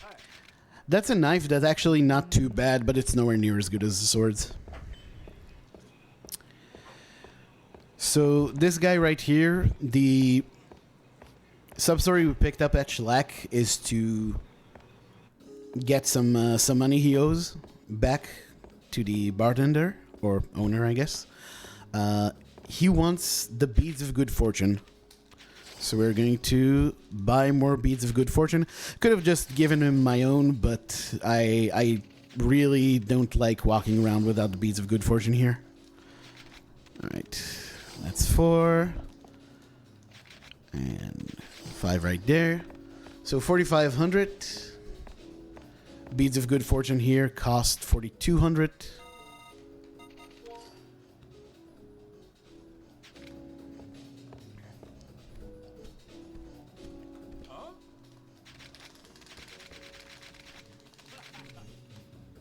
Okay, just to make sure we gave it to him. Nice, okay.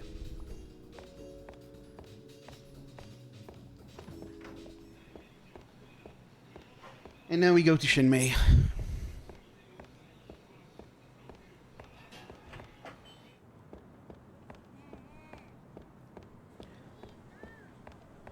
So yeah, since we have to come back here for that substory in Shinmei anyway, there's no point in doing Yakuza Aspirations 4 earlier. So I started from all sub-stories, but I realized eventually that all sub-stories sucks because you have to do all the hostess stuff, and I just didn't want to bother with that. Because it's just a lot of mashing, and it's very boring. Doesn't really add anything to the run. I thought about just doing Amon %, where it's like the definition is just defeat Amon. But I decided as long as I'm, doing something substantial, might as well go all the way and add all the other fights that you don't normally see to this run.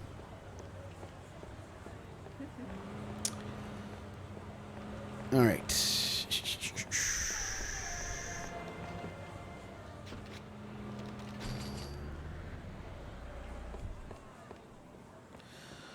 So now we have some sub-story cleanup in this side of Kamurocho.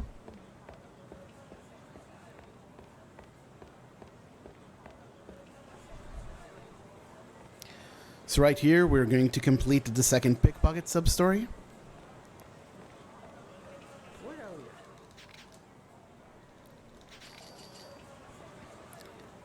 Sadly, we can't catch him and make this faster.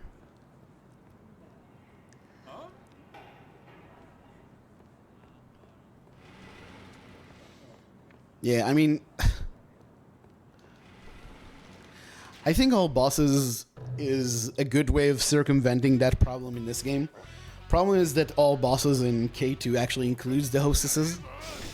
Even just an Amon % would include them. In Yakuza 0, all bosses is actually more than all sub-stories because it's all the real estate bosses. Which would actually be a cool run, because some of the real estate bosses are really, really fun. Like, those are really good fights, but...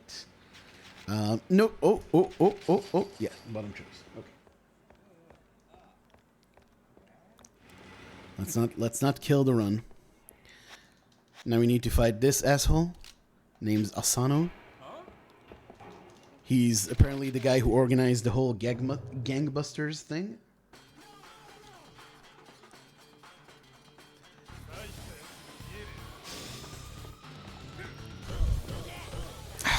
You asshole.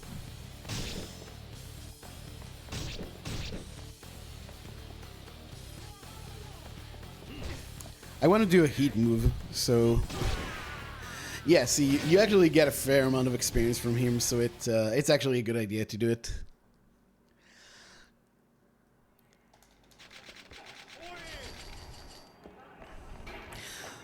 Alright, so 2 sub-stories we do here. One, second part of Kyoka and Takashi. And now, this guy. This is the former pro leaguer, and yeah, we're gonna have to, sadly, play some baseball.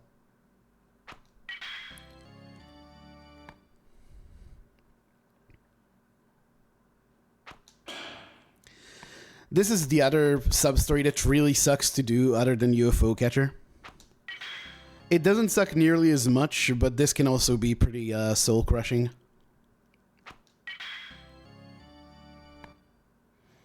Three, 4,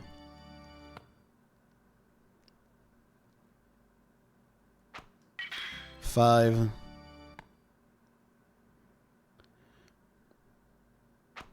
6. Yeah, Media King is possibly my favorite boss fight in the entire series. 6.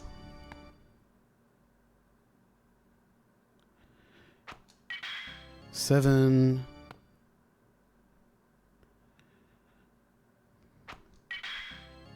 8.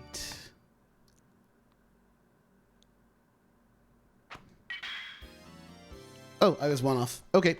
And now let go of the controller, because once you've hit 10 home runs, it's actually faster to miss all the rest. Yeah, that's really cool. It's a run I would have loved to do. It's just, it would be easily like way over 12 hours, I think. But yeah, we need to do this 3 times. It's not as bad as it might look, although it's still pretty annoying to do. It gets a bit more difficult each time. So far, the only time I've had to retry one of these is on the 3rd round, and even that was just one retry, but, you know, it is what it is. You can technically do this in chapter... I think in chapter 7, even, when you come here with Haruka. But chapter 7 already has UFO Catcher, so I was like, for my sanity, I can't do both these sub-stories in the same chapter. So this is just, you know, purely a mental thing.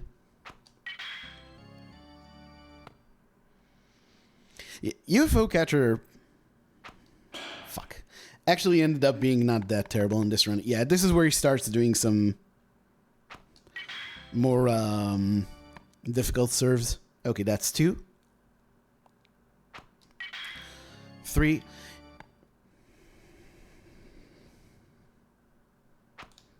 4.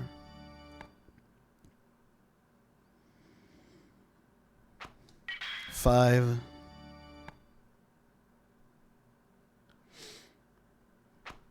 6.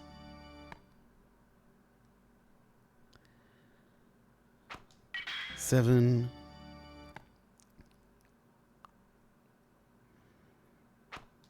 8.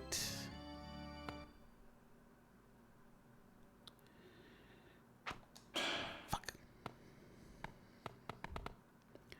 Too late. 9.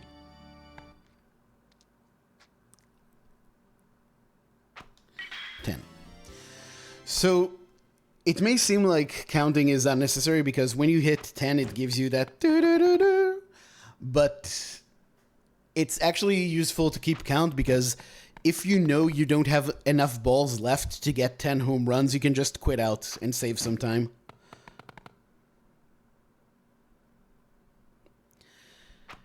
You might think, oh, if you can quit out, why not just do it now after you got 10? If you quit out, no matter how many you've hit, I mean, other than 20, then it doesn't count. It counts as you losing. Seems like it's been forever. Yeah, I've been streaming less and less. It's just... yeah, it's not been good. It's just not been good. Streams have been pretty dead for... Well, I mean, if we're being honest, forever. But especially since I transitioned to the PS2 games.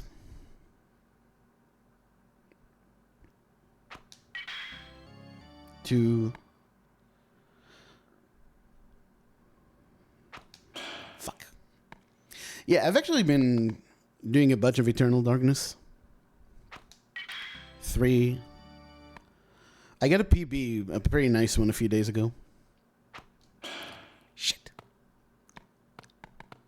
Yeah, this is where he starts getting cute. 4. 5,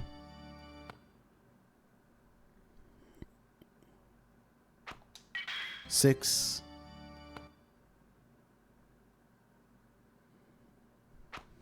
7,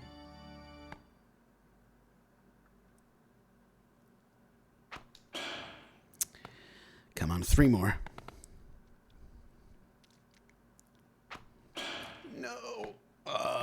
This is where it all falls apart. 8,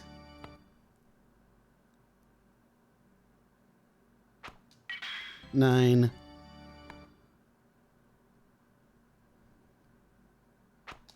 10. Okay. Whew. I don't mind it taking longer to get the 10 as long as I don't need to do an extra round, because that's minutes of time loss. My time now, 1:35:26, so I'm back to second place. And that's comparing to people who run on console who have like a minute and a half advantage over me.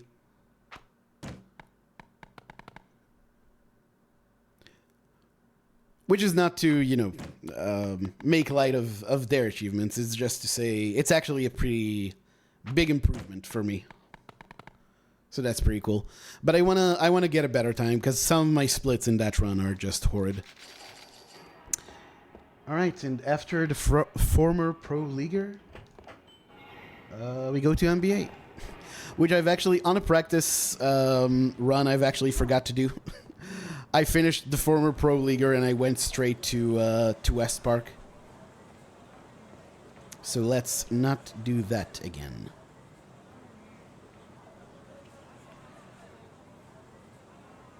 Oop. Not used to coming here from this direction. On any percent you come from the other way. You could technically just give him the 500 instead of 300, but eh. I'm getting more swords than before, so I just want to be on the safe side. Although maybe you get more experience if you give him more money. I don't know how it works.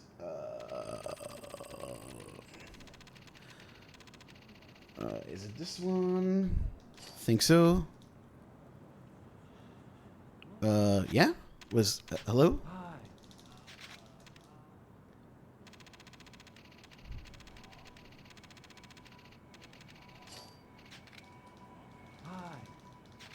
What's wrong? No. Is this where it all falls apart? Do I have the wrong? No. Oh, I'm giving him the wrong. I'm looking at the wrong thing. I didn't. Fuck. I didn't write down which one this is. I'm so fucking stupid. Okay. Whew. Jesus, I almost left, and then we wouldn't have finished the sub-story, and that would have been very sad. Alright. Jesus, that scared me. That's actually a pretty big oversight that I forgot to write the text for that item in my notes. But it's fine. It's fine. Okay, so in Chapter 8, you get that phone call telling you to go to the florist. In this chapter, to get the extra sub-story, like, there's no indication you can do it. You just have to go to the florist of your own accord. Now, hold on while I make sure I did everything I need to do.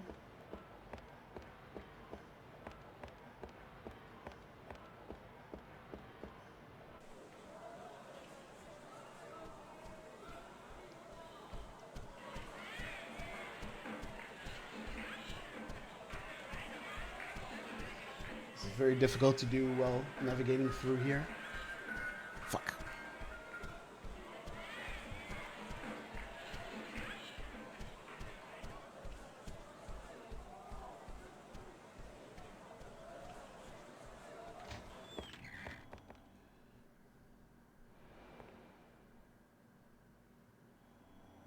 Oh, okay. I actually did forget to do one thing, but that's fine. We can also do it on the way back. That's great. Yeah, I'm very, very pleased with some of my performance. Pandora gave me feedback on the run, and actually said one of my splits was like top level tier, which was very good to hear from her. Yeah, I don't want a perfect run or anything, because at some point I'm just going to run on console and do the most advanced strats and stuff like that, so there's no reason to grind too much. But I do want like a slightly better run. Sir?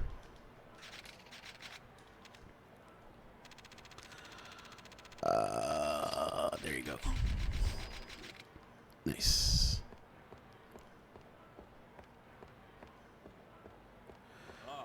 Don't we want to... I'm actually going to be extra safe and not go anywhere near Date and Haruka. Because if you go near them, it triggers the next part, and you can't do the sub-story anymore. Alright. Just make sure I have everything I need.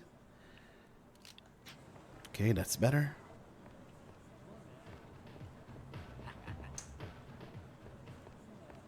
Oh, almost forgot to do something here. Very good that I looked at my notes just there. We're going to pick up locker key 19, which has brass knuckles in it. Bottom top. Forgot to format this one correctly.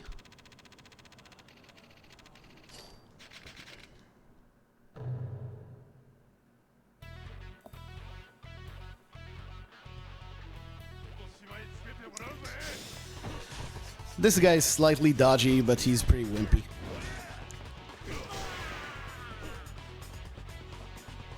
All your Japanese knowledge. It's fine. I need to be able to do this on my own anyway. Alright, that's benevolence and remuneration done. So we actually only have a few sub-stories to complete, and we're going to finish them all by the time this chapter is over.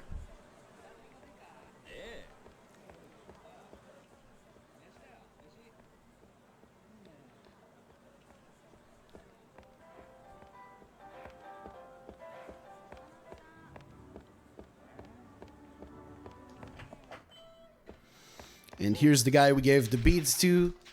He used them to win at gambling. So all's well that ends well, question mark. Alright. And now the truth about the fake Mizuki. Lots of mashing here.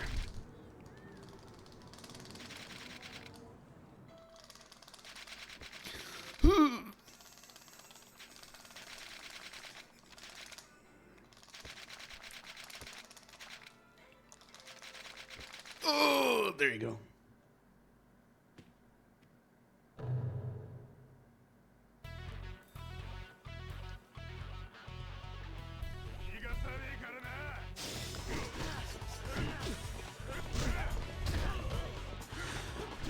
I could technically use sword here, but these guys are actually...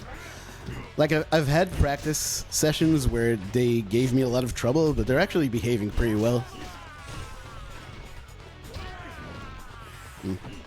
Bit overkill to use the heat move there, but that's fine.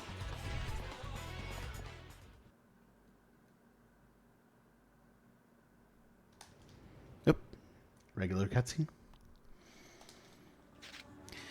And now it's time to tie up some loose ends.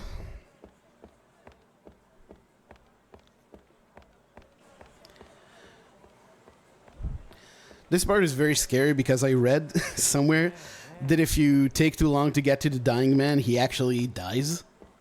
Which hasn't happened in any of my practice. But, you know, there's always a first time, so let's hope that didn't just kill the run.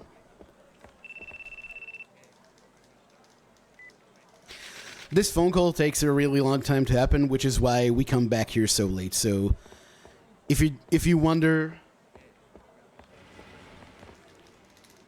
Okay, he's still alive. Good. Don't forget to talk to him again. Yeah, so you might wonder why I don't come here earlier, like when we talk to Shinmei or something. The reason is because you just can't get the sub-story yet. Alright, the scout. And now...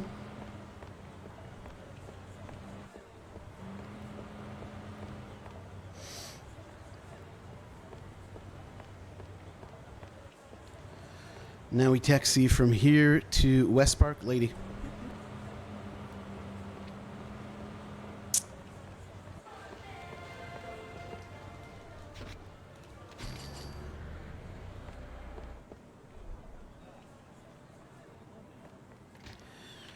And now we can actually pick up Haruka right here. Oh, I forget you can actually talk to Haruka from beyond the railing. That's actually something I use on any percent. And okay, we are almost done with substories. There's still one we have to do. Luckily, you can do substories when Haruka's with you. At least most of them. It kind of depends. Some substories just don't appear with certain partners, like the suspicious guy in that alley behind Theater Square, south of Theater Square. He actually does not show up when we were with Date. But the guy who sells you an illegal gun is there for some reason, so I don't know. You tell me.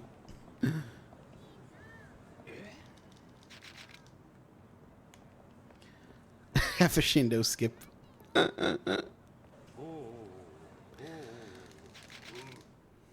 That heat move might come up in this run, actually. Alright, this guy looks like he's a dodgy guy, but he's a pushover. Like, these guys are nothing. If only I actually do my combos. Okay.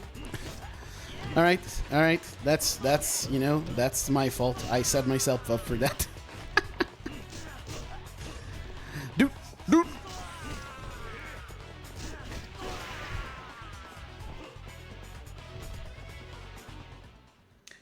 Okay.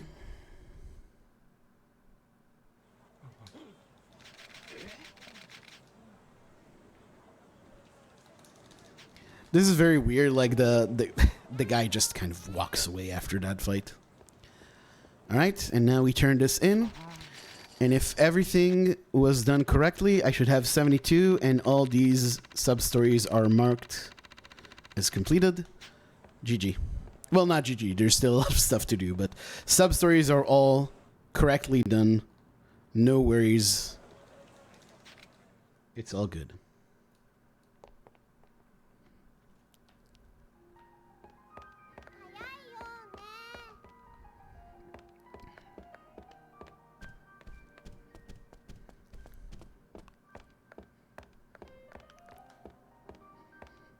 Whoa, whoa, whoa, whoa.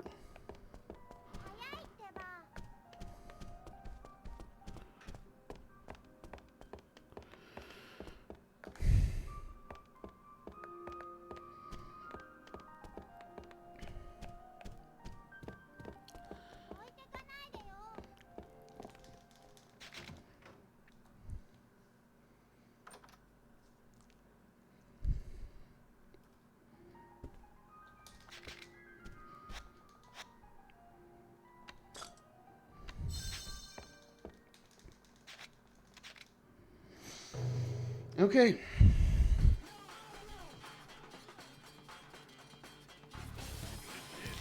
And yeah, this set piece works pretty much like it does in 80%.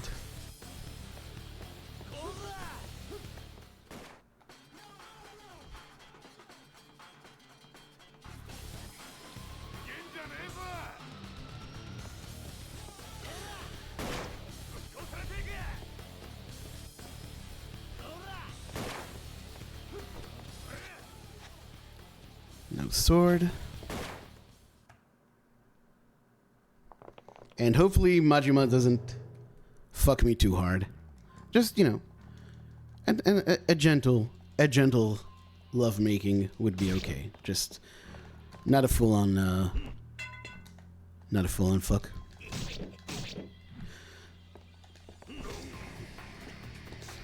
No! Oh, that's... All right.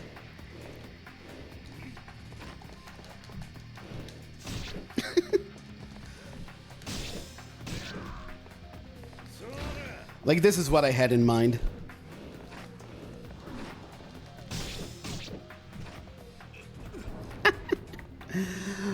What a shithead.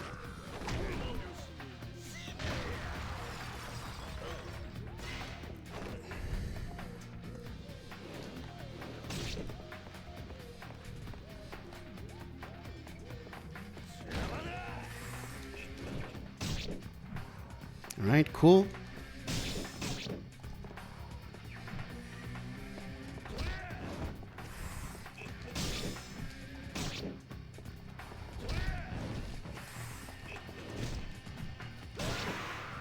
Nice. Alright. Hey, Gogus. How are you doing? Alright, so that's where Chapter 11 usually ends for any percent, but we are not done.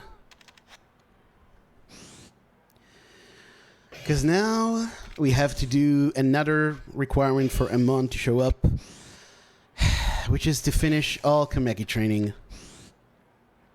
So get ready for some fun.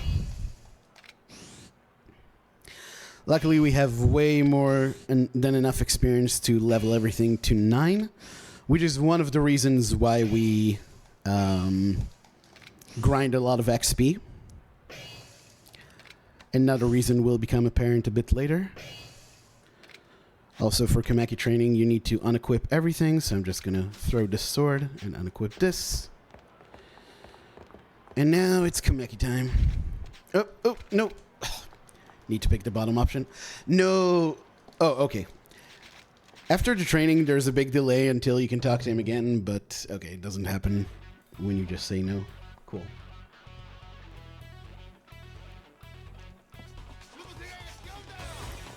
Gentle love. Look, sometimes you gotta fuck him gently.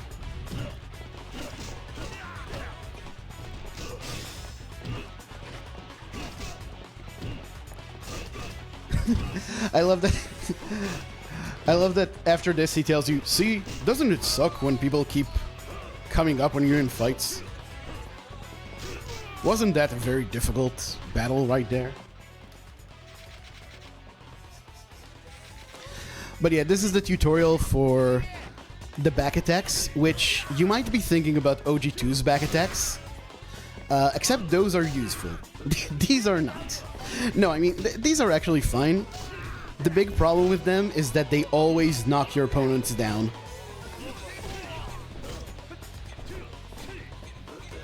So they're not as good as OG2's. In OG2's, the backwards attacks have the same...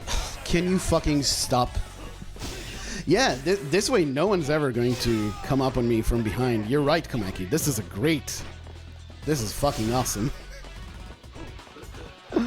But yeah, in OG2, the backwards attacks have the same effect vis-a-vis knocking enemies down as their forward attack counterparts. This one's not that bad, it's just like the training itself sucks, which is a recurring theme of the training here. And yeah, Kameki, you have to wait like 9 seconds until Kameki agrees to talk to you again. I thought about ways to optimize this, but like doing this training earlier doesn't really justify itself in terms of like going all the way to him. So yeah, we just have to eat the time loss. This really sucks. This is the worst. The dodge tutorial is the worst of these.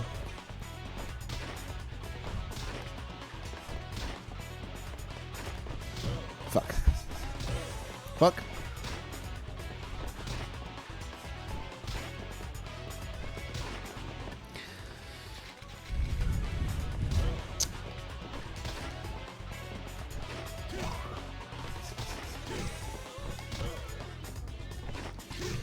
Like, the timing for this is kind of murky. You just need to get a feel for it. And even then, you don't always get it. And even when you get it, the game doesn't always recognize it. Like, you can see there's been several of these where the game's just like, nope, not good enough.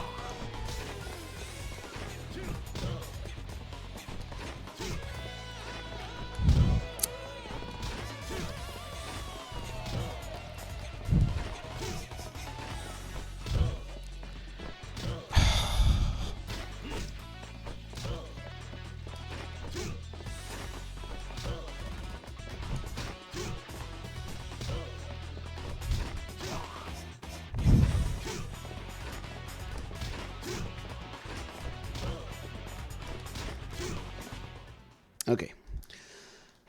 That's pretty much the worst of it over. The last four fights or trainings have like more reasonable visual cues to the timing you have to do. Good to see me? Thank you. How's this run compared to Yakuza Kiwami? Think about Kiwami, but like, what if it just didn't work? Oh, this is X. I'm such a... I thought I was at the next training. Okay, that's my fault.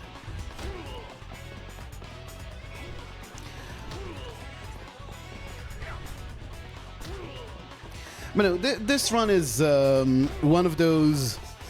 Whenever I submit this to GDQ, I always say this is like a good fit for awful block.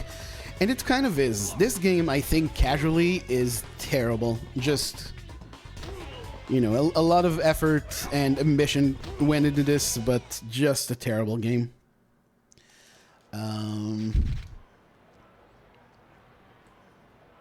So, speedrunning it kind of has this quality of training a wild beast to it. That's a sort of charm, I guess, if you could call it that.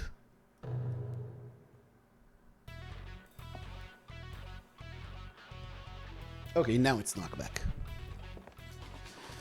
So for this one, you want to pay attention to his hand, and you kind of want to start hitting when he's revving back.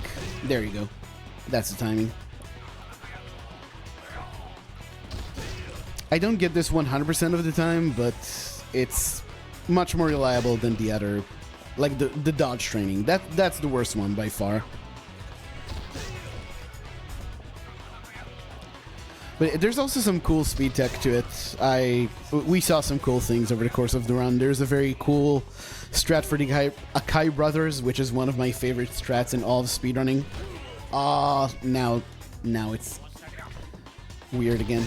Sometimes I just lose the timing for whatever reason. Dude.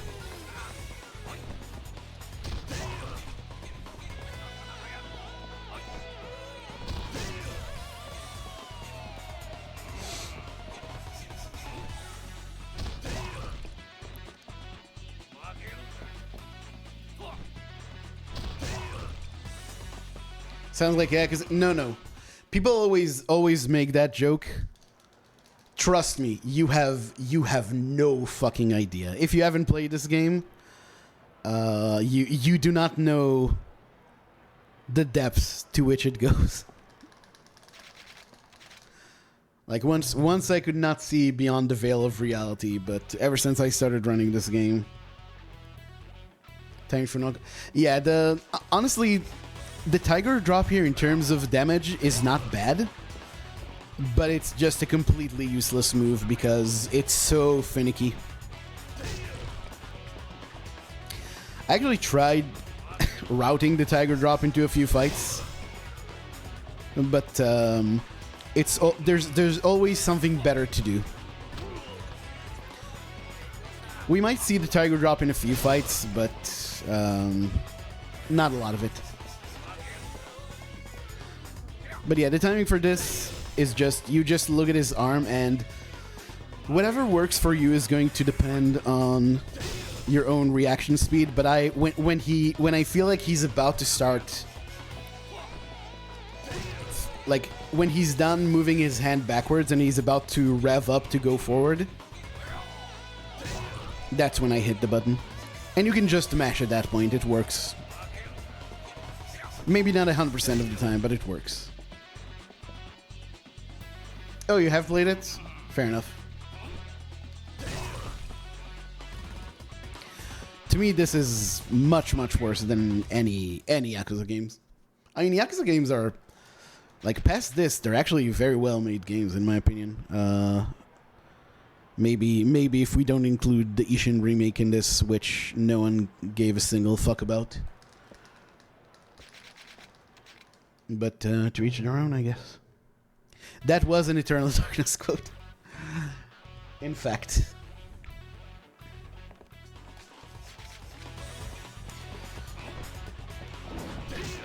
See? Same thing for the parry.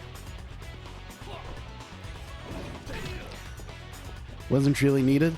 Yeah, the thing is also the game's very ambitious and it has a lot of moving parts to it. But it's not a difficult game. It just doesn't work. But you can just depend on regular combos. And you get a bunch of healing items. And you can kind of just get through it. It's not really that great. Kind of hard to time it when I don't have the right camera angle.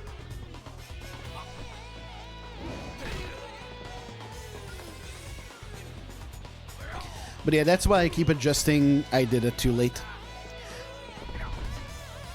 This is why I keep adjusting the camera and Kiryu's position so I can always see what his hand is doing.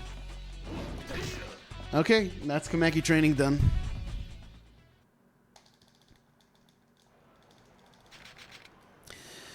And now I'm just going to talk to him. This is kind of a waste of 15 seconds, but I'm just going to talk to him to make sure that we exhausted the training.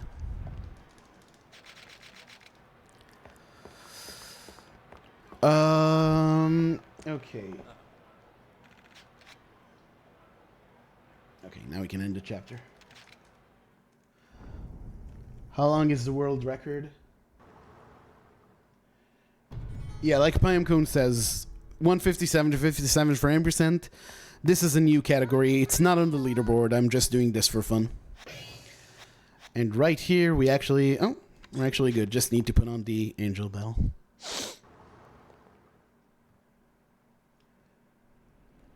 Find certain things easier in this version. Yeah, it's really not a difficult game. It's a very dumb game. That's the thing. When I played this casually for the first time, I was constantly annoyed with how bad the controls are.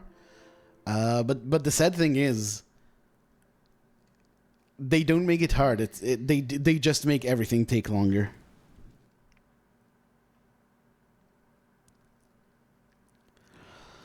Tiger drop damage, decent. If it was anywhere near reliable, I would definitely try to use it a bunch. It's just not, unfortunately. Haha, take that.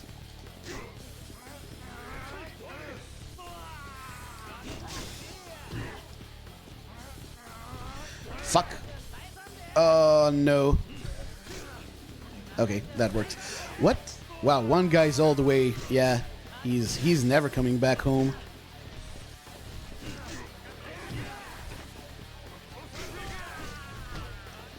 Wow, I've never seen any of them go this far.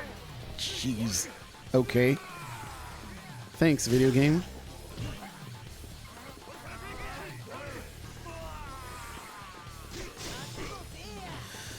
At least this kind of packs them all together here. Alright. Guess that could have been worse. But yeah, I guess this is the one chapter where literally nothing changes. Oh, this in 12. This in 2. Alright. Thank you for the follow. Oh, no.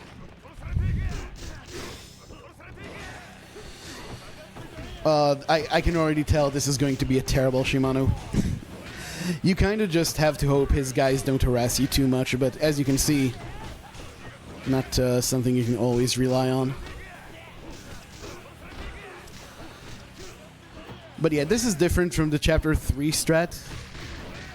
We can't use the knuckles, we can't use gut punches here because we need to get away from his dudes. And the only way to reliably do that is just constantly doing the long combo.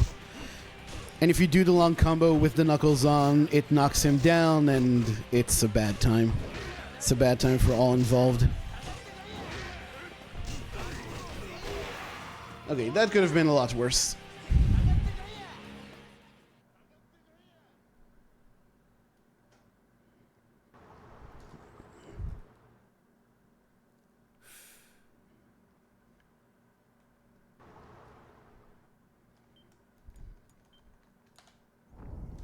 Cool.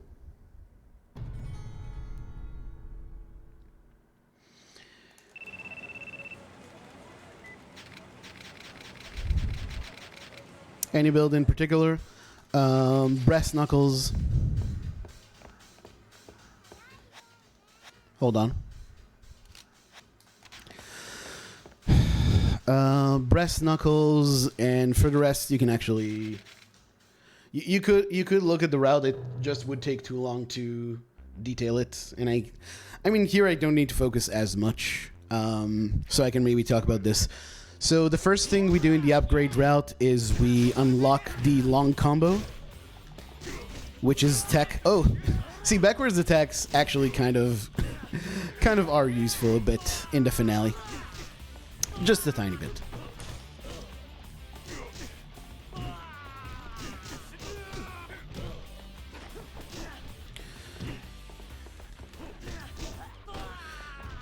So yeah, you get the full combo by leveling up tech to level 3.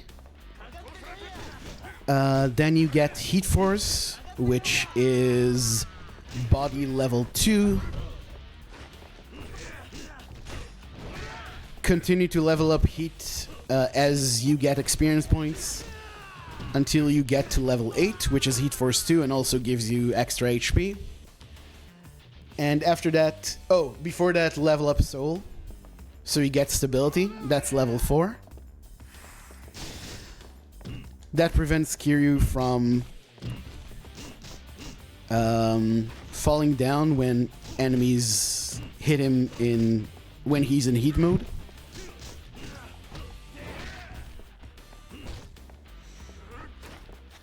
Haha, I got a surprise for you, big boy.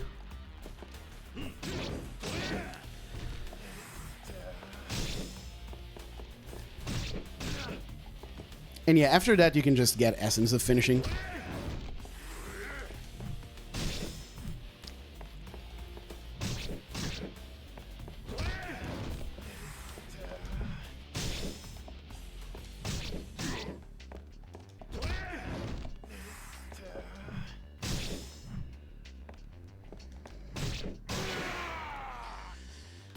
Which Essence of Finishing is Soul level 6. And then you can keep investing in other things, but honestly, there's nothing very good in the ability tree other than that.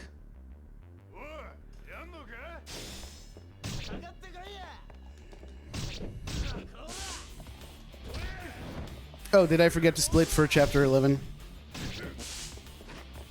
We'll take care of that.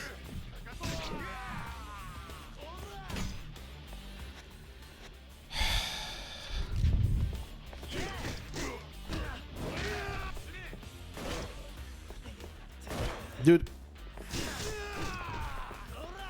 Relax, relax.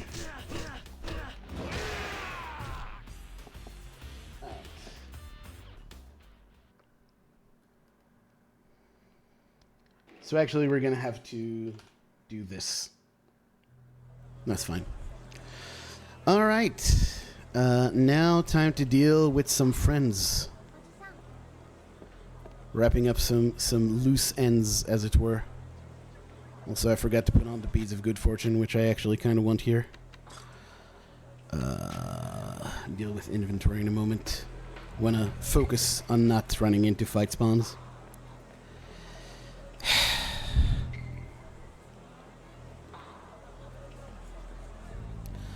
That guy in the black suit over there has like 1,000 perception. You really don't wanna...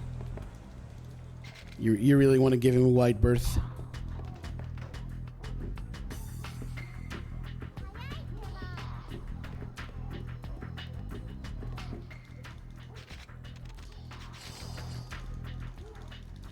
Getting some extra chips for some extra swords here. And now we are going to throw this, equip this, and buy 3 swords. You can sometimes defeat Amon with just 3 swords, but I don't want to take any risks.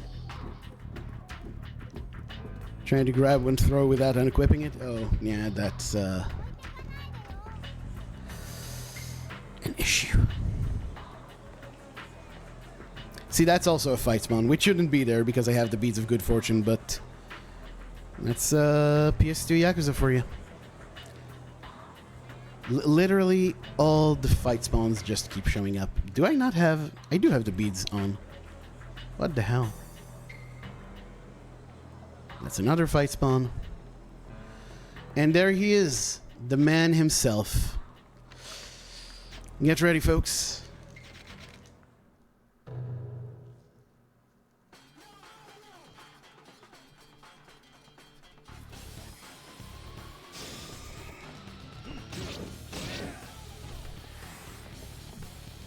Oh no. Oh, fuck. Okay, that's about as good as we can recover from that. What? Ah, the video game. The video game, folks. It will drive me insane.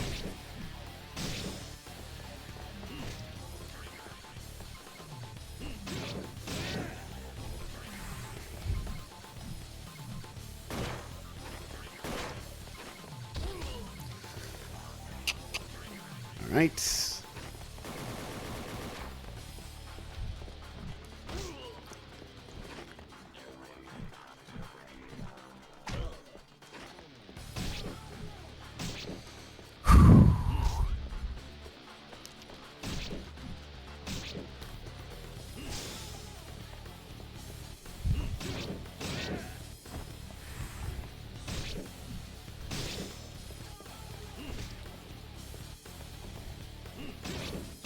Okay, nice. Just in time for this. Equip sword, heal.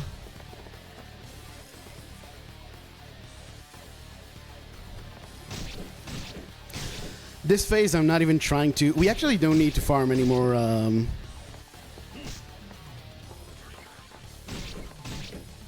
Any more experience off of this guy. We should be good.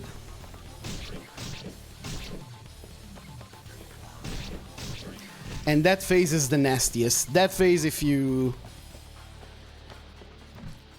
drop the combo, it's really, really bad.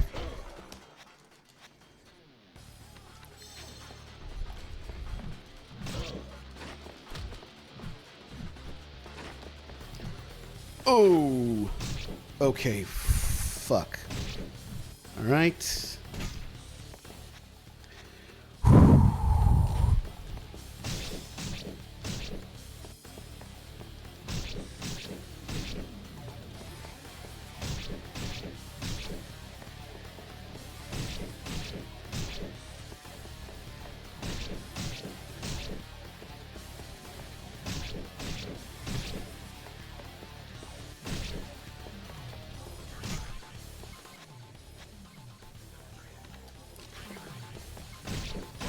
Yeah, see, if I tried to do this with 3 swords, we would be extremely screwed right now.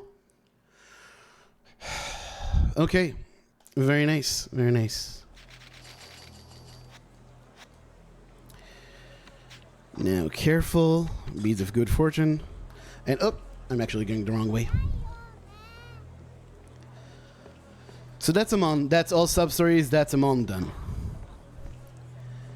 And as you can tell, even with the swords, that's kind of a stressful fight. But we are not done. We cannot go to the finale just yet. We have one more order of business to take care of.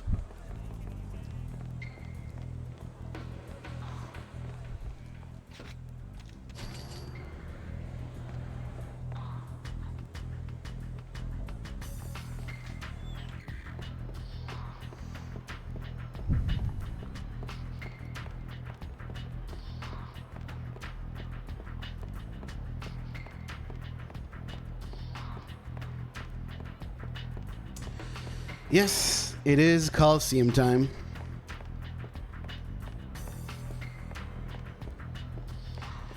And we are going to see a lot of familiar faces.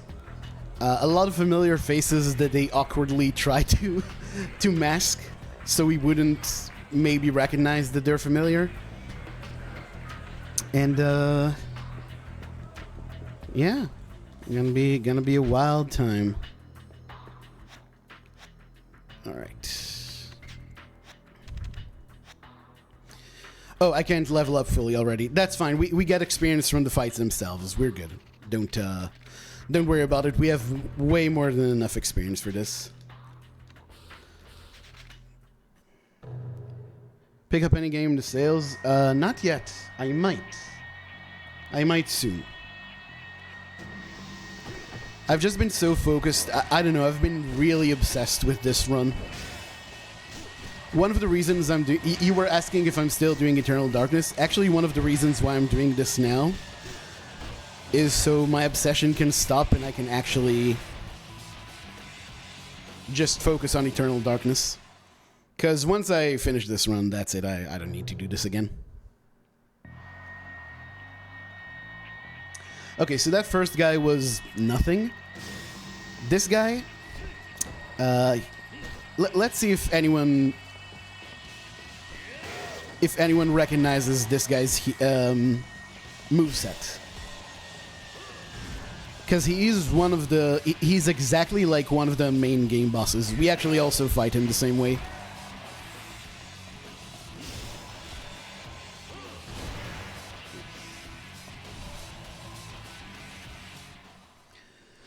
No More Heroes? Yeah, I think No More Heroes is an excellent game. Really, really fantastic game. Love it a lot. Oh. This guy's also from the main story. Didn't get to see him attack. That guy is based on Beking, and this guy is based on Permuk. Which, with this guy, they really double-dipped, because you also fight Permuk in a couple of these tournaments.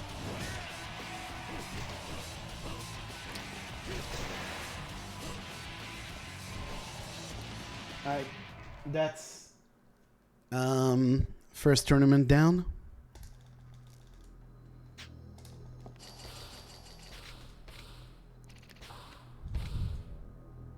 Huh?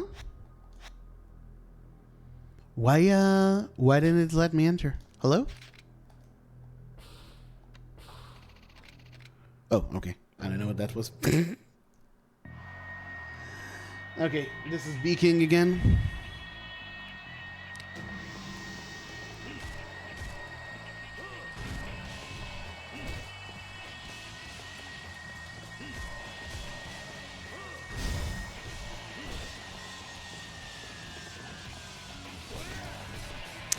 Not what I wanted to do, but that's fine.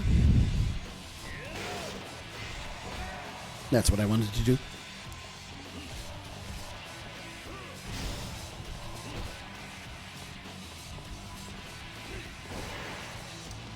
Nice.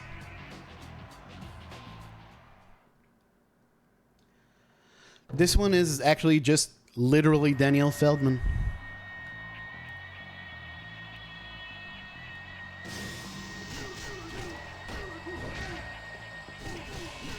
And the strat is exactly the same.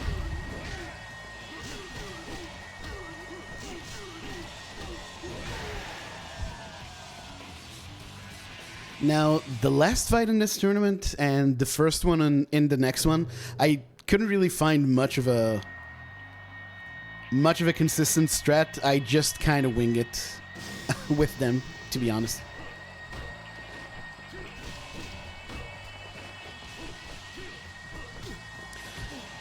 Yeah, the thing of getting them up against the wall and comboing them seems to work well enough.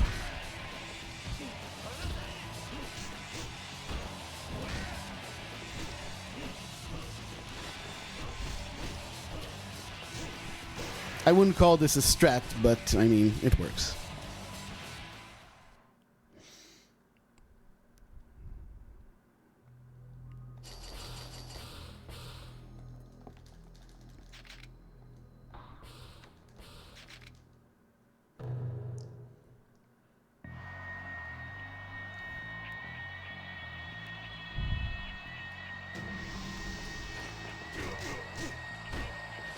You'd think that this is Pramuk too by the stance, but it's not really. He also, yeah, I forgot about this. He has a weird thing where you just can't hit him on the floor.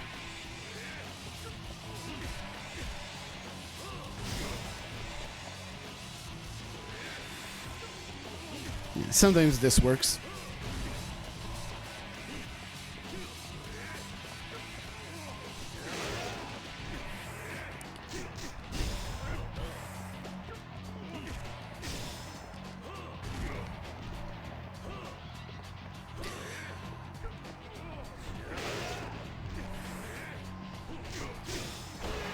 Okay. Next up, this guy kind of works like Jackal Yagisawa from Betting on Boxing in Chapter 7. Sometimes you can Tiger Drop him. I kind of gave up on that. I just bait attacks, try to get him stuck up against the wall. Which almost worked. Yeah, like this.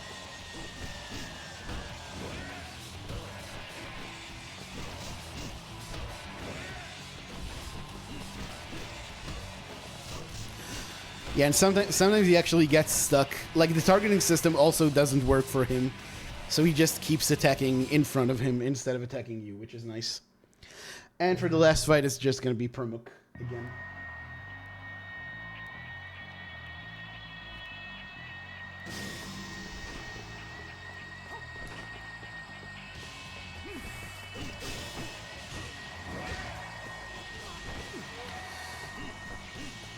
Sometimes you can grab Permuk. Sometimes you can't. Oh yeah, as a side effect of blocking, sometimes you just do the counter on him. It's pretty nice when it happens.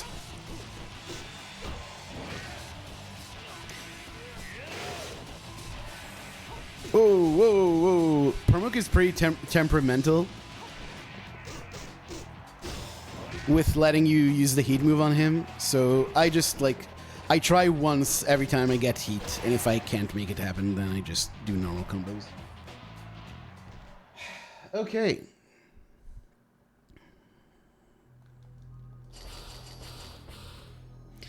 Actually, I want to check my inventory. We can throw this, and this, and this, and this, and honestly this. Yeah. Because we're actually going to start getting pretty good prizes. Like, at some point you start getting stamina and reals and such, and you kind of want them. Not that the finale is that scary on this category, but still. I mean, no, actually, I forgot. You don't want the healing items so much for the finale. You want them in case you fail one of the tournaments. Because if you fail a tournament... if you fail a tournament, then you are down to 1 HP. So that's not good. And you enter the tournaments with 1 HP. This guy's obviously Forks guy, but he's got... yep. At least he has the decency to punch me out of the shock.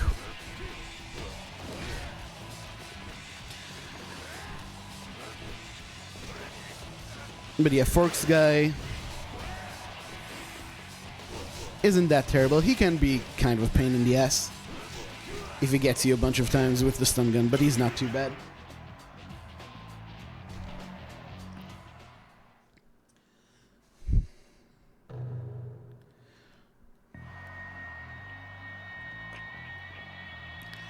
Now, take a look and guess who this guy is.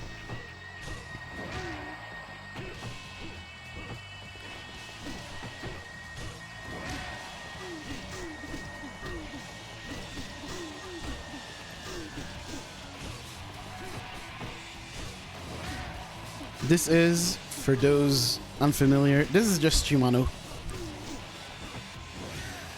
The only real difference is that he sometimes has a command grab, so you have to... Yeah, if he falls down like that, you want to steer it clear. Because that pretty much guarantees he's going to grab you. Ooh.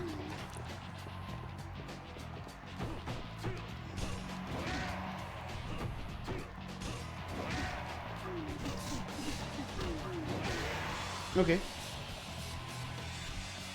Lagui's moveset in K1. I know who you're referring to, and I actually don't remember. Possibly.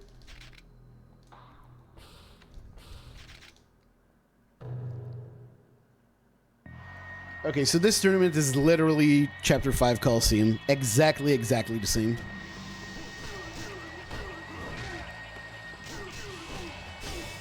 It's kind of funny, they... not content with double dipping into the actual characters you fight here, they actually made the same tournament again, and didn't even make it the first one, which makes no sense. Sounded the same mask? Yeah, I don't quite remember. I actually grinded K1 Coliseum quite a bit for New Game Plus money, but I don't remember much about it. Shouldn't have tried that.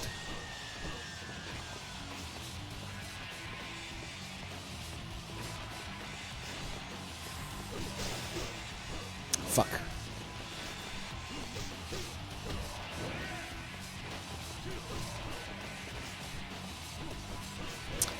Oh, you little shit.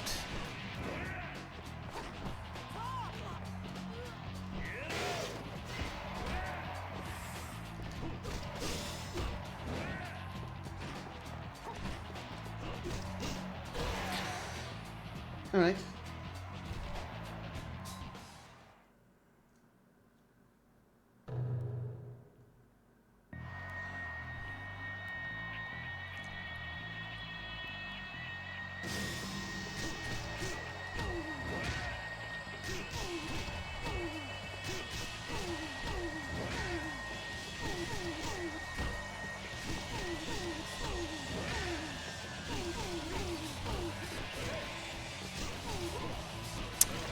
Now, yeah, he's starting to act up.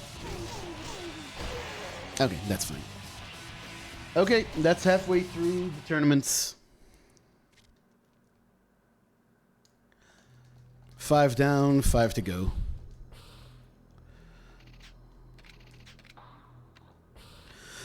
The reason why I do the bottom one first is just it's easier for me with my notes to keep track of which tournament I'm on this way.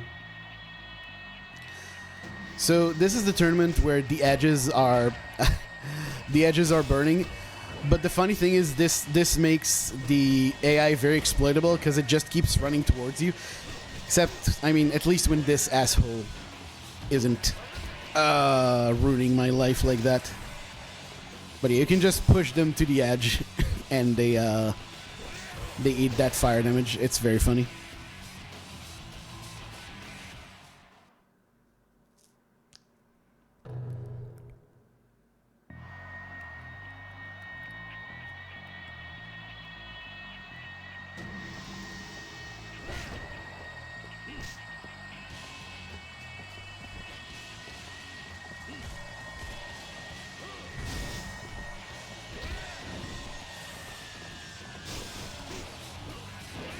Oh, hoisted by my own petard there.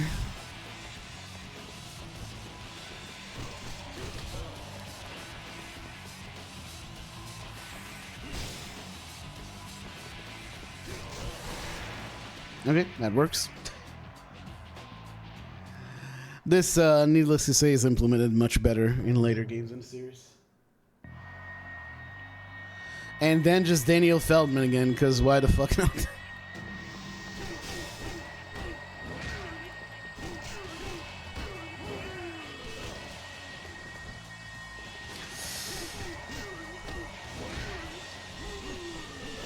Yeah, see, when he starts doing that, that's bad news. Okay, cool.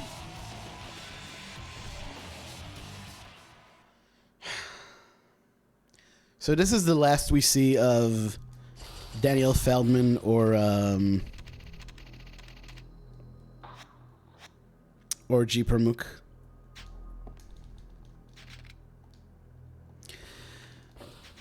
But we are going to see Gary one more time. So in this one, we actually have a sword. It is nowhere near as good as the Cursed Mugetsu. And you can't attack anyone on the ground. Like, you don't even get the stomp attack that you usually do with swords. I don't know why. Game is bad, what can I tell you? Oh, brilliant. The fuck was that? Oh, yeah. Oh, sure, man.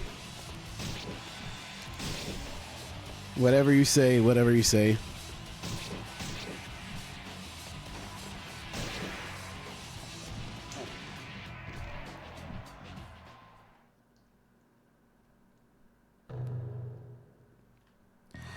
But yeah, pretty much same principle with both these guys. Just bait their attacks, heavy attack to get them on the ground. GG, hopefully. This one you can actually kind of keep him with his back to you the whole time if you time it right. And I timed it right, so good stuff.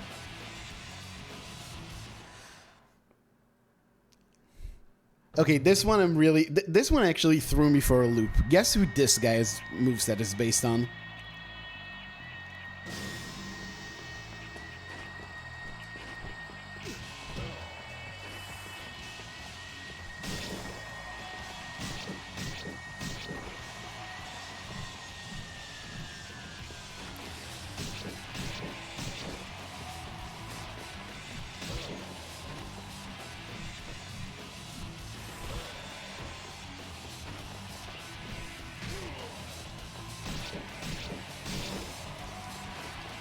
Well, time's up. This is Majima. It's funny because he looks, in terms of the character model, he looks kind of different, but Nishitani the second, not so much. Although that would be pretty funny.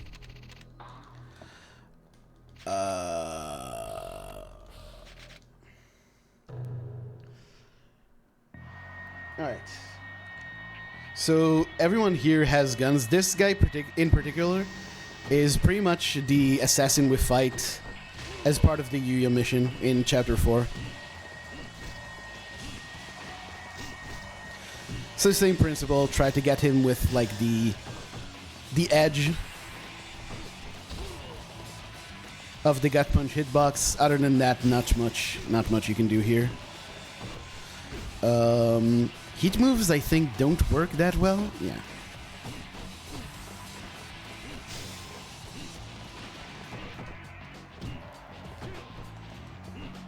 Right, this guy's being more of an asshole than he was in practice. Within a month or two of the time that Guns N' Roses formed, were you aware of any of its members doing drugs? I think everyone had different times with the exception. Well, no, everyone. Nice. Aldred, thank you very much for gifting a sub to Padky. Appreciate you very much. That's very, very kind of you. Really appreciate it.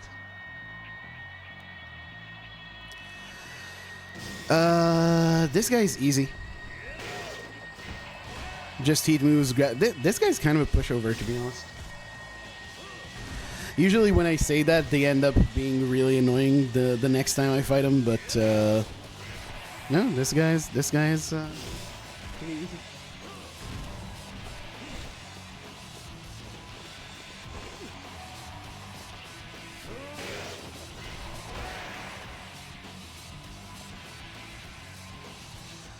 Okay. This one I'm going to leave open. Guess who this guy is?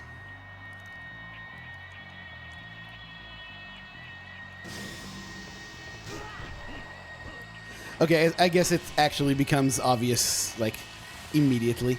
That's Arase.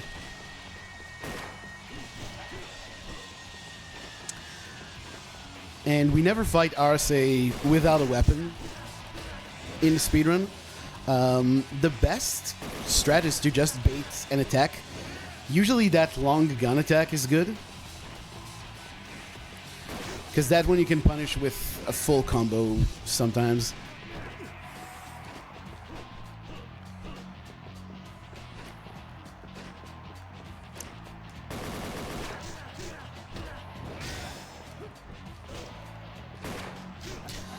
Other attacks you only want to punish with a regular combo. And I'm trying to heat move him. I don't think it's actually possible. Ah, that was a mistake. I got jebaited.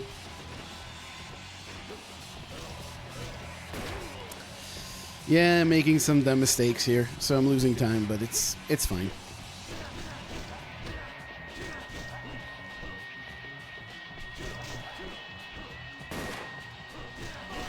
Okay.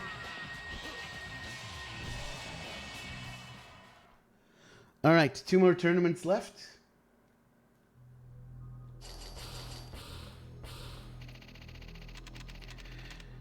Now, inventory check. Yeah, I can throw this and this. And we can fully level up now. The next tournament we can do with these current stats, but for the final one, the one after, we need to be fully leveled up.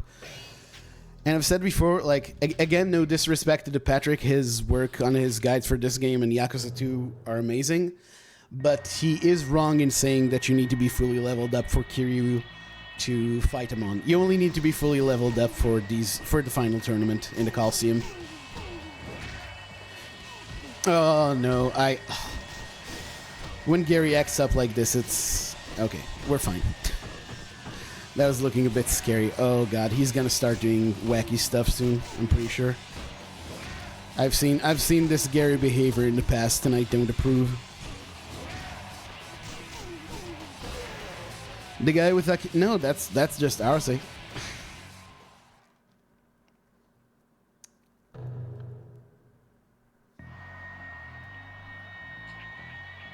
Alright, so this guy again is almost Shimano. Except you never want to stop comboing him because he has a really bad command grab, which he will just use the moment you try to do anything anything wacky. Just grab, move away when he falls down, and keep hitting. Alright, this guy coming up. This is kind of like Lau Ka Long's second phase.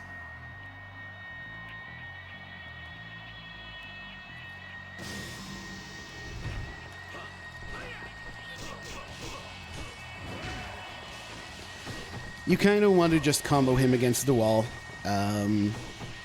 If he escapes, just keep baiting attacks.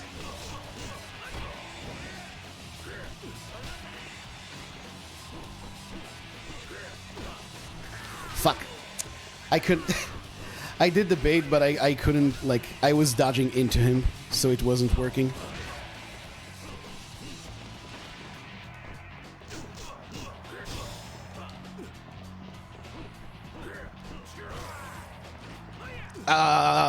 Fuck.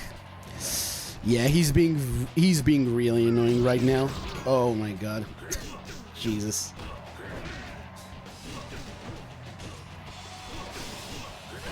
Okay. All right. So this last tournament here, this one's actually kind of scary, potentially. And do I even have healing items? That's not a lot. If I don't get this first try, I'll save, because otherwise we might be screwed. But yeah, this tournament is actually potentially scary. We should be fine, but, you know. This is what usually happens. With that opener, it's okay. I was gonna say it's much easier to get him stuck against the wall, but apparently...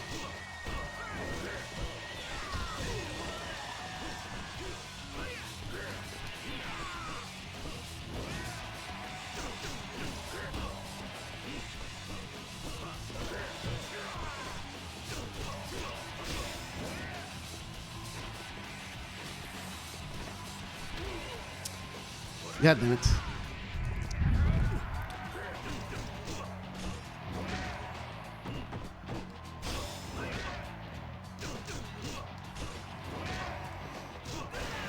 Okay.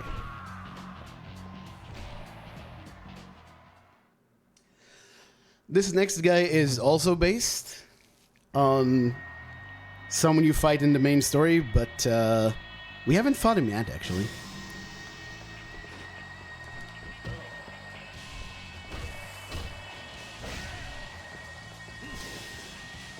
But yeah, those who have played or seen runs of this game before will know that this is Nishiki. Nishiki with a gas mask. And when he has that aura around him, there's nothing you can do to him. So we just run.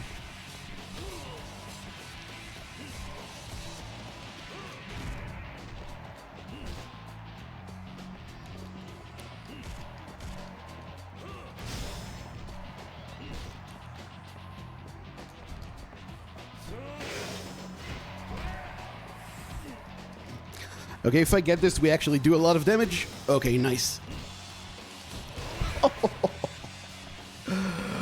But you have to mash like all hell for that to work.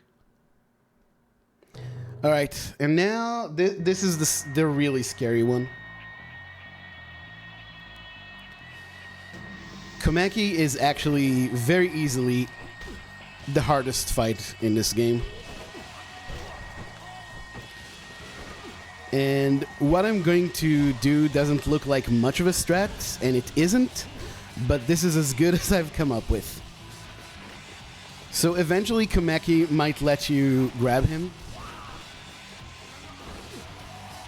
If he does, you just do the headbutts. If he doesn't,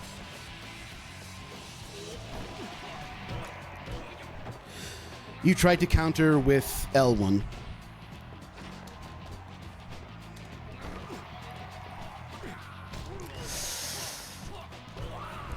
Sadly, as you can see, he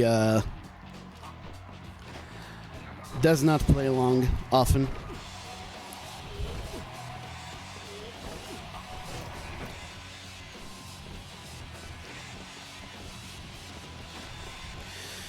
Yeah, this is pretty bad. But it's as good as I've found.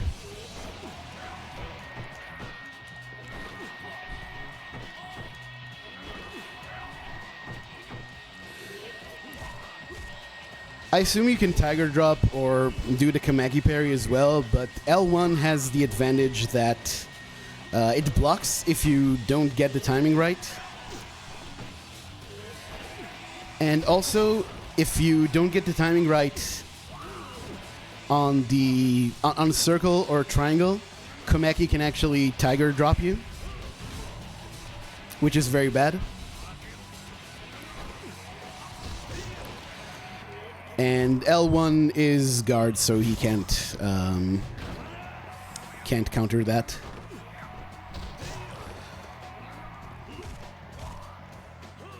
You did miss, Amon. Amon is before Coliseum. It's faster to get him, and also you farm him for extra experience.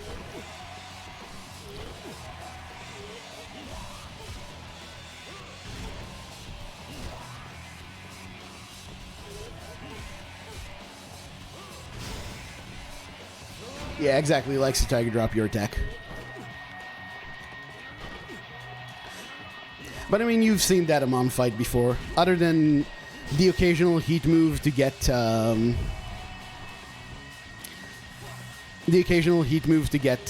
more experience, it's just Curse Mugetsu spam.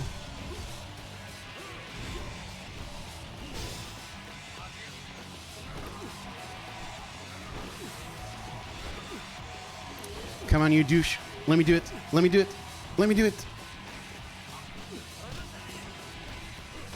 Fuck.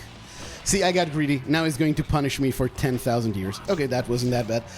That nice. When his back is turned to you, he can Tiger...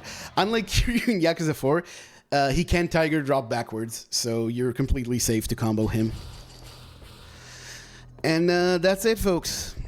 All that's left is to finish this game up.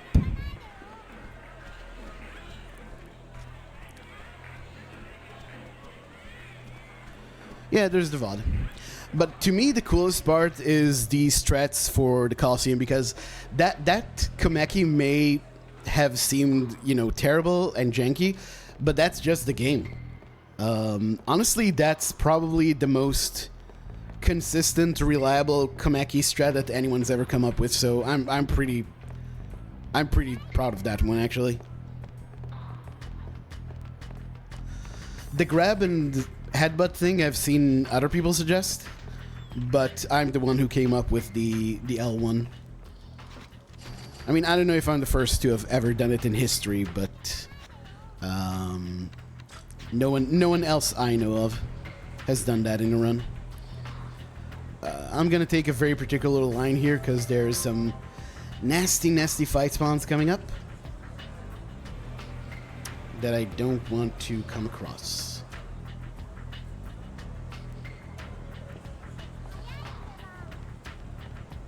Alright, so several things we need to do. First of all, discard this and pick up locker 19. So we had to toss our knuckles to be able to get for Cursed Mugetsu for Amon. And I think I only need 2 swords. Yeah. Actually, leave that on.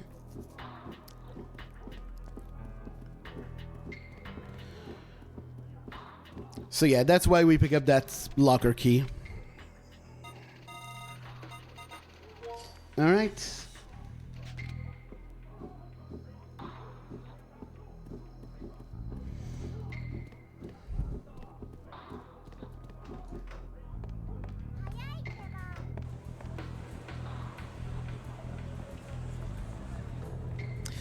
Friends, that is an all bosses speedrun of the game without a single fight spawn in it. Really did not think I would get that first right. I mean, I was kind of a coward about it with the beads, but still. Let's also make it the deathless run, which honestly with all the... I love doing that. The backwards attacks are actually pretty good for this part. Because the dodgy guys are kind of annoying to deal with without them. Hello? Oh, there you are. I thought it was that guy who was still alive. But yeah, the backwards attacks are kind of cool when they get the dodgy guys like that. They're actually pretty funny. Haha, I love it.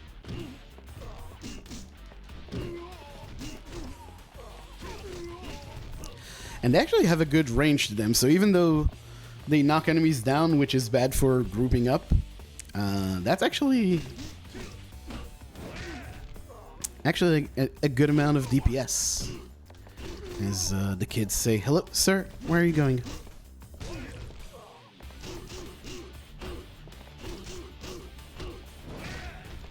Whoa, okay.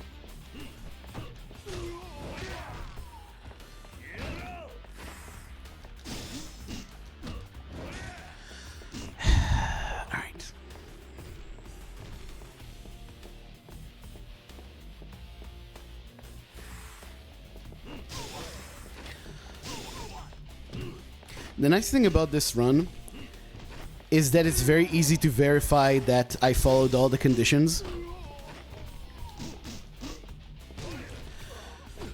Because pretty much all you need to do is you need to see that Amon was defeated and Komaki was defeated.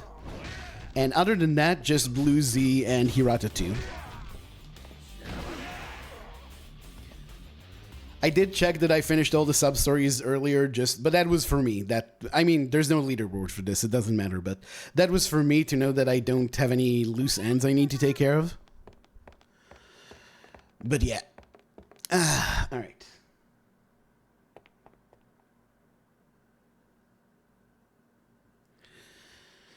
Okay, well, this is sub 5 hours, which I'm very happy with. Definitely can be a lot faster than this, but I mean, that's pretty cool. Also, this is now officially the longest speedrun I've ever done.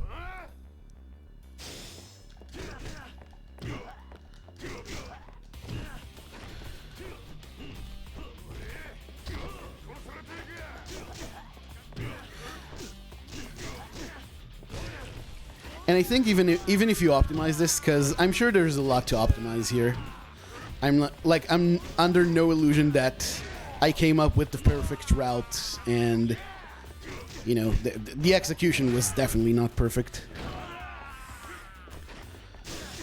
4 hours for Amon is not at all. And that's with doing extra stuff that you would need specifically for all bosses. So yeah, I'm pretty happy with that.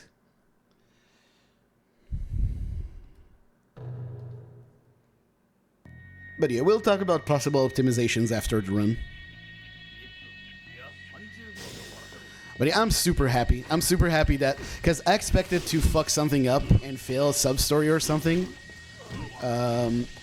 Which would be bad, because, you know, a fight spawn is one thing, you lose time, and I just hate having PBs in Yakuza games that have fight spawns in them.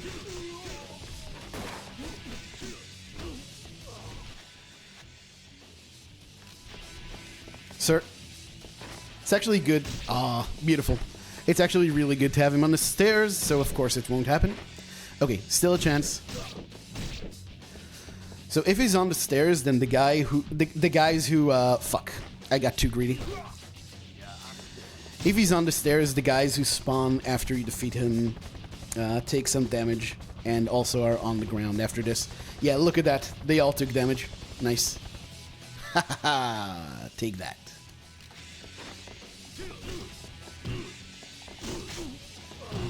Oh, look at that. By the way, these guys behave exactly like the bosses you fight at the end of Chapter 8 in OG2. That's actually where that spawn comes from. They're a lot nastier in OG2 because knives and guns do a lot more damage, but it's the same basic design. Alright, I probably don't need this, but I'm gonna pick up an extra healing item, because why the hell not?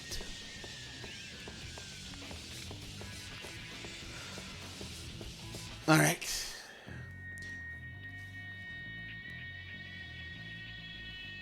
Jingu's actually been giving me trouble in my practice run, so hopefully he's well behaved now. Okay, that's good.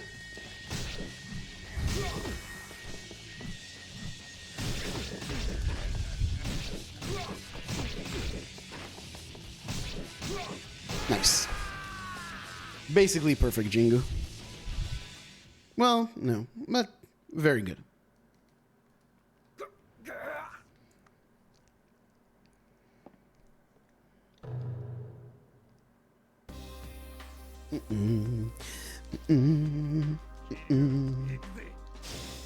Haha, get knocked down. Alright, Nishiki is a huge pain in the ass though, so let's hope he doesn't act up too much.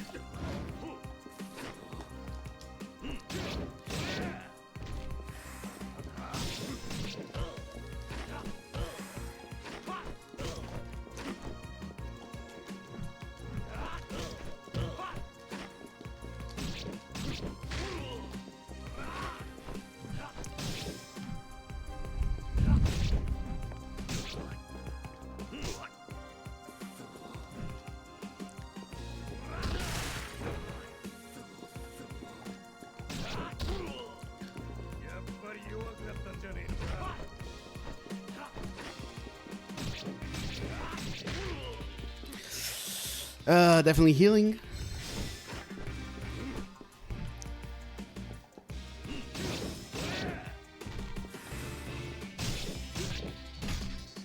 Okay, this is GG pretty much. Good night. Ah, very nice. Very nice. 440, 58. That's not bad at all. If you take out the parts of the run that have to do with just all bosses, this is sub 4 hours. And can easily get better than that. Alright. So, we'll talk a bit more. I'm just going to quickly go freshen up. And I'll be back in a couple of minutes. Enjoy the exciting conclusion to the Yakuza story before that.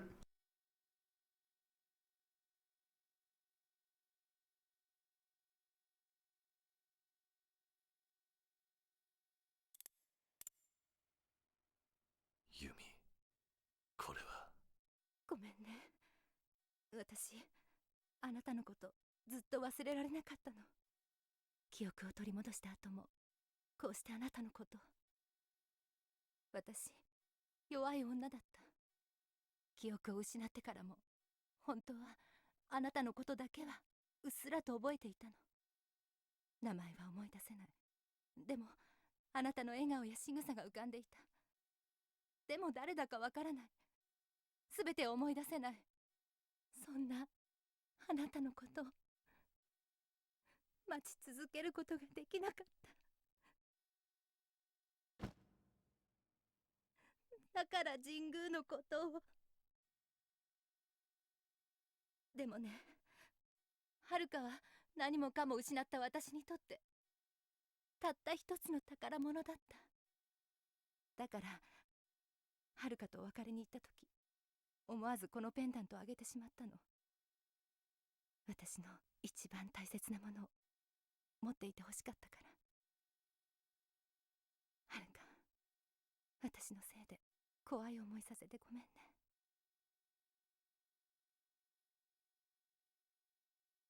カズマ、私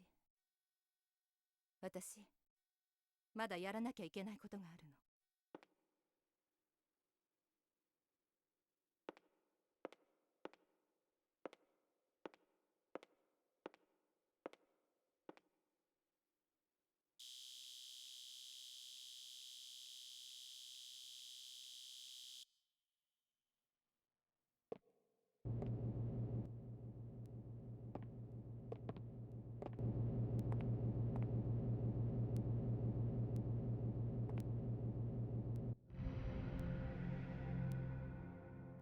このお金はあってはならない。だからもう消そうと思うの。ユミ。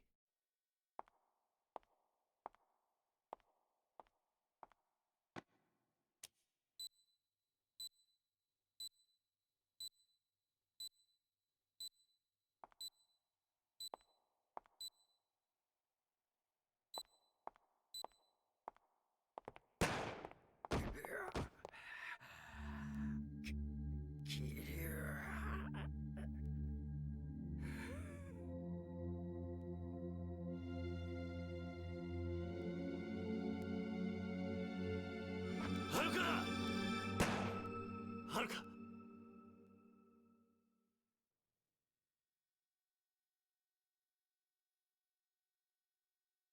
ユミお母さんユミ Okay, I'm back. So, two things to talk about right now. First of all, just the run itself. So, as an overview, I think this run went really well. I'm also going to look at the VOD and see. I want to add the split times. I want to have them in the VOD. So I'm going to look at that. So, in general, I'm very, very happy with how this went.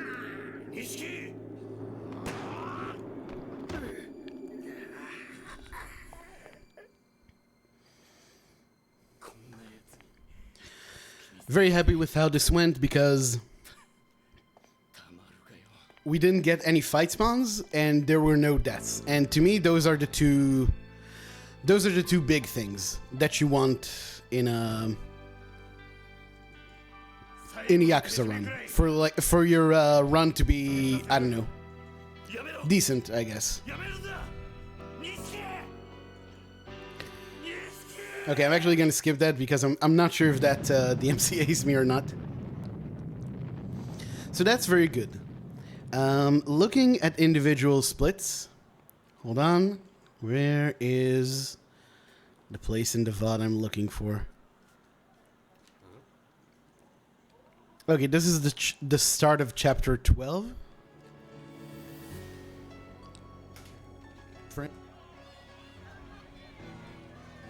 Okay, so that's like 3:48:03.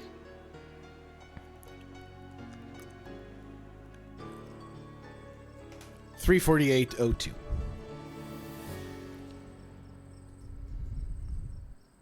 Oh wait, I can't edit the splits before I save them. Yuki.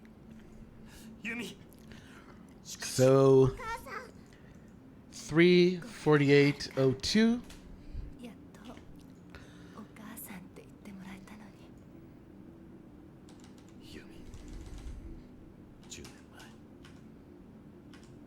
いやそれよりずっと前から言えなくてすまなかった And 3:51:28. お前のことがカズマ、これ Oh wait, what am I doing? This is all wrong. あなたが持っていて。 It's not it's split time, not segment time. 信じる意識山か 3よかった。 3:51:29. 帰ってきた。あなたが 8 hours is wrong. We were 私プレゼントだ。 I fucked it all up. 3:40:58. ありがとうね。 This is more like it. Yeah, 6 hours 私 for a single split. I mean, 全てから逃げてたの。 if you look at chapter 11 is over an hour long. Chapter 11 is super, super long. And chapter 7 is close. Chapter 7 is 55 minutes. Those are by far the longest chapters. But, oh, actually, the finale is also pretty long. Just under, it's 49:29. ために Because of all the Coliseum stuff, 記憶がなくなって mostly. でも思い出せるように But yeah, if we compare 入れ this, 墨を入れたの。月下美人 let's see. 一夜でもいい。一目でもいいから。 Pulling up my カズマに会いたい。 20% PB. その夢が叶ったの。 So if we compare to my 20% PB, this run was almost 3 minutes behind it at the end of chapter 3. 逃げちゃう。 And you know, I do an extra fight in chapter 1, but that's not 3 minutes worth of a thing. So yeah, this run started out pretty badly. And also, yeah, I had a really bad fight in Price of an F Cup. The Baby's Showgirl, the Yuya sub-story, that second fight was pretty bad. So yeah, there's a lot to improve here, even just in terms of cleaning up some of the fights. And I'm sure that people can look at the order in which I do the sub-stories and stuff like that and find way, way more elegant ways of doing them. I just, you know, I put into this a lot of time, and I went through like 3 versions of the route. So eventually I just had to say, okay, this is about as good as it gets, but I'm sure there's more to save here. Another optimization is menus, just having to menu less to use the beads of good fortune, and in general using them more so you have the angel bell in more fights, I think could really clean things up. Also, I portioned out my sword in a very weird way at the end of, or right before buying swords for Majima. I had like one that had 8 charges and another that had 2 or something like that. It was very, very inefficient. Or maybe I'm thinking about my practice run from yesterday. I don't know. At any rate, there's definitely something to look at with the swords as well. Other than that, if you could figure out a way to make the tiger drop consistent, I think it could be really good, not just for Komaki, but also for... this definitely DMCA's me. Alright, sorry, I'm gonna have to quit.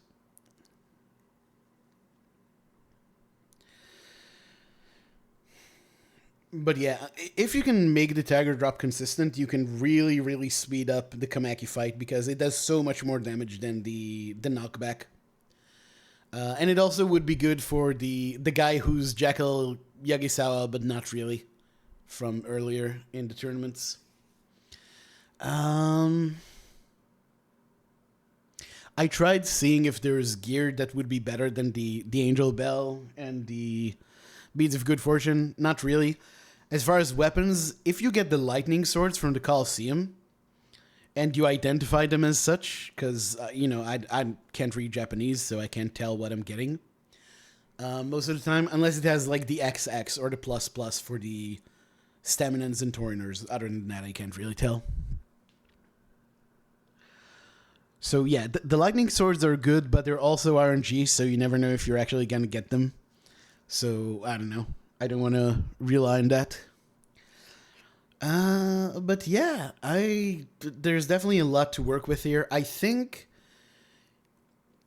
if you come up with some better ideas for the run, like reroute a bit, and then really work on the execution, I suspect this can probably go sub 4 hours. But if not that, then close at least. Because it's got to be possible to save a lot of time if you're not as careful as I was, and if you just make other things a bit cleaner.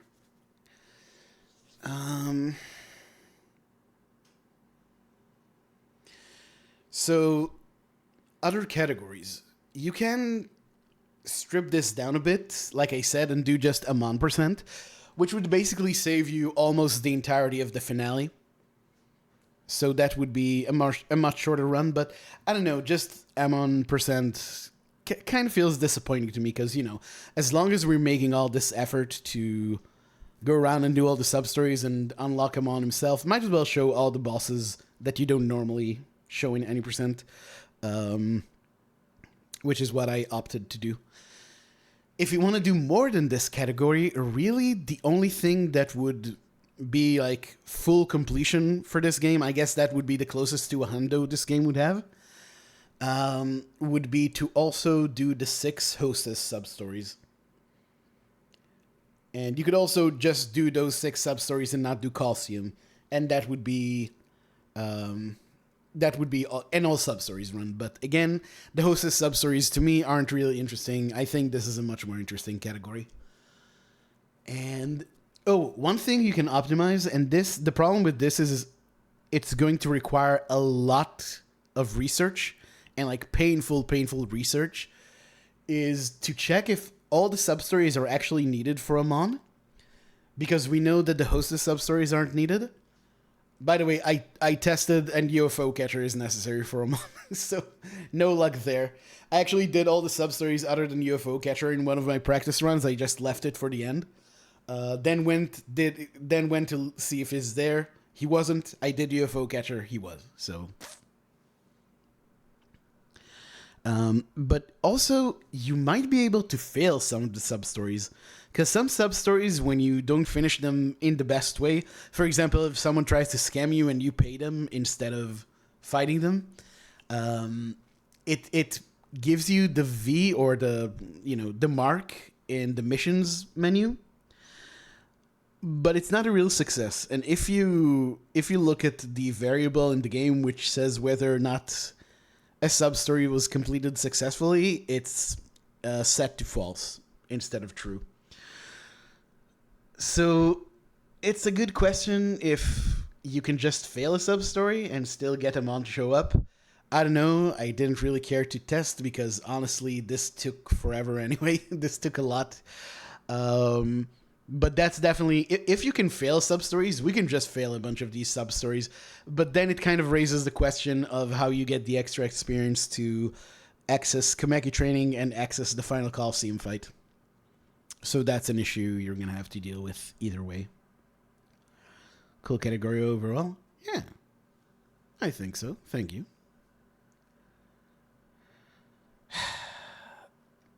UFO catchers, yeah, that's honestly how long did UFO catcher take?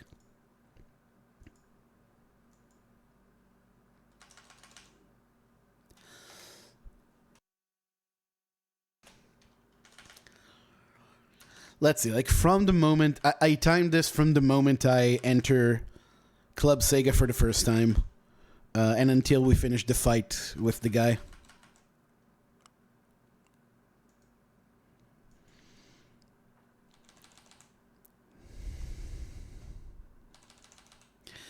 Okay, so we enter Club Sega at 1:32:49.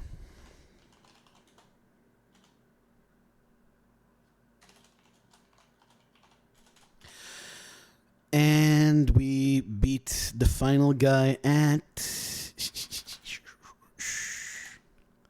Oh yeah, this is way faster than on my practice.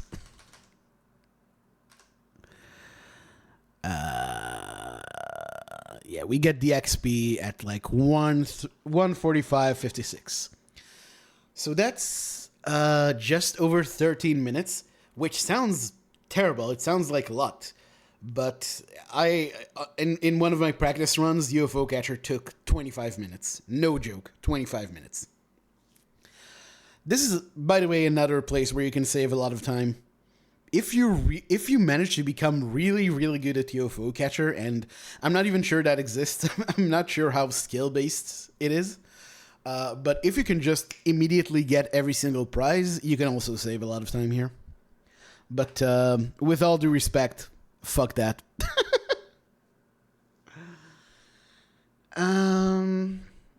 Yeah, that's pretty much it. Like I said, I'm actually very happy. I was very scared that I would fail a mission by picking a wrong option or just forget to do something, get into a bunch of fight spawns, not have enough experience, die a bunch of times. But no, this was real solid. Again, a first run of anything, especially when it's, the first person who ever runs it, is always going to suck. But, I mean, all things considered, this wasn't too bad for a first try. Will I ever run this again? Probably not. Probably not. But it was very fun to route this. I can actually show you, I DM'd a bunch of people with my work on this. Let's see if I can just show you the insanity that went into the routing here. Fun to see me running it? Thank you. That was indeed enjoyable. Let me show you like chapter 7, because it's one of the ones that have the most to them. Okay, want all sub-stories? I mean, I can deny all I want, but apparently I used to say I would never do all sub-stories for this, but there you go. There you go. But yeah, I just want to quickly pull this up.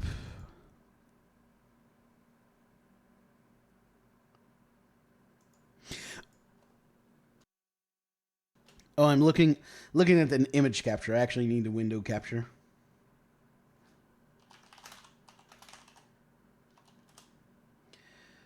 So this is how it looks. This is madness incarnate. So I do this in paint.net.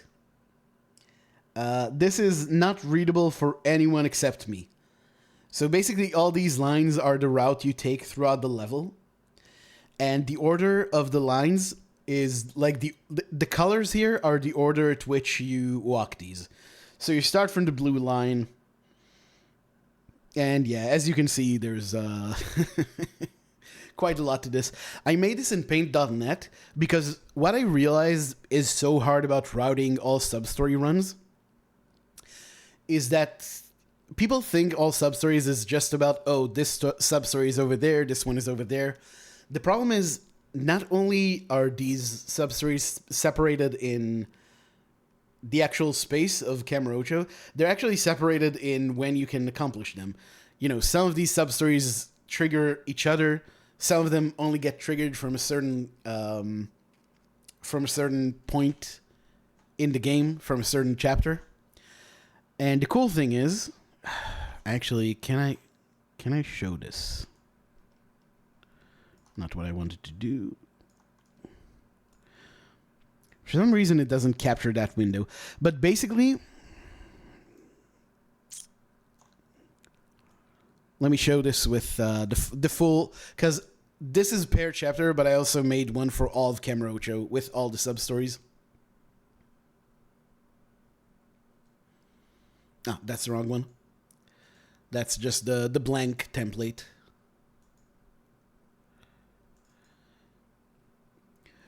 Okay, so this is just what I started from, which is mapping out all the sub-stories. And the cool thing here is I can actually toggle sub-stories per chapter. So this is chapter 10 substories. This is chapter 7. This is chapter 6. So what I basically did is for each chapter, I toggled only the substories available up to that chapter, and I tried to, get as many of them as possible during my routing. And, the cleanup came out at the end. That's why chapter 11 is so long. Also because chapter 10 unlocks a lot of substories. But then I went back and kind of saw, okay, if you do this earlier, you can do that substory earlier. Da-da-da-da-da. But this was a huge, huge help to me. This really helped me visualize everything. So yeah, this was a big, big part of this. I know this is insane. Like I told people this feels like that conspiracy wall meme from Always Sunny in Philadelphia, where like you go over there and you do this. But it really made the process much, much more doable, I guess, and much more fun. And yeah, I had fun doing this. I definitely want to do this for more games, but probably in a while. I did say I would do this for OG2. With OG2, don't expect me to actually do the speedrun. I would probably just route it and do like a segmented demonstration of the route, but that one would probably be really, really long. And I'm building myself up to one day run Final Fantasy VII, but we're not quite there yet. And OG2 all substories would be way, way longer than this.